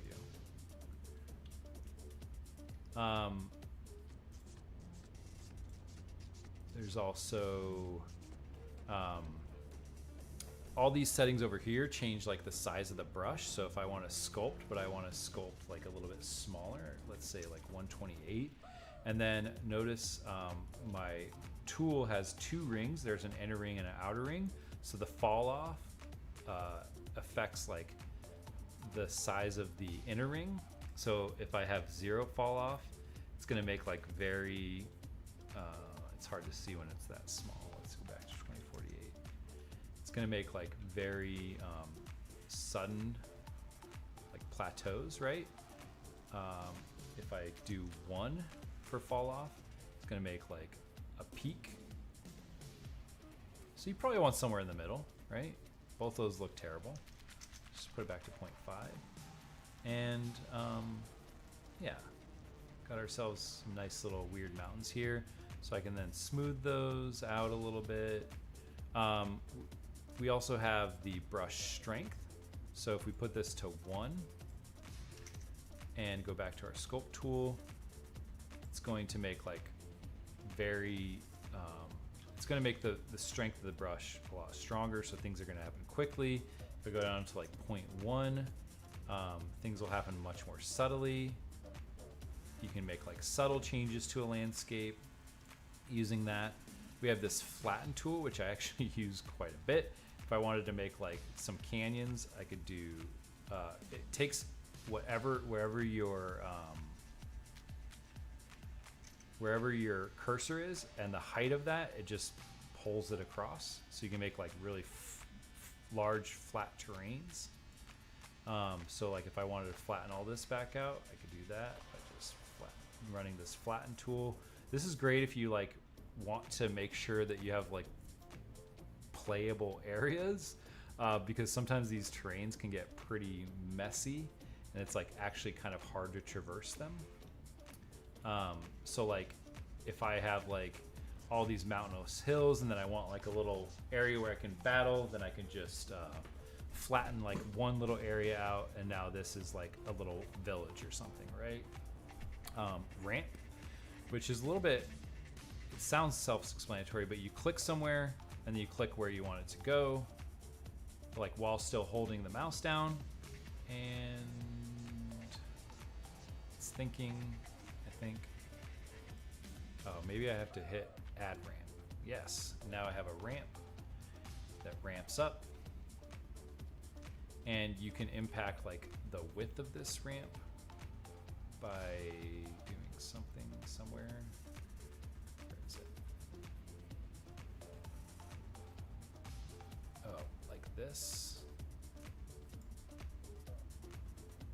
Maybe. Anyway.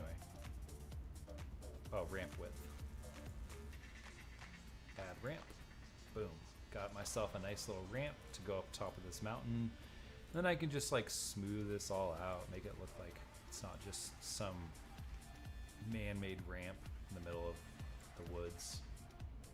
But if you wanted to have like pathways that kind of like go up the side of a mountain, you could use those ramps to like cut out some of the legwork really quickly. Erosion, these try to simulate like realistic erosion. They're pretty, the strength is stronger than you think, so if I'm using these, I usually turn the tool strength down. But they can kind of erode things. Same with the hydro erosion. This creates like water, like how water would erode a feature. Noise, this would just create like some randomness to a scene, like just kind of like noisiness. Retopologize this.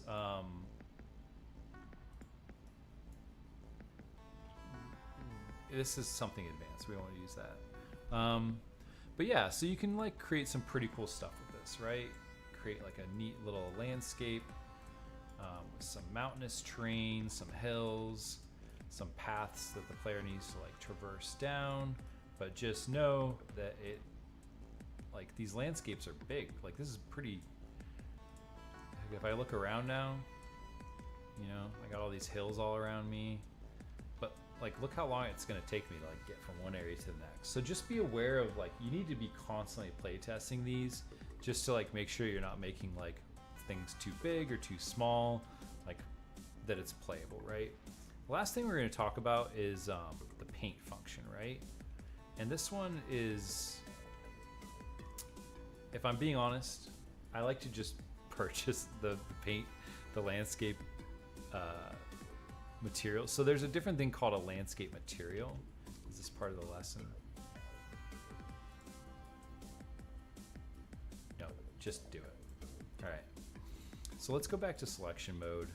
Let's select this landscape in our outliner, and we can go down and we can see that there's a landscape material, and we can just like put a we can just set it to a material, and it's going to take a bit, but it is eventually going to make the whole thing blue or whatever, right? But like I might want to have like these flat areas look grassy and like the mountains look more like wooden. So there's actually a way that we can set up that we can create like some pretty dynamic materials that where we can paint on different layers. So I'm going to create a new folder called landscape, and in here I'm going to create a new material. I'm going to call this landscape material. And let's open this up. We haven't done a ton in materials, but this is probably the first time I'm really going to do it. And then I want to do a blend. No, it's called a blend. Landscape layer blend. So there's this node. I'm going to plug this in here, and then we can create different layers. So I'm going to create, let's call it 3 layers. The first layer is going to be called grass. The second layer is going to be called sand or dirt or whatever, and then the third layer is going to be called rock. All right, and we can see now that I have these 3 layers, and then I actually need to set what these are. So I will do a texture sample, and we want to just find some grass. There should be some in the beginner assets. I'm going to plug this in here, and then I'm going to duplicate that twice. And for this one, we had sand, so let's see if there's a sandstone. Sure, sounds good. And then this one, we want rock. Let's look for rock, slate. And we'll plug that in. And we also want the same for the normals. So let's grab these, duplicate those as well. Could have just done the whole thing, I guess. Let's find the grass underscore n, the sandstone underscore n, and the slate underscore n. Apply.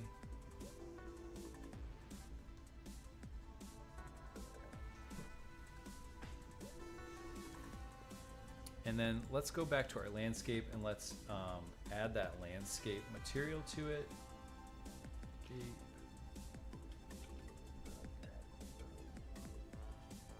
M underscore landscape material.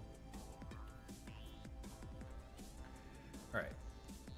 And there's a few more steps, but essentially what we've done is we've created 3 different layers that we then can paint on in different areas.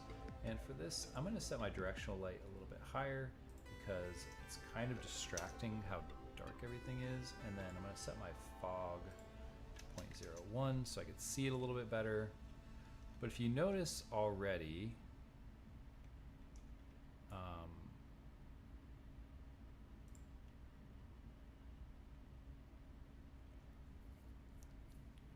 if we go back to our landscape mode and then paint, it's saying like there's no layers for these. So what we actually need to do is add a layer, weight blended layer, and I want to put it in my landscape folder, and then I'm going to do the same for my sandstone and my rock. And now notice I got this. Oh man, that's too shiny. No shininess.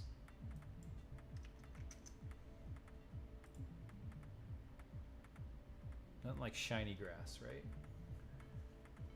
It's one of the main things that confuse me, all the different layers and everything, and learning how all that works. Yes, it is confusing. I agree.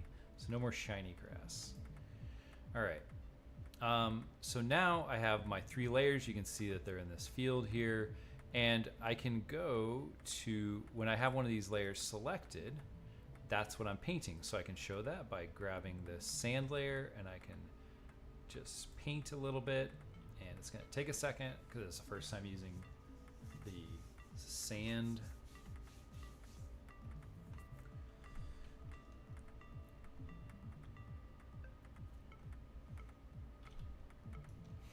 That looks terrible, but it worked.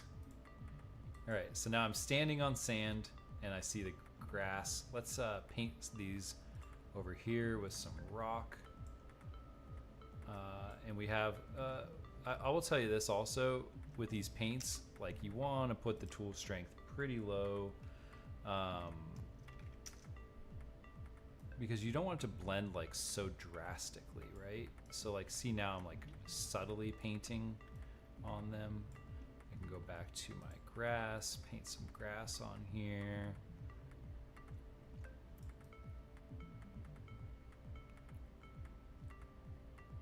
And now I can create like a pretty realistic landscape if I spent a ton of time. Notice that there's like some tiling. So like you can see that it's just like one texture.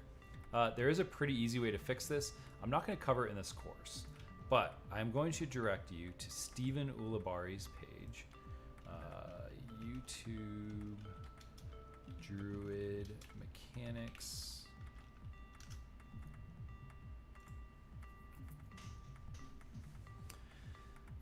This guy is probably one of the better instructors out there, a million times better than I am. And he has this video called Fix Tiling Textures on Your Landscape in Unreal Engine. Literally all you need. I'll put a link in the description. Just follow this video. Honestly, it's gonna do everything you want it to do. All right.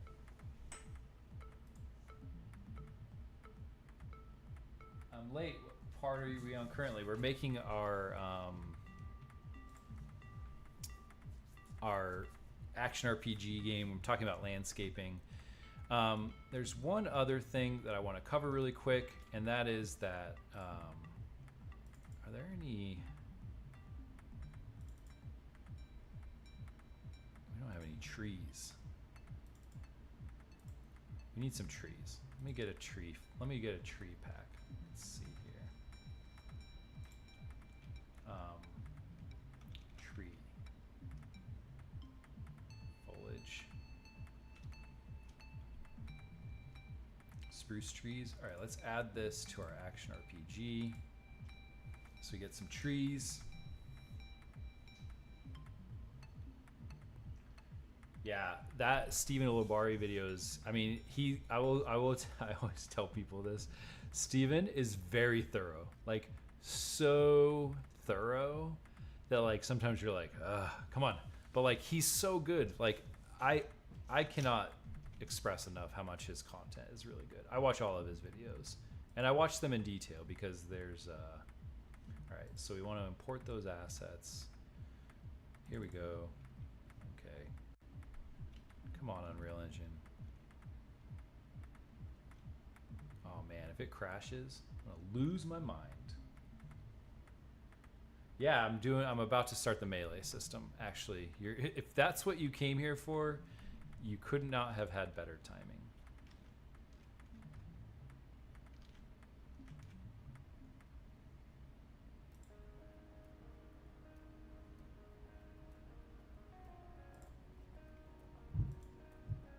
Let's close this Mixamo tab.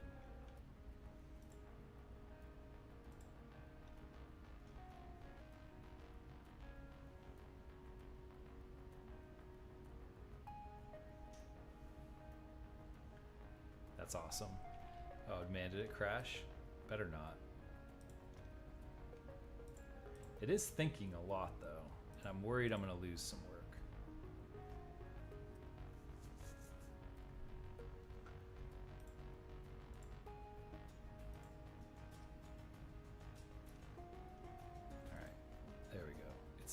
I need to save it. Like as soon as it stops freaking out on me, I need to just save it so I don't lose everything that I've done.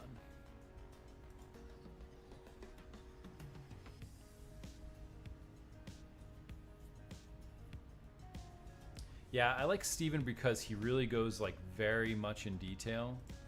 I think that turns a lot of people off, but okay. One other thing I want to do is I want to go to save current level as, and I'm going to put it in here. I'll just call it open world. All right. Now everything can save. Save all. All right. So I have these trees now. Let's find a nice little tree here. Low poly, I'm guessing.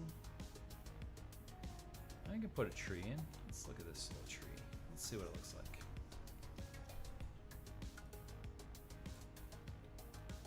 Oh, look at it. It's so cute.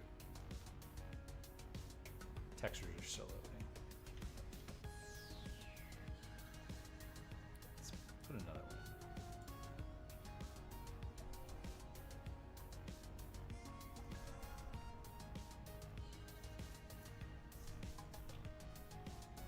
Oh my God, Unreal Engine. Try to keep up, man. All right, that's a nice tree. This guy's like a little Charlie Brown Christmas tree. And we got a nice big tall tree here. Cool, and I probably got some bushes too, right? Let's see. Can try to find another asset pack, maybe with some bushes, but like, hey, it's gonna take me for ages to place every tree in this world, right? If this is a giant world, putting all those trees in one by one is going to be a nightmare. But luckily, Unreal Engine thought of this again. They come through for us every single time. There's a foliage tool, and how this works is it allows us to like paint with a tree brush, and I'm going to show you how to do this. So let's find this tree. We can add it in here, and now we have this foliage down here. Let's find one other tree. I like this one. This one's kind of a little bit different. And with one of these trees selected, we can scroll down and we can see, I'm just gonna put these densities down to 1 because I already know what's about to happen. Again, we have like this little dome looking thing that's following our mouse, so that's our brush. So how big are we going to paint on? And let's make some trees. So I can just click and I have an entire forest.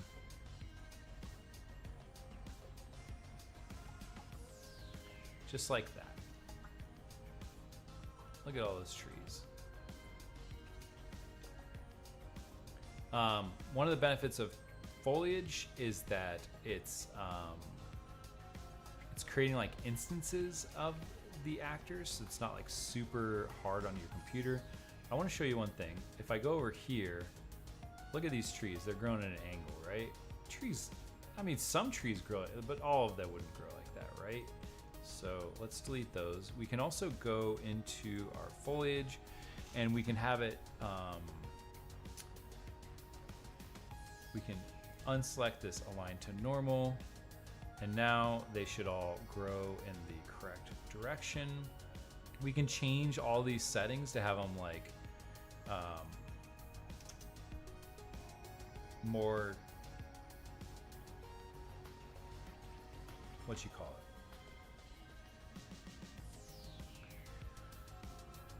Like more variation. But notice it's like painting both of these. So it's not all the same tree. Sometimes it's painting the smaller one. Sometimes it's painting the bigger one. These smaller ones need to have that undone.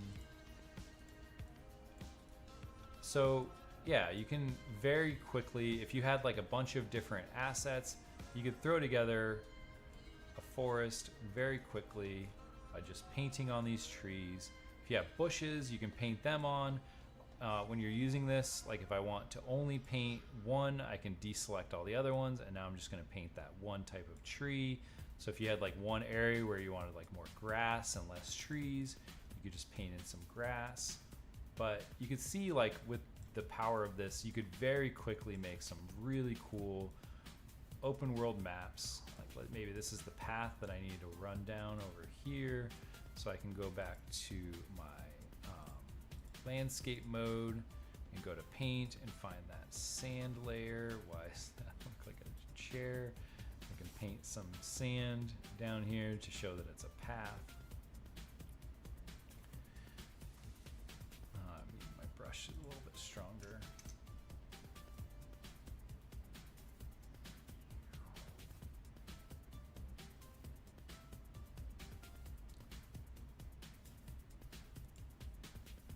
So now I have this path that I want to run down. And again, really quick, just showing how the tools work. If you want to spend more time, we can spend some more time on this at the end of the week or at the end of the course. But really easy to throw a world together really quickly, and set up multiple areas within that world. So those are those tools. I'm going to save all, and we're going to start the next lesson, which is going to be setting up this combat system that I showcased.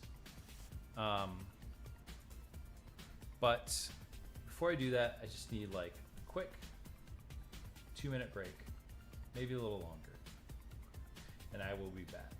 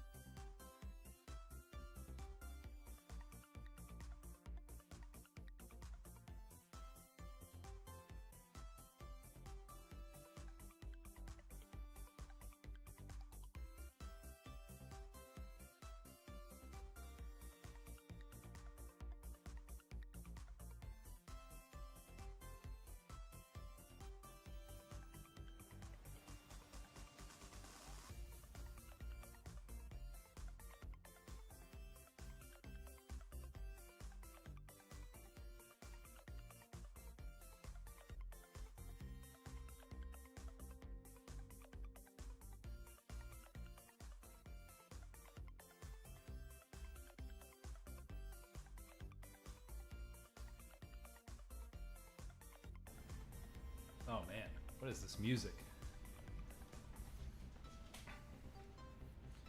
Like this playlist has just been so hit and miss. There's one that I know is pretty good. Let me find that one.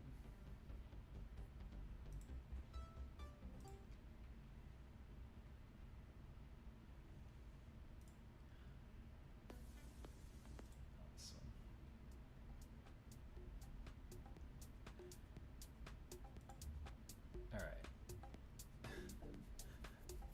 It was like there was a song earlier in the stream that was just like really chaotic sounds. It was so distracting.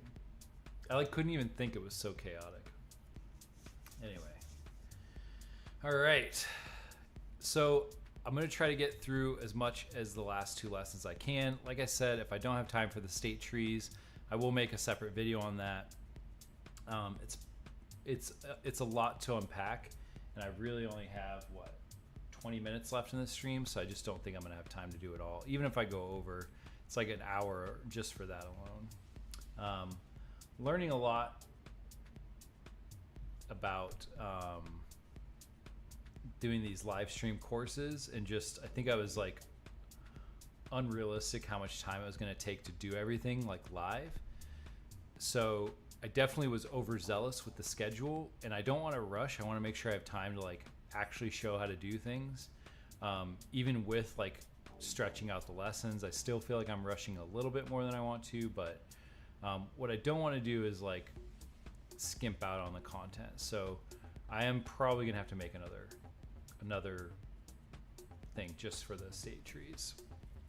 So in this lesson, we're going to create our health component. This is something we've already done. I'm actually going to call it a stats component because we want to have more than just health in our RPG. We're going to create a melee attack event, which we already kind of did. I want to create 2 states called start combat and end combat, and this will make more sense when we start building our AI.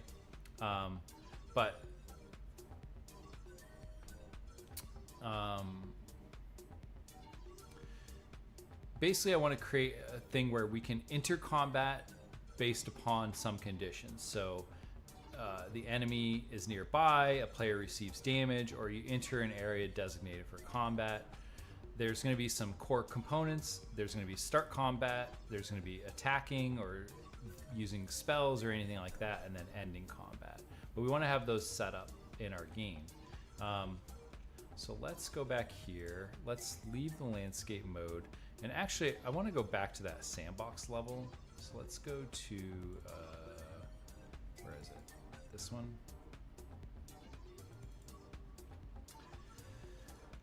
And I want to do one thing first. I want to have a gameplay tag container on my player so we can set up some gameplay tags.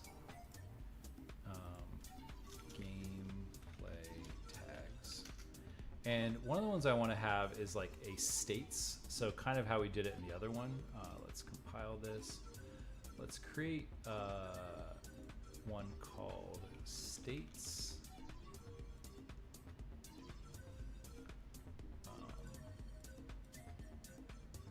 And then in here, I want to add a subtag called combat. So that we have this states and then a combat state, all right? And just for now, I want to be able to swap between combat, like starting combat and ending combat. So I'm gonna set up a new input for this, just so that we can have some way to handle it and give the player like a little bit of control over that. AI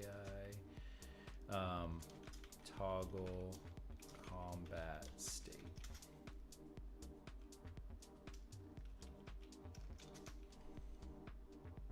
And this will be a pressed. And then here, let's add that mapping. And I'm just gonna set it to E. That seems like I guess it could be, let's use tab. Someone earlier was saying I should be using tab.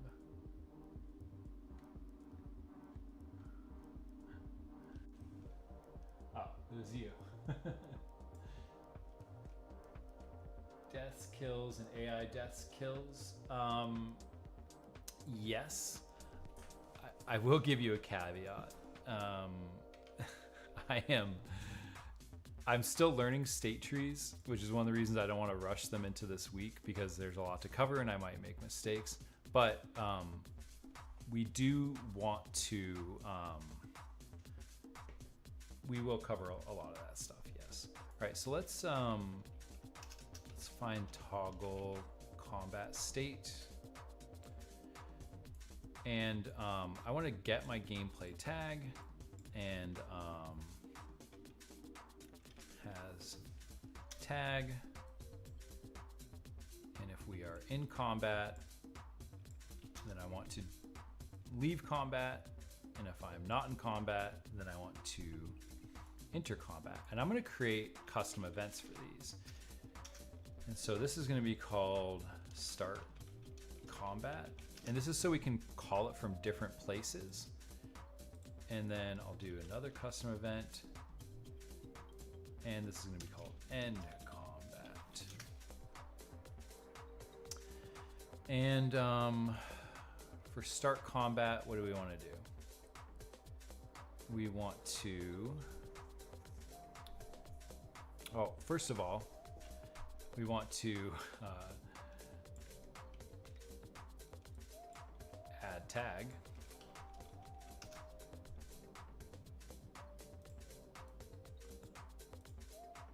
Combat.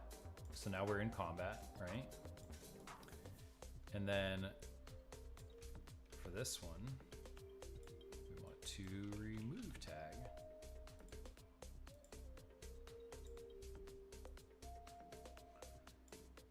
So that's a good place to start. I want to have 2 more animations when I draw the sword and when I sheath the sword, is I guess what you call it. So sheath.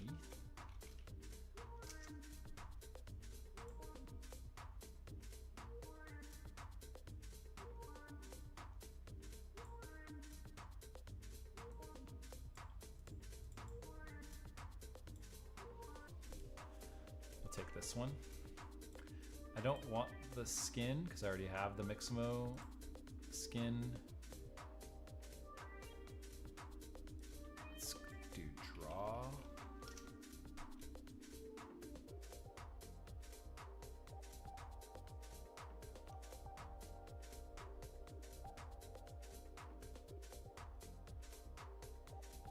Man, that crawling zombie is creepy, huh? Draw sword.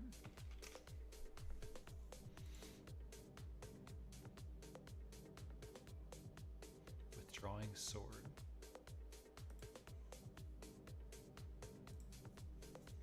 Without skin.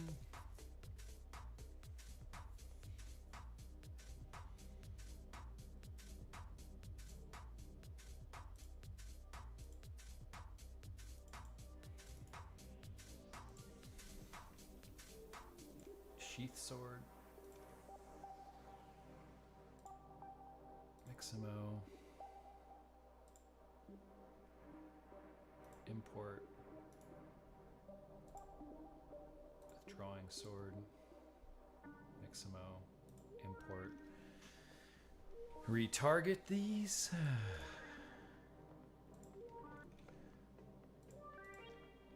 Manny.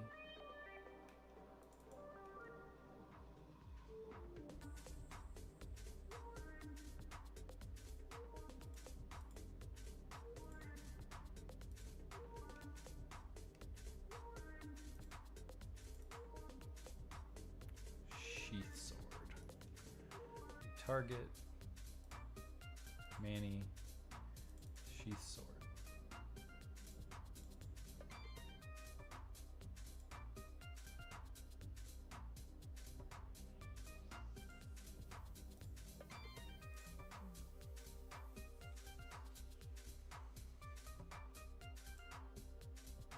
All right. Montage. Oh, now I need the montage. Create and a montage.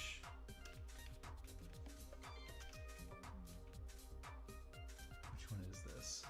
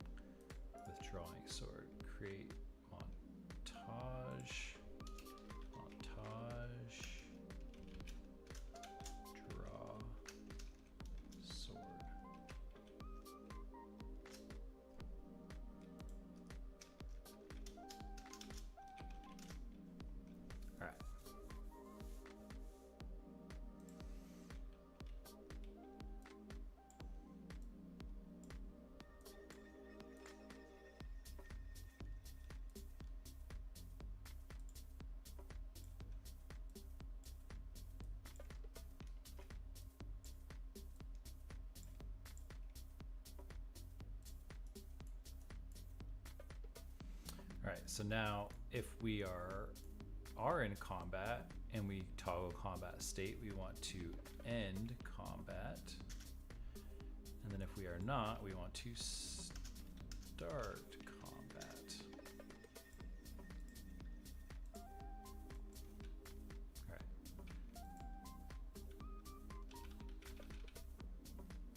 Oh, it's tab.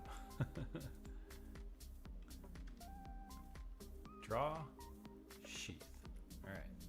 Now we want to only be able to swing our sword if we are in combat.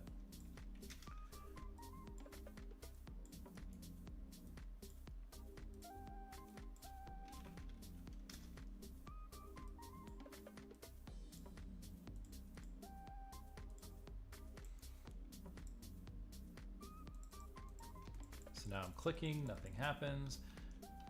I press tab. Now I'm in combat and I can attack this. I can swing my sword. All right, let's actually have a sword. I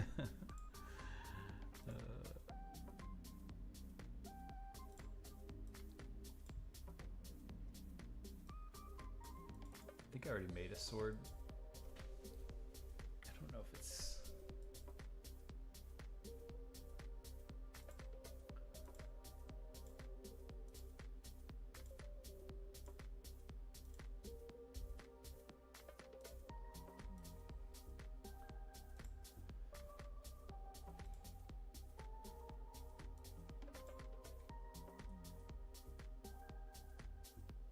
Must be on my laptop.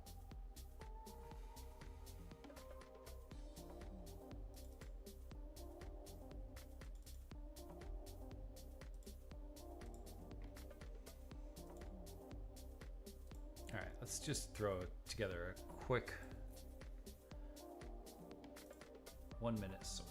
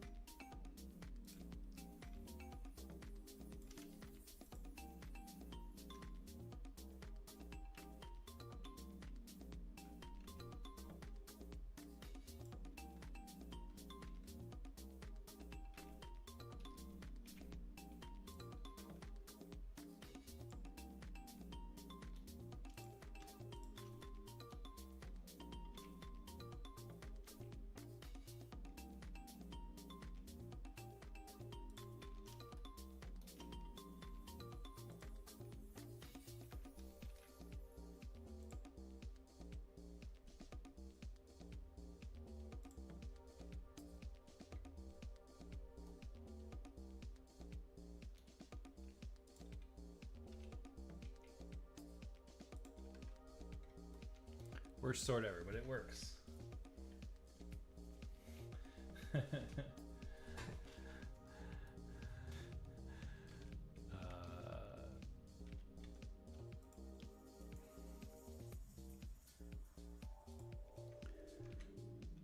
It'll get the job done for this. I have one on my laptop, but I forgot to push it to my. All right, so let's export this.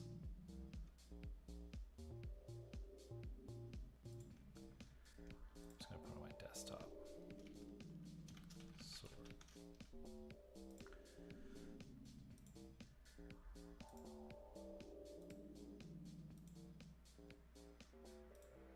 All right.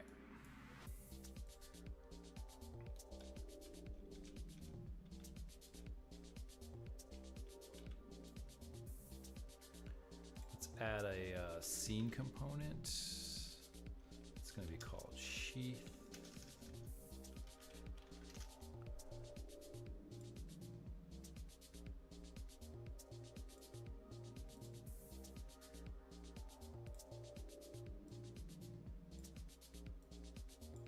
Hardest part is like getting this to a good location.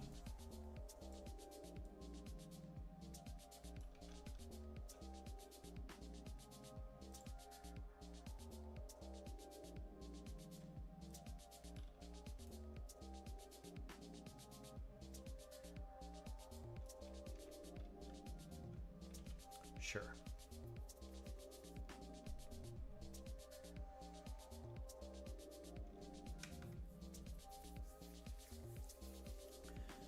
How am I doing this in my other one?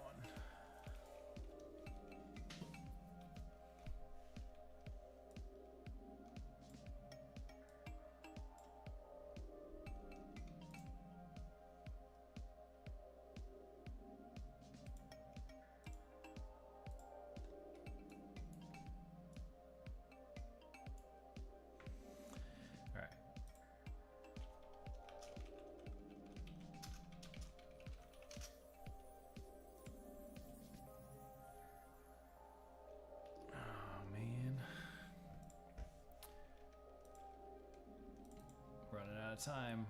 All right, let's create a new folder. I'm going to call this inventory. I'm going to create a new blueprint actor, BP item.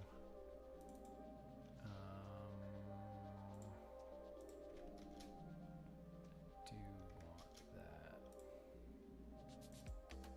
to have static mesh.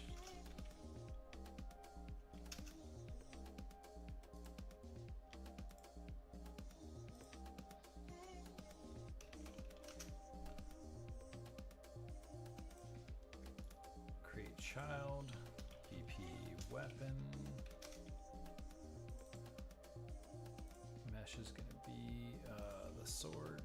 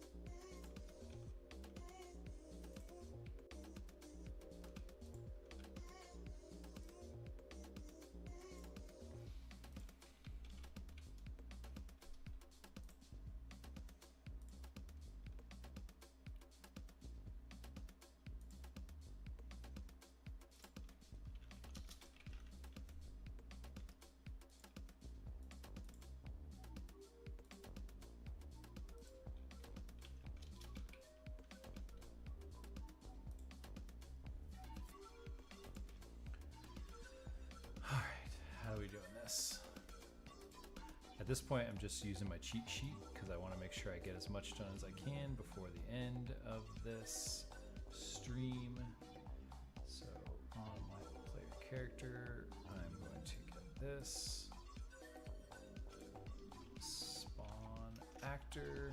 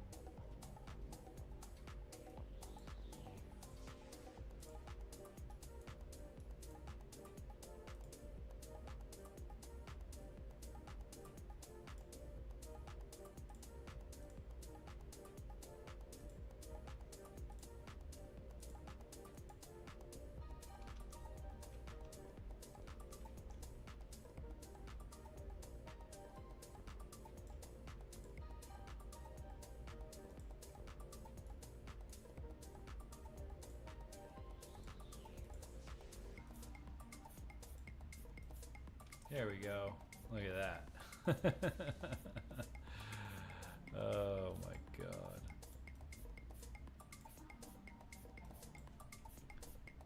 Set collision.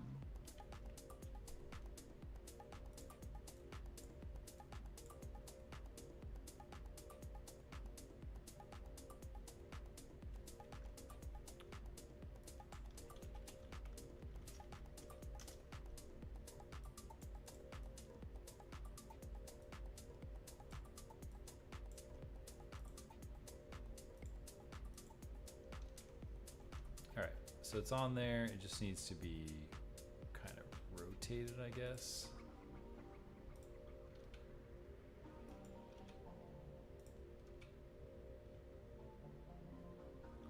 Like this way.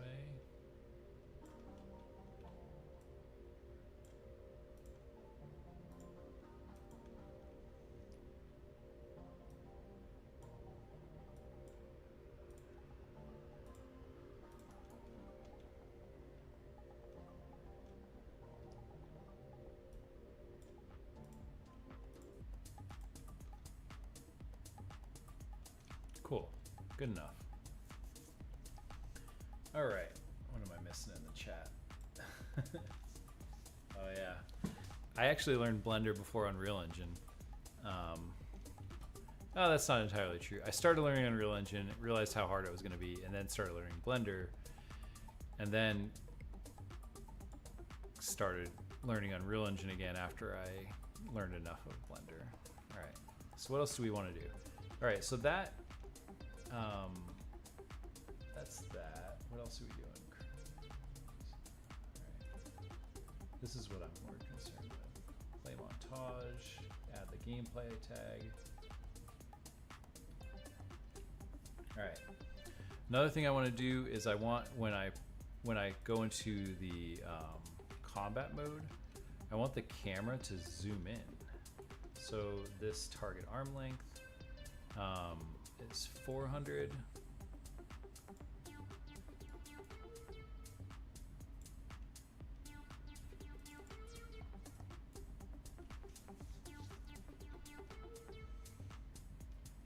Let's do another custom event. And this is going to be called Update Spring Arm Length. And based upon whether or not we're in combat. Where is that?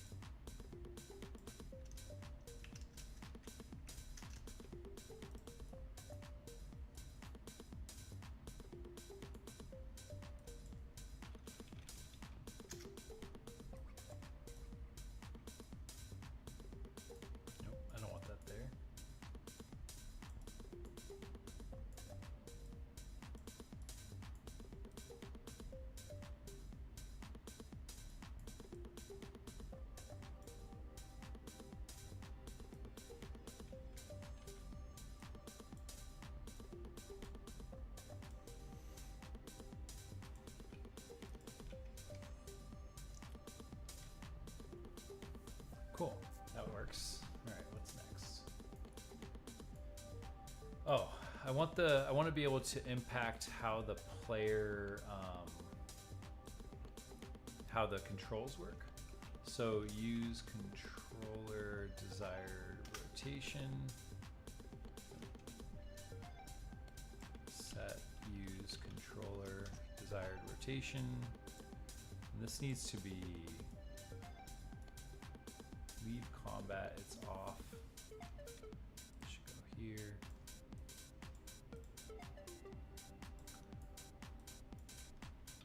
But for this one should be on. And then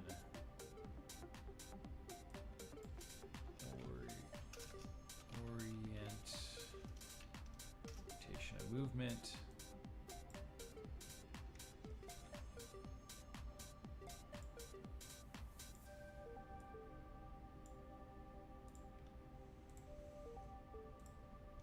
So now I can look around when I'm in this. When I go into combat mode, it's going to follow me like behind the player. I need to set up some animations for this, but when I go back out of combat, then I can look around again, like kind of look behind me when I'm running. But when I go into combat, the camera will be fixed behind the player. So that's that.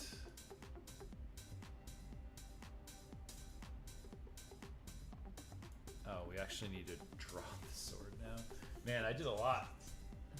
All right, we're gonna have to get to the rest of this later. Essentially though, like what we're doing is we are switching between two states, and we're doing that by calling start combat or end combat. And what this does is allows us, like if we receive damage, we can just call start combat almost like to force the player into combat. Or you can keep it, toggleable.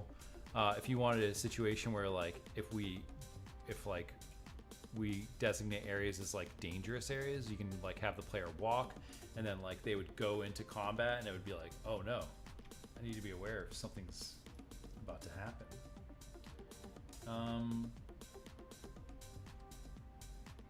We also maybe want the player to move slower when they're in combat. So we can get this movement speed, set max walk speed. So the default is like 600. Which one's this? Start. 300.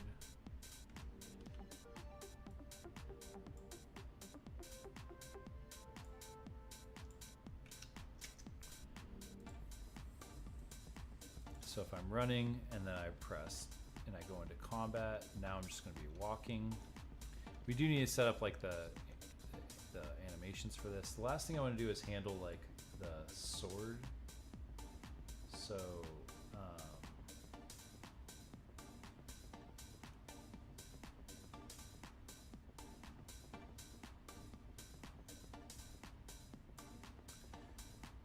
we can do weapon.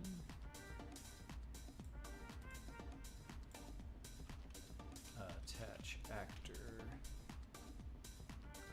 to component. The mesh. And then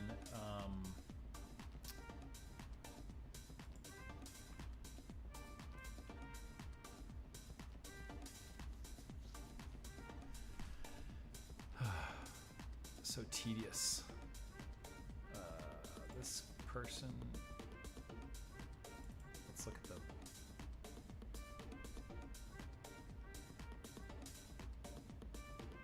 arm, hand,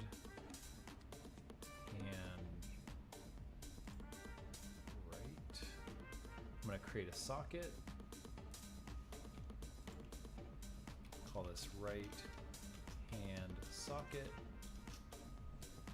And then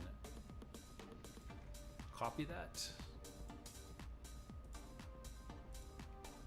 paste it, and where's my cheater project? snap to target, snap to target. Scale can stay the same. So now the sword should go to the player's hand when we get into combat, but we want to delay this slightly because otherwise it looks weird. I think I used 0.5 before. Let's see how this looks. Yeah, looks good. The socket could be adjusted a little bit.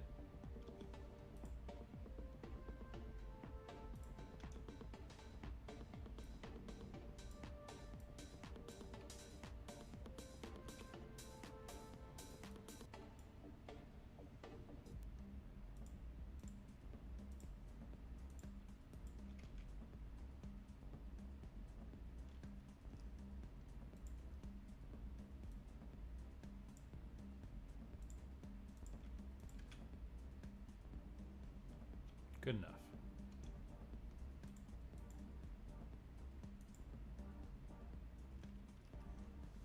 All right, and then we want to put it back. Oh my God, there's so much to do. Why did I ever think I could get this done in 4 hours? What was wrong with me?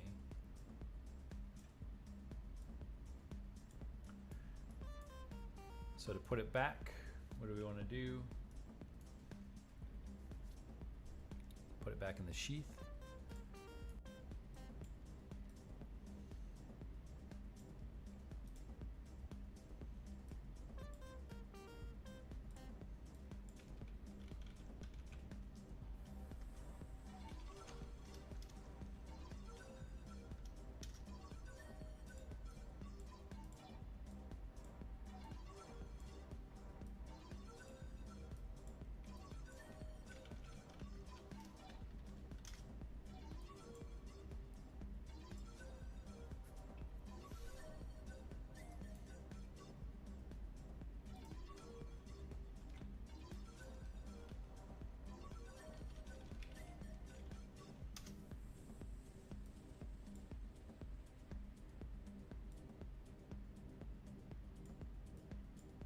So this is the same as above, so we could make that a function, I guess.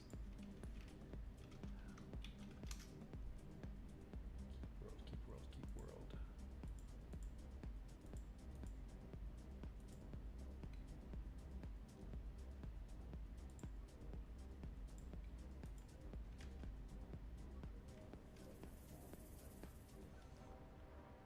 Need a delay here.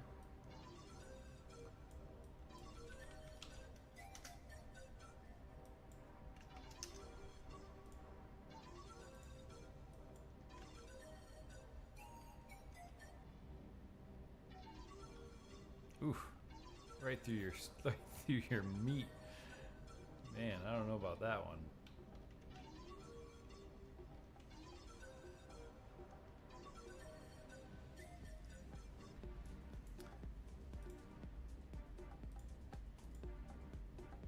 Why is it different? Maybe if I swap these.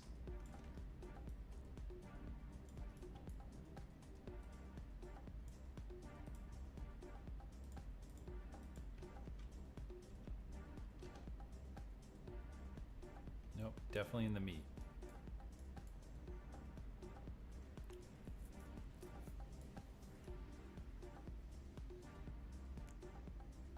Good enough. And then we can attack only when the weapon is drawn.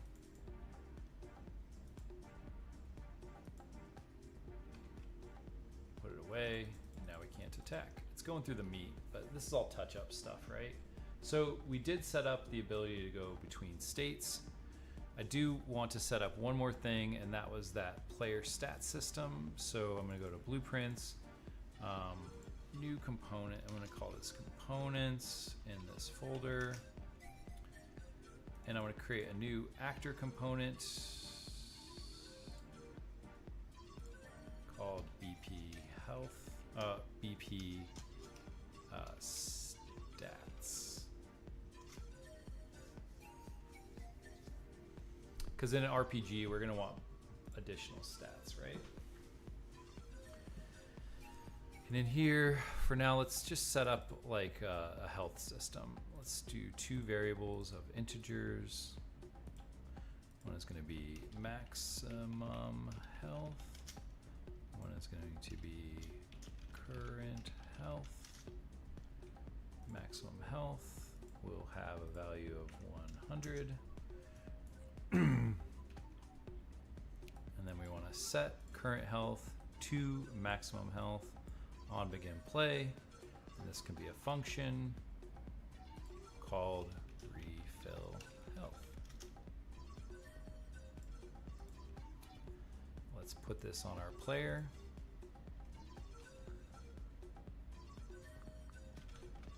Nope, stats.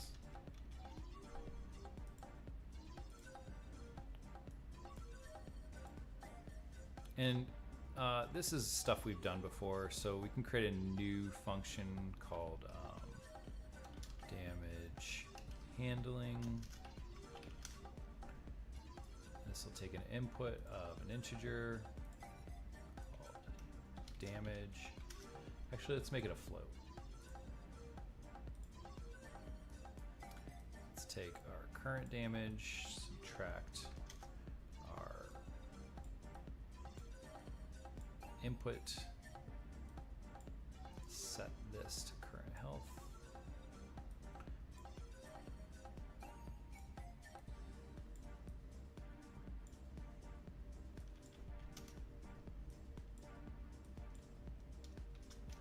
Center equal to 0.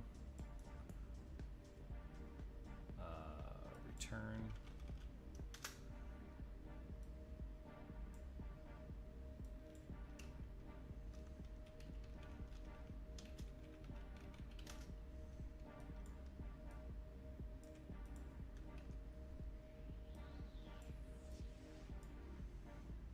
All right, so now we have some way to create damage to our player.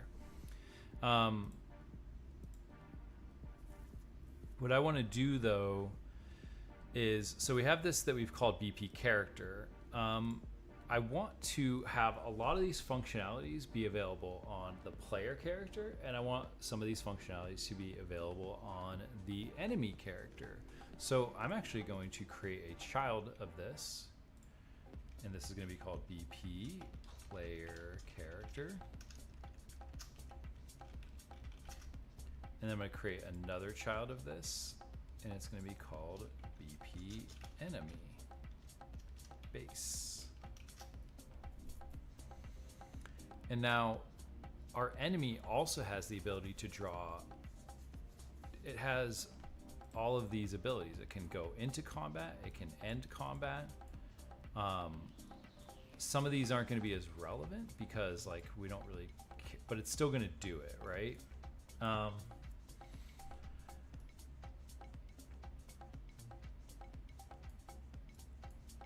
Again, maybe not the best system, but what we're doing is we're just trying to show how to create some dynamic systems. So an enemy, now if I put it in here, is going to be in the world. It's going to have a sword, just like me. Nope.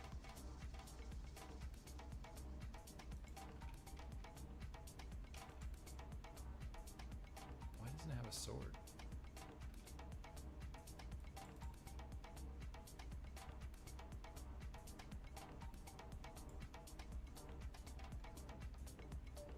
Should.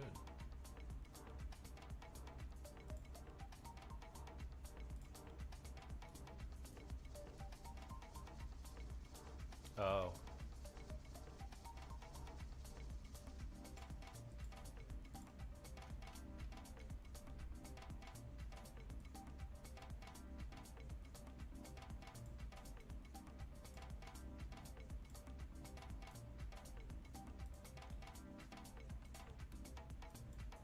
Now it'll have a sword.